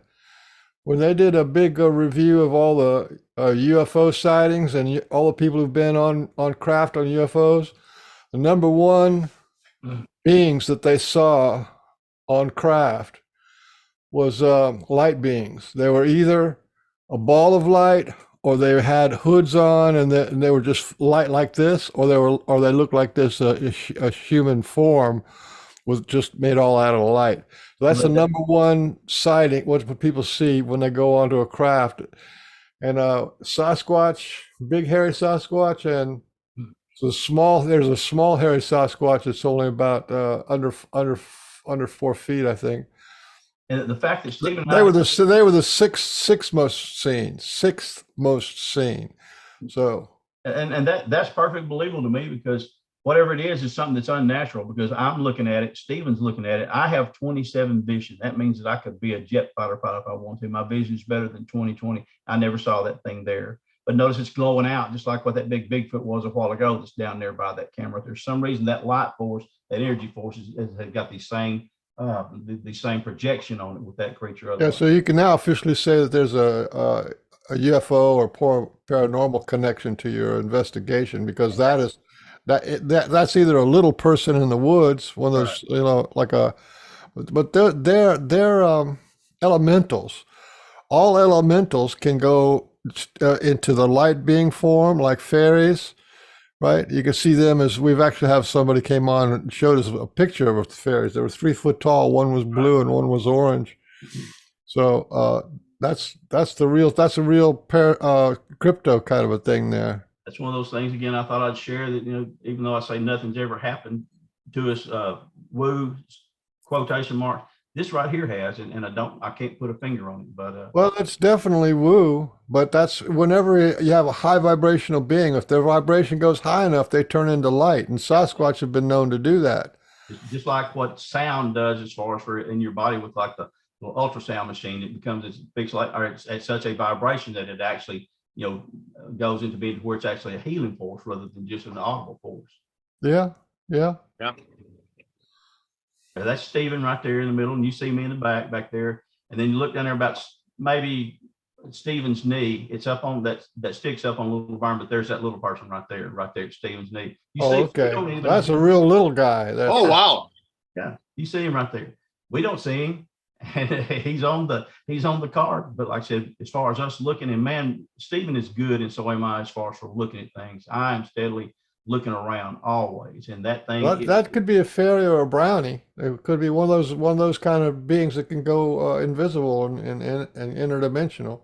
And if you look between those logs, you'll see a couple of Snickers there towards the end right there that we wedged in there so that Bigfoot would right in through there, right in there, that you can take. And that's where's one where you got it pointing at one. We've got one at the end, and then one in between there. Actually, two in between there. So that little guy wanted to get a Snickers bar too. Yeah, I think it looks like he's guarding the Snickers bar. It does. He's what we call the fun size, I guess, but whatever. But that's really, like I said, that's really something. It's unexplainable. And folks, like I said, it's just as real, nevertheless, whether I can explain it or not. And if you talk to the people who see fairies, they'll tell you exactly what it is. It got our attention for sure. I go ahead and go to the next and see what we got. I don't know how much we keep all your folks here, but okay, this one right here, you can't see it as well, but you look at the eye in the middle of the picture right there. That's the iris. This is actually a Bigfoot that has subcutaneous horns sticking out of the side of his head. Now, actually, you can't see it as well because it didn't filter up. But if you go to that eye and you can see it, and you can see the iris and the pupil and the white of that eye right there. But you can see sticking out on the right-hand side at the top, there's a subcutaneous horn that's sticking out of the side of his head right there. That happens very, very frequently. I'm not going to say it's Pan, the goat man, or anything like that, but you can see that horn sticking out that way, just like that right there. And that's what that is right there. Really, really weird. It's one of the things that, again, that's somebody else told me, man, that's probably a demon rather than, than a Bigfoot. Well, yeah, but people, I'm eating a peanut butter sandwich, so I got my camera off. But people, people say anything. That's their go-to. A lot of people, right. like they'll say anything that they don't understand or whatever, or scares them as a demon. Yep. But you can see plainly, it's got eyes like we do if it's a demon. It's got an iris, it's got a pupil, it's got a cornea, it's got the white part, and it's got the socket right there. But then, like I said, it's got a horn, his horn sticking out of his head. I think I've seen a brown filter one too of the same one there, just to kind of compare. But you don't think it's a goat, man, huh? I can't really make it out. Well, I don't know. Like I said, because that's the only one we've ever found like that. I do have it filtered up cleaner, but like I said, that's kind of what you get sometimes. But it could be, could be goat man, and I believe that goat man is real. I've seen enough. I didn't believe Bigfoot was real. It is. So there have been several that have been seen that have the horns like that. I think Melba Ketchum's working on a goat man. I mean, they're working on some people who can try to get DNA samples. Right. And I don't know if the Lake Worth monster, somebody had said they saw one with horns of that creature, but I don't know, not as familiar with who it was, whether they were credible or not. But this was taken during the daytime. Is that what you think? This was just right about probably 8 o'clock in the morning, according to my camera. about 8 o'clock. Yeah, So here again, when the again, here sun's again, coming up, I've blocking you, it you out. have other pictures of your cameras that are crystal clear. Yep. And in here, this is like obviously a close up, probably within 10 feet or 5 feet or Yeah, something, about 5 feet. Yeah. and it's all distorted. Yep. So when you see that, when I see this distortion, I'm just saying there's a high energy being there. That's Right. they're giving out more light than what you could see with your naked eye. That's exactly right. And then I said you're left with what you, as you set your camera settings there, then something of that comes up like that. But that's got to be the explanation right there, because I'm not moving the camera, I'm not moving it forward or backwards, I'm not adjusting the light meter or anything else like that. Sometimes that's the way it happens. That's one of the things of researching Bigfoot like that, that you find you're like, oh my gosh, there's a whole lot. Sometimes when you find something, you get more questions than answers, and that's definitely one of those. In your research area or in your region or whatever, I mean, Sasquatch, and then maybe after that, dogmen will be not commonly seen, but seen at times. Right. But what other cryptids or creatures have been seen, like in the physical around there?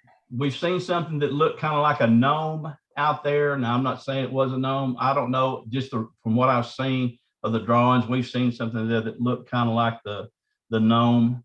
And so that's basically it, except for that dog man looking wild thing a while ago that we couldn't quite filter in on. But he's got the little horns up front, and like I said, got the wild eyes and everything. We see that. Yeah, I didn't mean just you guys, but other people reported or whatever. Yeah, there's some people up there that claim they see a lot of UFOs through there. There's a lot of Indian burial mounds and things up there, so it could be something that has to do with those things as well. Okay, same picture, right? Yeah, same one, just a different filter. Again, like I said, you see the cornea and you see the iris, but you can see the horn at a little bit different level right there. So anyway, just throwing that up there, that there's things that we don't understand, things that can grow the subcutaneous horns there, and that's the only one we've ever found that has that. But yeah. Okay, again, that's an orb that just appeared right there in front. There appears to be maybe a Bigfoot in front or maybe in back, I'm not sure, but all of a sudden that orb appears in front between it and the camera. Again, that's an orb that's down there by my buddy Shannon's land, where I showed you the other orb before, and where he got that one. So we tend to get more orbs down through there. Can't explain it, but again, that's an orb that does occur, and it's just okay. This right here, you just have to kind of this is actually hair from the Bigfoot that's right there as he's reaching towards the camera, and for some reason the hair is coming off there. And like I said, you can see it coming off his arm and his wrist right there, but that's just hair, and the hair is probably 4 to 5 inches long coming off there. But again, that didn't show up real well, so we can go to the next one. But again, okay, again, that's the hair. You can see a little bit more of it there, the length of it and everything else like that. And as it grows, it's they have hair. They don't have fur. They have hair, just like what we have. Sure. Oh, Okay, here's an interesting one. Okay, here's another orb right there. Same blasted tree, same area right there. Not the same night, and all of a sudden it's going through there for whatever reason you've got. Have no idea why, but it's there. That's just clear as well. I mean, who knows? But when it does appear like that, it you makes you, if it doesn't make you question, which it should, it should make you realize we don't know everything there is out there.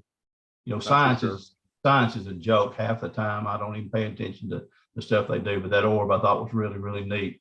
And my buddy has one of right after his mother passed away, of an orb going in front of his house door right there, and then going into the yard, and then just going away, almost like somebody was coming along, like a ghost or something like that. And whether they believe in ghosts or not, but anyway, it was a really, really neat video that he sent to me. And like I said, the orb just as clearly round as that one is, and that's other ones.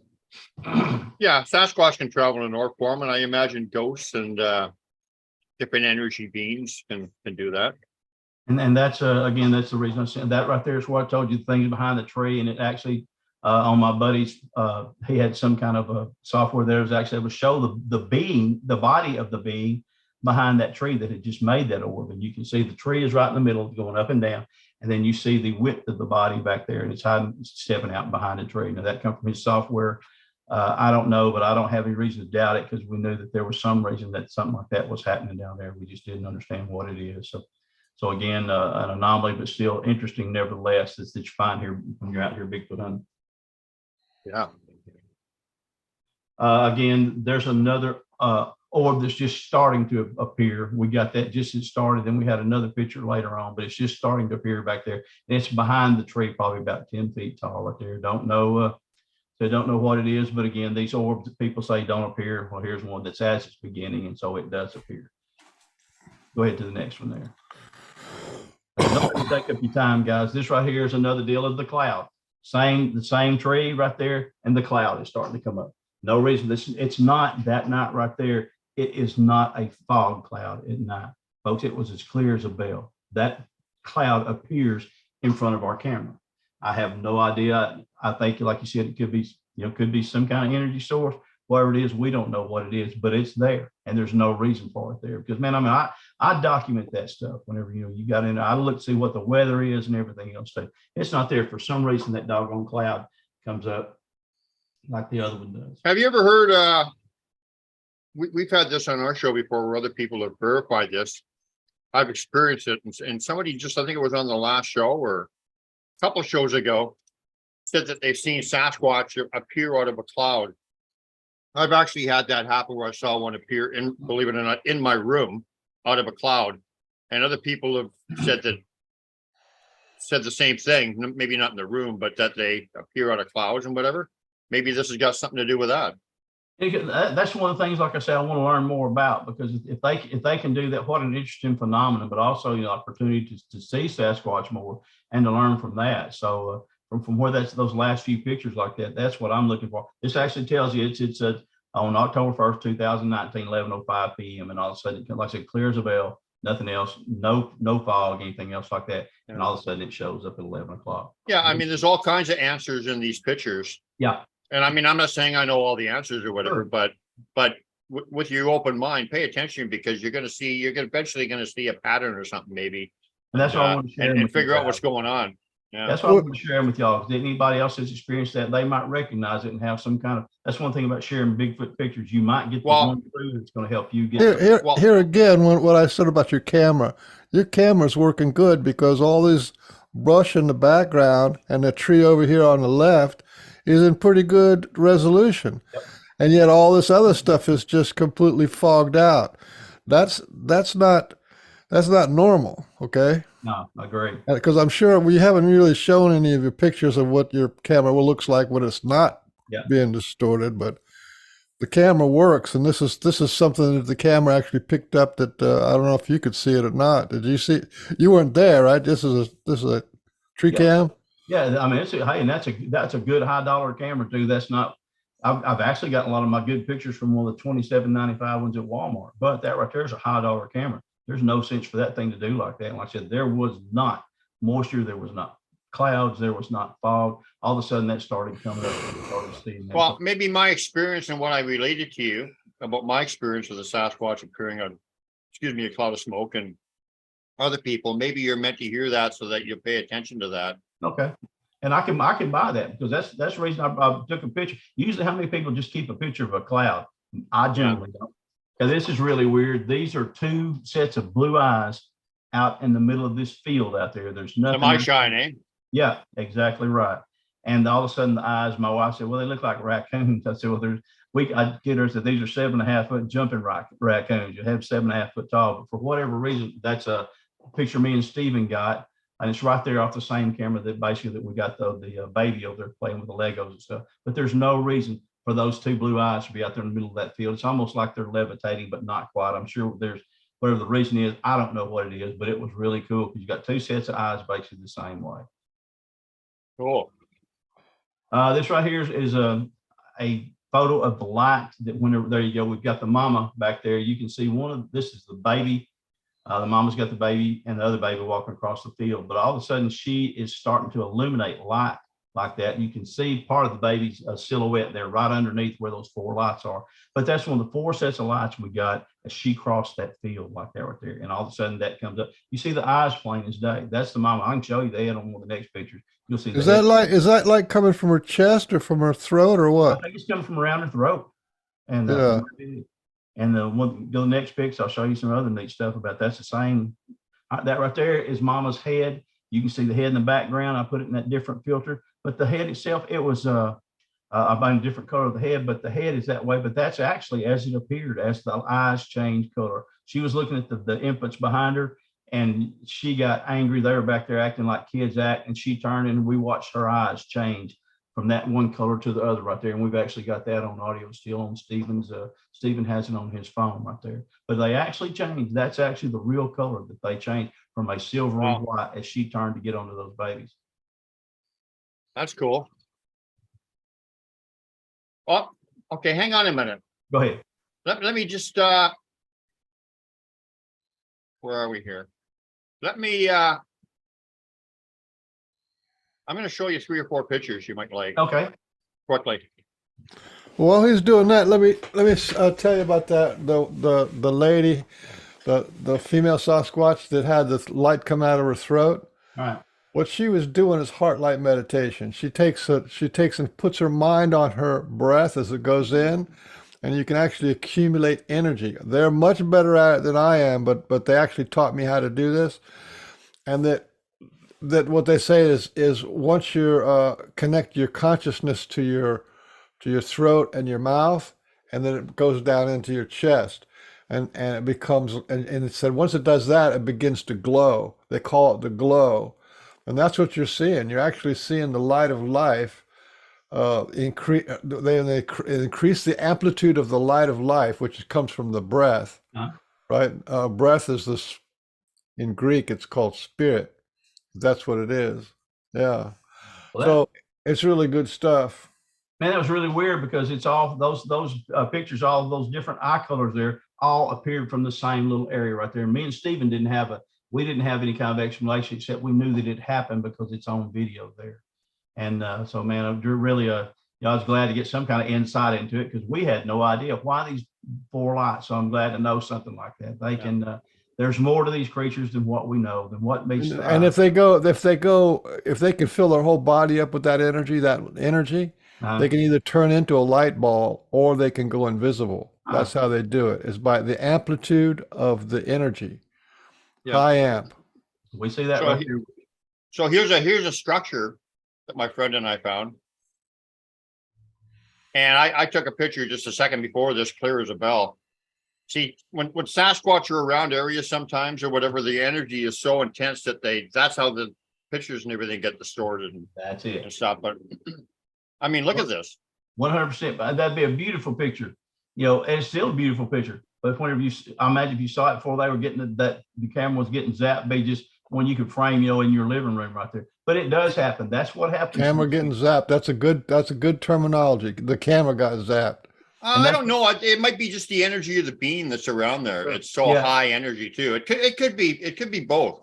Yeah, but that energy goes out, 50 yards in every direction. So yeah. Anyway, like I said, I had another picture. That's a maybe great taking them out 30 seconds out or 10 seconds after, where you can see everything just clearly. Yep. But yeah, I mean, this is bizarre, yeah. But it's not unusual. I've had a lot of pictures like this and different strange things with pictures, but that's pretty cool, isn't it? Well, my wife is a very intelligent lady. She's got 3 or 4 degrees. She's been an oncology nurse, a regular nurse, and she'll ask me, say, how come every picture's clear until you get to this picture right here? I tell her they can manipulate your camera, but they manipulate the energy around it possibly from the everybody electromagnetic field that we all have, whatever it is. I don't understand it, but I know for a fact it's true. I put my life on that as far as for being a characteristic that Bigfoot is able to do on a consistent basis. Definitely. Let's see. Go down to look at all these things. Oh man, yeah. What are these things? I have no idea. That is cool. It looks like almost energy or light. Yeah, but it looks like green vines, doesn't it? Yeah, exactly. Well, this is a forest with they got moss and everything on the trees. Right. These are the branches here, but it's all distorted. And look at these little energy things coming down. Yeah, those energy things is what I was looking at that really caught my eye. And you got some on the right hand side too, up there at the top. You're not somebody up there pouring paint out the top of the tree and your phone's catch or your camera's connected. That's something that's different. So it's got to be some kind of energy. Like I said, something that I don't understand, but I would certainly love to know more about it. Brian's got good cameras. That's like I think he says a $1,500 camera, something like that. Yeah, I've always had really good, nice camera. That's now, not is this Walmart camera. No, it's not. Is this Paradoia, or do you see a Sasquatch face here on the right front? there on that tree right there? You're looking at right here. Eyes and top nose. 2 eyes, a nose, mouth. Yeah, he's looking at me. See him? I've got one on a rock. It's a picture of rock. I think I sent you all the same way. If it's pareidolia there, it's pareidolia, and it's not. There's something there that's made that face there. I don't see Sasquatch everywhere I go. I'm not crazy, but when I see it, I'm not going to deny it. And then to realize that there's things out there I don't understand. And right there is like I said, is a face plain as it to me. I can see it anyway. Yeah, Right I see him. He's right there. Yeah. there's your right eye. You just have the thing on. Yeah. Oh man, that's pretty. Where's that at? Is that around your house? You know, this picture, they're all from around my area and my clan's home or whatever. This picture was like a gift, because this is how the Sasquatch work with me personally, is that if I'm thinking something or I'm pondering something like about time or energy or something, they'll give me a picture or a thought or something to show me how it, or a glyph to give me the answer. And Right. I was pondering universal energy, because I think we're all connected and we're all connected through energy. And to me, I didn't take this picture. I didn't see any of this stuff, but to me, this is like connective universal energy just swirling around these trees. That's how I see it. We know It almost looks like it'll. You're exactly right. Take a prism and stick a prism out there, the light that you can't see, and look how it morphs into the different colors. It's like I said, it's like, almost like going through the energy. It's the same way. All of a sudden, it makes the light, expose itself in different colors or intensities. That's what it looks like to me. I mean, that's beautiful. I mean, I think it is universal energy. I talked to a professional photographer, and she said that the only way that it could be anything but what I think it is, or something paranormal or whatever, the only way it could be explained is if somebody was draping, had their hair in front of the camera, like, right. Like this, right? And that wasn't happening. So, yep. You look at clouds, you see that shape of clouds too, the wisp, we call it wisp of the clouds right there. You see it in the clouds. Why not with those pictures as well? Yeah. This one they took. I didn't take this picture. It just appeared on my camera. This is my wife. And it's almost like it's in another dimension or something. I don't know. That's when they things they can do, it looks almost like the one I showed you a while ago. I had a mind standing there. And I personally take these as teachings. They're trying to say something. Oh, they are teachings for it's sure. It's not just like random happenstance. They do this to people who take a lot of photos, and there's a teaching there. Absolutely. Like I said, that last picture with the energy, I was thinking about energy. 100%, you're right. 100% a teaching. Look at how my wife's face is facing this way, and here it's like. Yep. Both ways. Yes. Almost like it's captured in mid motion with all three places, like the panoramic or something. That's how that does that. That's so unexplainable to us. But like I said, it's got some reason for them. But I want to say again, like, this is not a picture that I took and then it turned out weird. I didn't take this picture. Right. It just appeared on my camera. And man, that's, anybody that doesn't believe that hasn't been out in the woods researching Bigfoot. Go ahead. Okay. Well, here's a huge giant glyph. This is actually, this fish symbol is how they communicate about the connection to my wife and I. That's what I recognize it. And I know it's true because I've seen it so many hundreds of times in the right circumstances, the right situation. I've seen them looking at me when I'm looking at it, so that that I know what I'm looking at. They're verifying it, and I'm talking about in Raven or whatever. It's kind of complicated. But this picture I put in here because look at how clear it is, right? Yep. But over here, there's something standing here or something that's buzzed it out. There's some kind of energy over here. Do you see that? Well, the energy is different. I sure do. Yeah. And classic X markers on there to let them know, hey, that's all that stuff here, for. Oh yeah. All of this kind of stuff. Like, to me, it's almost like a house, a dwelling. Yeah. Friendship welcome is my ex, meaning, and then there's my wife and I in there. So it's just a message for us, but. I want to find that they accept me, messages like that right there. They accept me and that's what the kind of stuff, if I find, that's what I want to find right there. Because that's, like I said, there's so much that they do that's we don't understand. And we're intrigued by it. But if we ever had those explanations, it would blow our mind. You know, we don't know what kind of relationship, what kind of mind the good Lord gave to them when they were created. So like I said, it's entirely possible. There's things that we just don't understand everything there is. And I acknowledge that. And like I said, that's what I want to learn for. You know, this has been the most eye-opening 46 years of my life, even though I wasn't 17 when I had my first sighting and everything. But when you start seeing this here and you think, oh my gosh, you know, I'm missing something somewhere. What is it? So, you know, again, I look for it. The things that they do, the things that they do relate to me personally. There's people, like you said, that they mark that are going to have more sightings, whether you want to call it a conduit or whatever. I think that's one reason Stephen has the experiences he has, because and the same way with my wife. Like I said, she can go out there and she can do a Bigfoot call. And if there's a female Bigfoot with a baby, it's going to try to walk to the edge of the woods. And then almost like there's a gorilla out of one of these zoos here called Kiki, and you can see a lady and her that are sitting there, quote, communing, unquote, with each other over each other's babies right there. Well, they do that with my wife, you know, not every time, but most of the time. And they come out because there's some kind of connection that they feel. And it's the coolest thing in the world. She's one of my biggest assets, and got to give her all the credit in the world, you know. And You should have had her on. well, I tell you what, we'll have to do that maybe sometime. She, of course, like I said, I've got a sick dog right now, and so she's doing that right there. If I lose a dog, I'm gonna go crazy. I've lost about 4 in the last couple of years with cancer. If I lose another, man, you're looking at a guy that's gonna do the Daffy Duck, just, you know, because it's gonna knock me up. So she's taking care of it, but she's not that. She's taking. Hey, could I ask you a personal question? Sure. How's your prayer game? You ever go out? It's wonderful. That's my part. Everybody says, well, man, you know, last thing you can do, man, if nothing else, if all else fails, pray. No, man, that's my first line of defense. Okay. Do you ever pray out in the woods? Oh yeah, man, all the time. You know, it's not just kneeling by the side of my bed. But. So you're getting the kind of same, and you got like 50 sightings.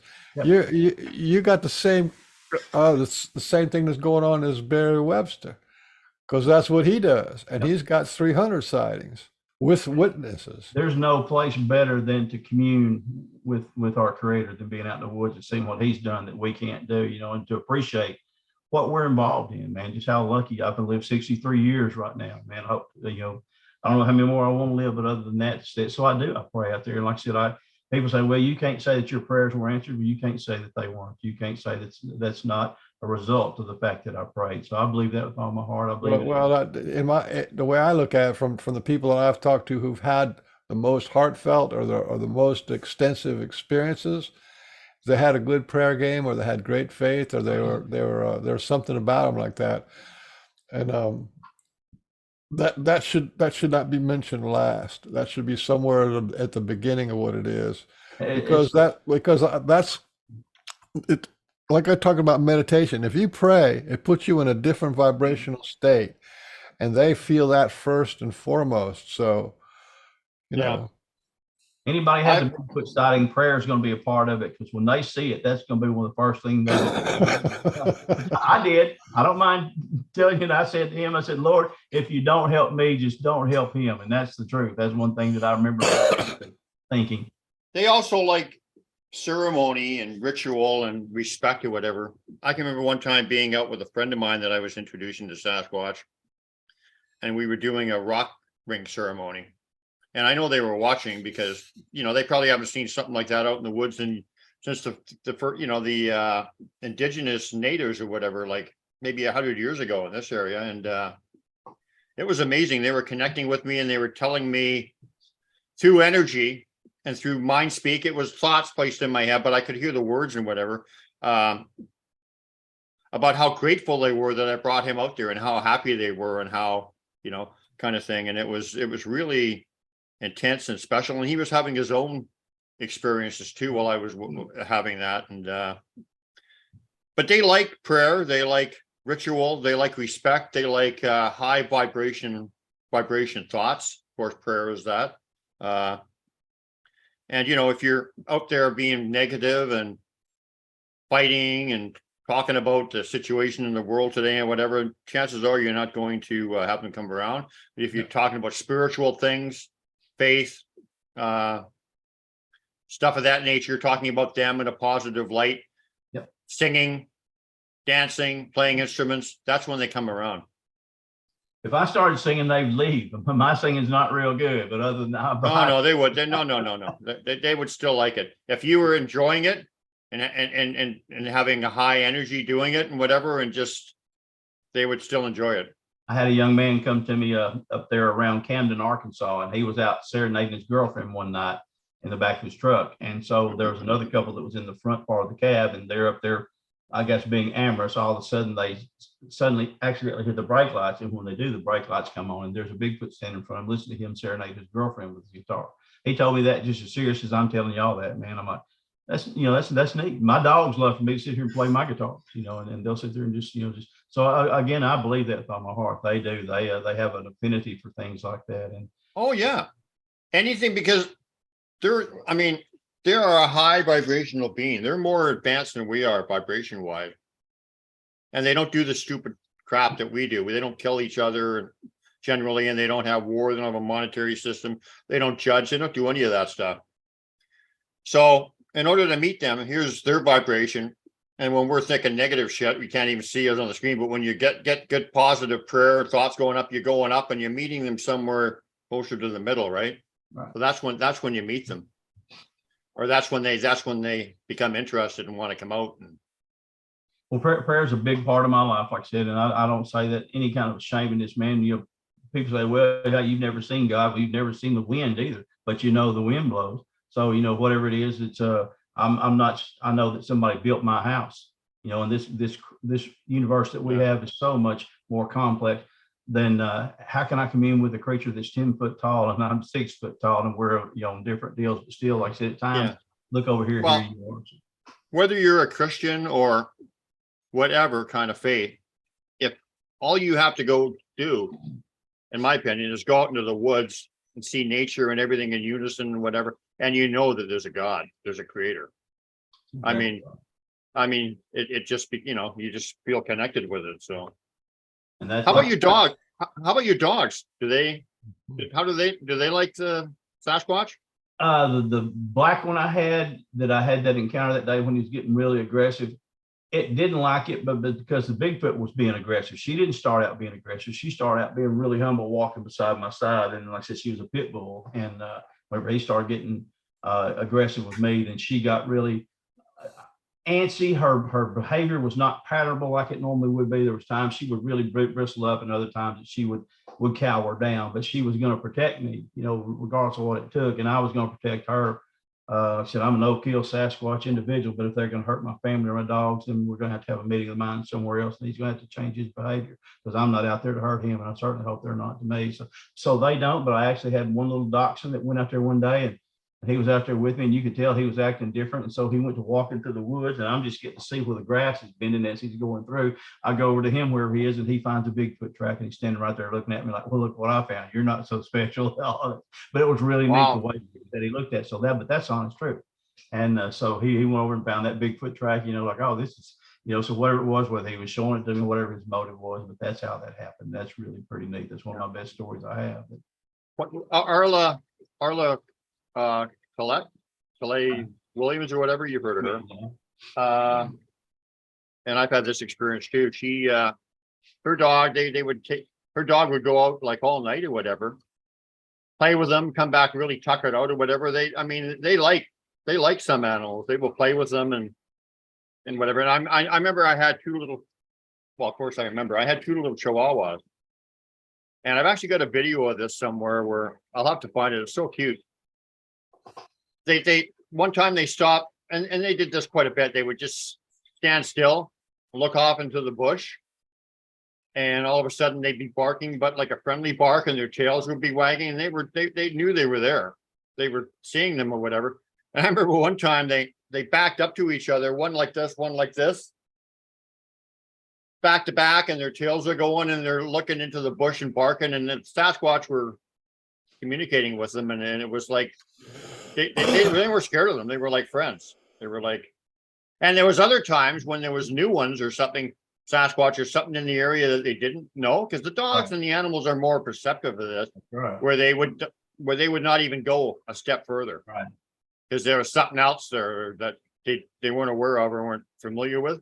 But if they were familiar with them, they just wagged their tails and like, hey, friends are here. So I've got stories of the good ones and I've got stories of the bad ones too, both of them. But I actually got one story of a lady there. I worked with her husband at UPS for 35 years. They go there camping out one weekend at a cabin. She hears her dog outside on the chain kind of bouncing around. She goes out to see what he's doing. And sure enough, it's out there with about a 5-foot baby Sasquatch or juvenile Sasquatch. And they're playing and they're bouncing around doing this, how they shadow each other. And so the Sasquatch actually reached his hand up and put it on the dog, and it didn't hit it. It just kind of flicked him a little bit. She said that dog went about 20 feet across the ground over there, just off the ground, and stood up and like, how did that happen? So again, but it ended up as a good story, not one of the bad stories that you hear about always. So that's pretty neat to hear something like that. And I've got it documented in my book there for that lady there, because that story she told them, and she's 100% truthful. We were good friends, communion of hearts, and just for her to tell me that story, I deeply appreciate it. Yeah. Well, we've been going on for 10, 11, 12, 1, 3 hours, 20 minutes. Any other story, any other thing on your mind that you wanted to share with us? Right now I'm good. Like I said, just hopefully get to come out this week. I've still got cameras out. I'm going to try to go check them out. I'm getting reports. Good thing about doing this, man, like I said, I've had people contact me from 5 of the 7 different continents. People contact me just about daily, which I love. I love to hear their stories. It's not about, here, let me tell you what happened to me. No, I hear their stories and the things, and they're so on parallel with what I've had happen to me. Some of them aren't, but most of them are. You see people who are just regular John Q. public, like what we are, and then they have the same kind of stories, and that verifies and also intensifies sometimes, but it shows that we're all experiencing the same thing. And that, that's right. That's what, even on this show, like we talk about a lot of woo and about the spiritual aspect of them and all that kind of stuff. And yet all the stuff that we talk about is verified by other people who listen to it. And that was what I was really wanting to talk about Bigfoot at first to other people, the people in my church, that I've been to. But let me tell you what they've all been accepting. Of course, I showed them pictures and things like that, but accepting of what I do because they know my character. And again, whether they've experienced anything or not, they know that there's things out there. It is a spiritual world. They acknowledge that spiritual world just like I do. And so therefore, they're receptive with what I say, and I'm appreciative of them for being that way too, because they could be judgmental or whatever, but they weren't. So again, man, appreciative for them. They come to me all the time, man, how's your Bigfoot research going? I'll slap a picture on you, and they're like, oh my gosh, so they're real. Yeah, they're real, and so that's what really is gratifying too, to see that they have that acknowledgement. So that's all I've got to talk about, guys, but I can talk another 6 or 7 hours if y'all want to. But no, just a few more minutes. It's pretty obvious to me that they're working with you. I think so. With all the stuff you're doing, they're obviously working with you, and you're doing exactly what they want, and it's not like they're using you or whatever. You're just getting out good information and kind of taking them out of the realm Team of monsters, Sasquatch. out of the realm of monsters, and that there's something to be respected and not feared. Well, that's what we're trying to do. We're trying to bring a consciousness that they're not just monsters. They're not monsters. They're actually, like I said, they're actually familial. They feel as much for their babies as what you and I do for ours. And so that right there. So, and to bring it to the consciousness that, hey, they don't have to be killed. If it was, like I said, I wouldn't be here today. Y'all would have had a different guest because they would have done got me a long time ago. Yeah. Well, I just want to say to you, maybe you felt this kind of thing out there before. I don't know, but many times I've been out there and they've given me an energy that is so loving, so pure, and whatever, that you literally break into tears weeping, and no monster gives you that.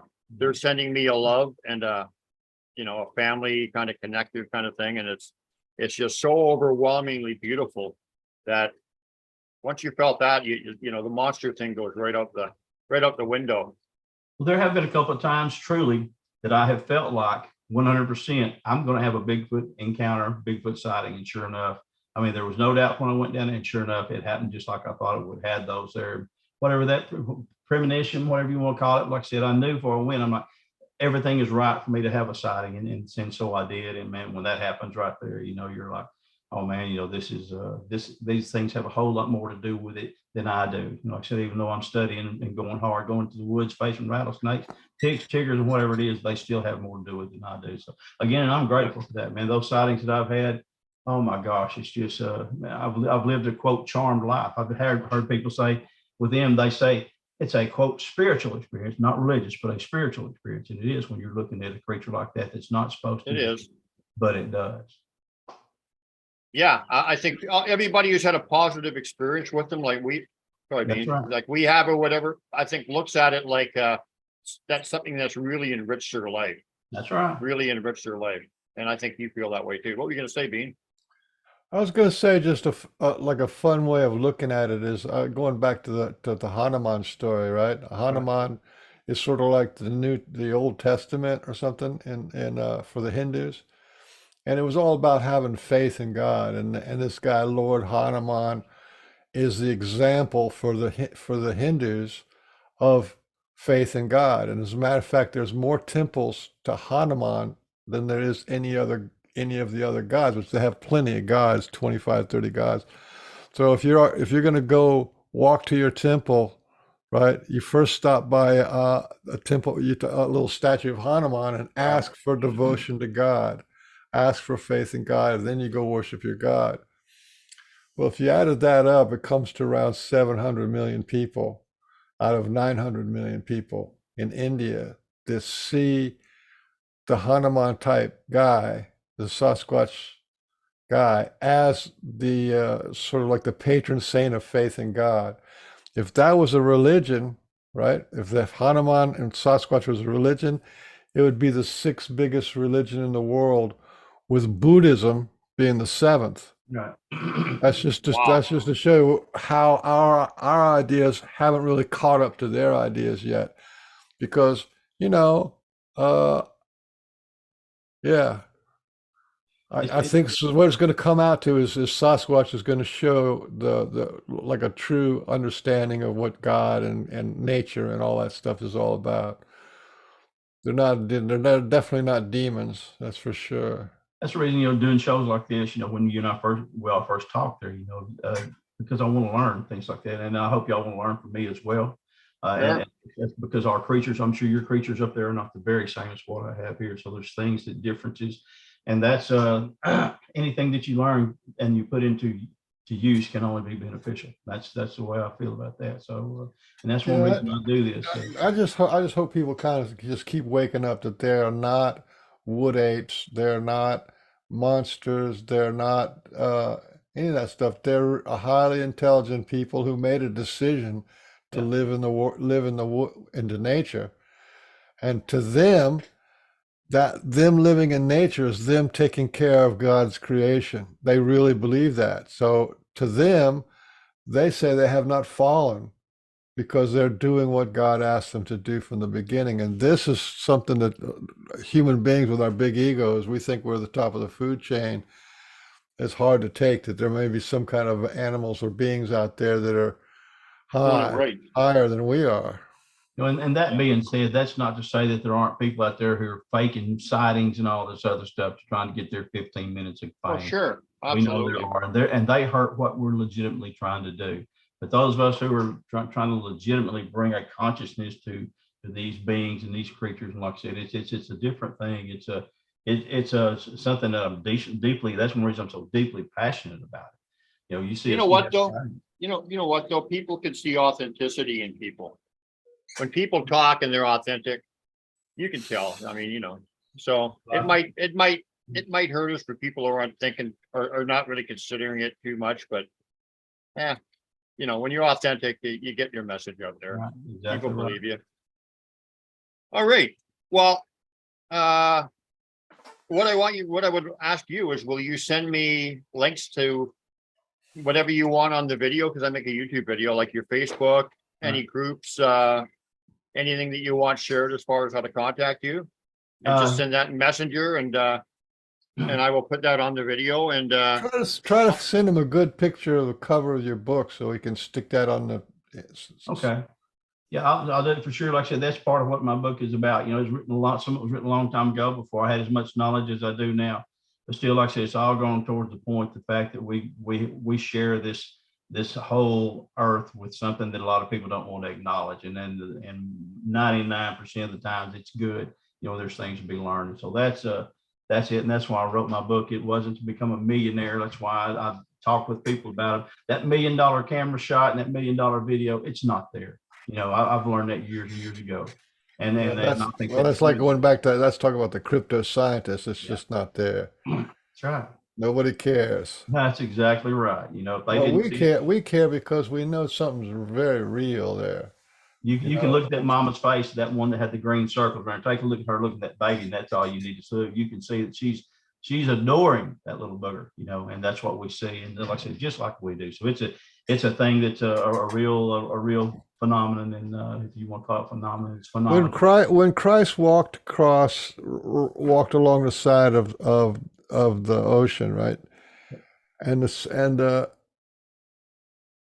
the fishermen dropped their nets and followed him. Yep. That's something about that.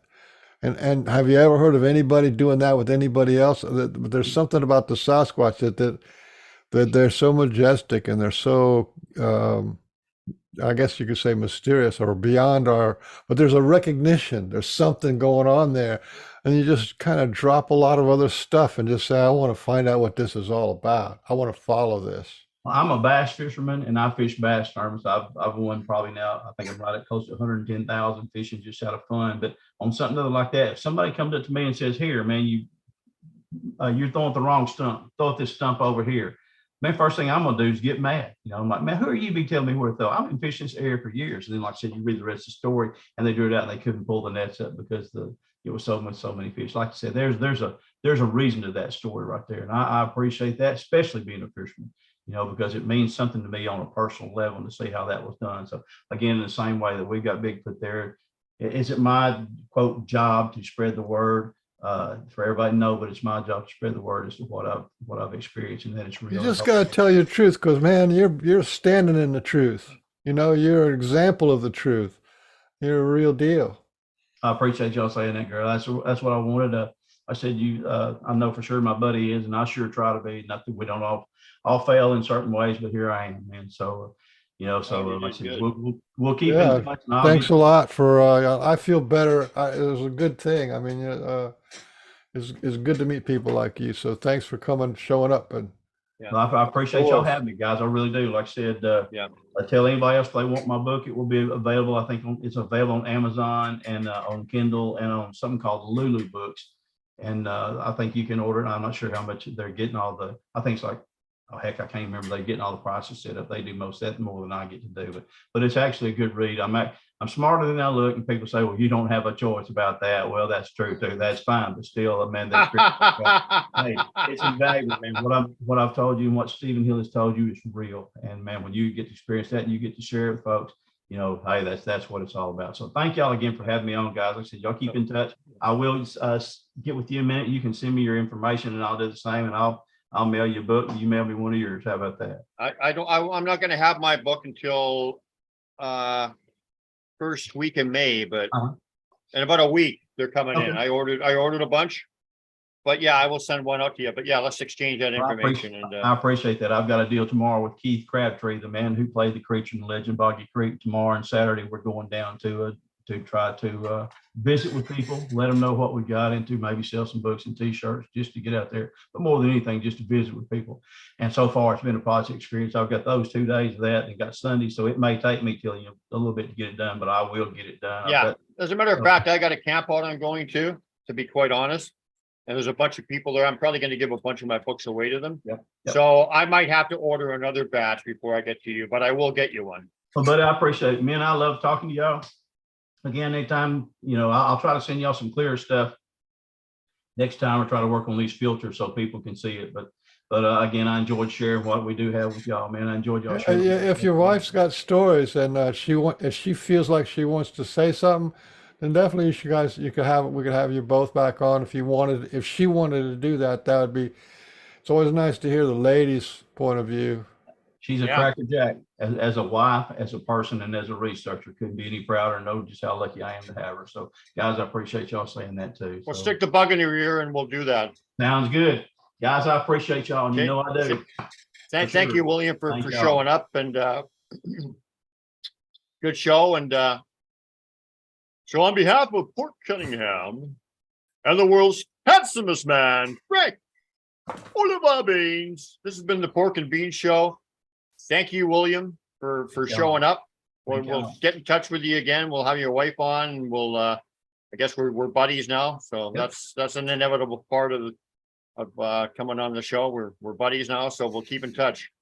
Sounds Thanks good to me. everybody for watching. Thank you, Anybody folks. wants to check out my YouTube channel, Sasquatch BC, The True Story.